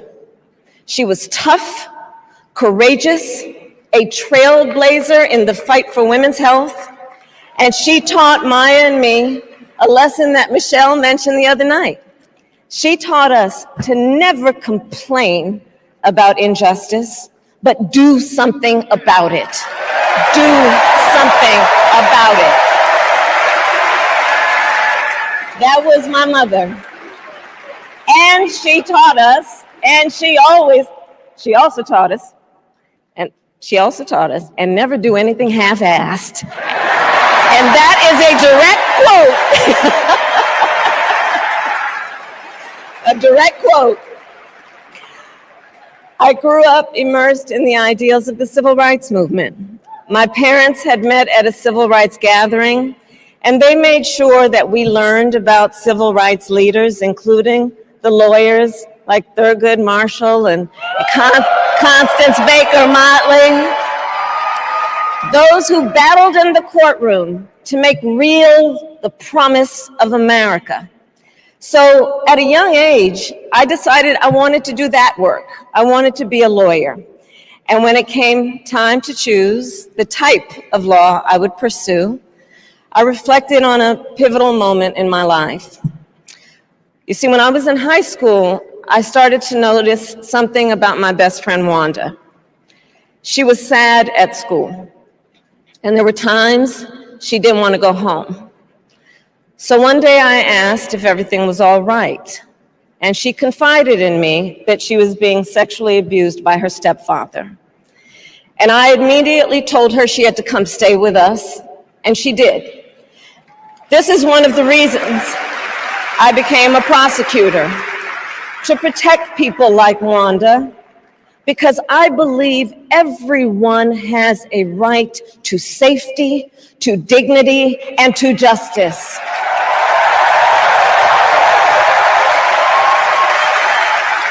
As a prosecutor, when I had a case, I charged it not in the name of the victim, but in the name of the people. For a simple reason. In our system of justice, a harm against any one of us is a harm against all of us.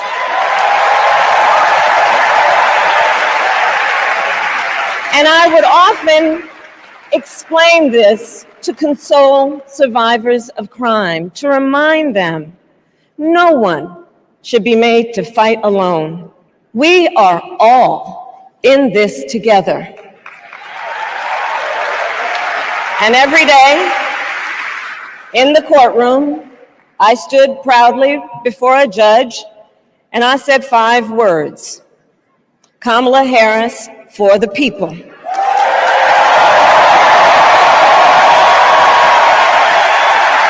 And to be clear, my entire career, I've only had one client, the people. And so, on behalf of the people, on behalf of every American, regardless of party, race, gender, or the language your grandmother speaks, on behalf of my mother and everyone who has ever set out on their own unlikely journey, on behalf of Americans like the people I grew up with, people who work hard, chase their dreams, and look out for one another, on behalf of everyone whose story could only be written in the greatest nation on earth, I accept your nomination to be President of the United States of America.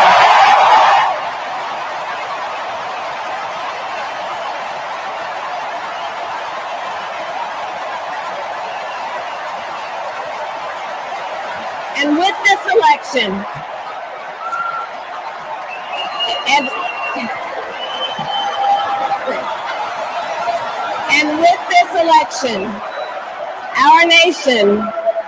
our nation with this election has a precious, fleeting opportunity to move past the bitterness, cynicism, and divisive battles of the past, a chance to chart a new way forward.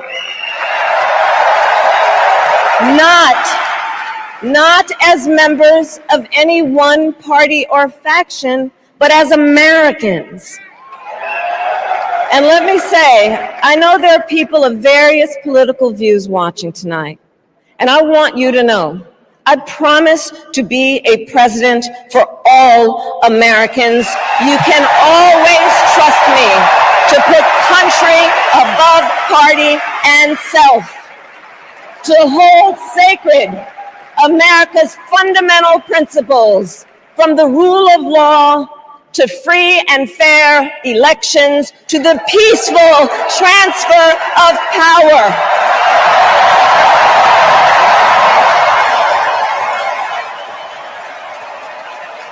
I will be a president who unites us around our highest aspirations, a president who leads and listens, who is realistic, practical, and has common sense, and always fights for the American people. From the courthouse to the White House, that has been my life's work.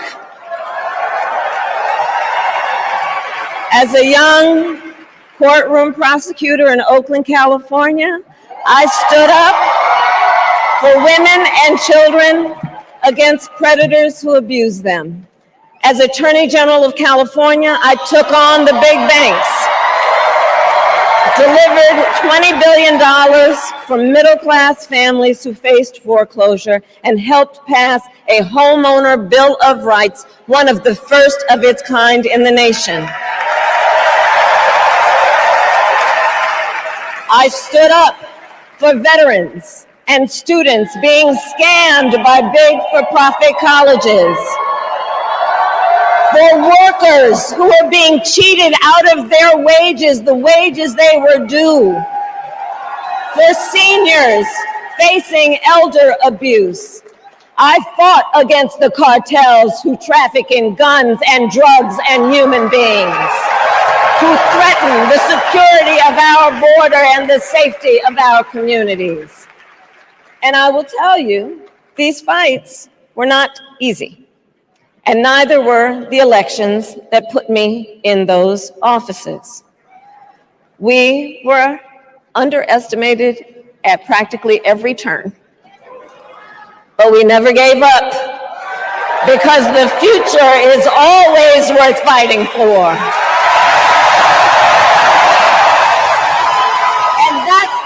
We are in right now, a fight for America's future.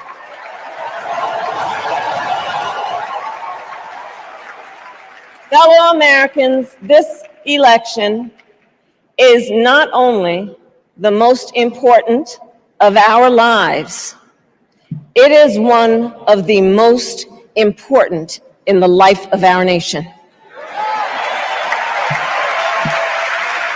In many ways, Donald Trump is an unserious man. But the consequences of putting Donald Trump back in the White House are extremely serious. Consider not only the chaos and calamity when he was in office, but also the gravity of what has happened since he lost the last election. Donald Trump tried to throw away your votes. When he failed, he sent an armed mob to the United States Capitol, where they assaulted law enforcement officers. When politicians in his own party begged him to call off the mob and send help, he did the opposite. He fanned the flames. And now, for an entirely different set of crimes, he was found guilty of fraud by a jury of everyday Americans and separately found liable for committing sexual abuse. And consider what he intends to do if we give him power again. Consider his explicit intent to set free violent extremists who assaulted those law enforcement officers at the Capitol. His explicit intent to jail journalists, political opponents, and anyone he sees as the enemy. His explicit intent to deploy our active duty military against our own citizens. Consider the power he will have, especially after the United States Supreme Court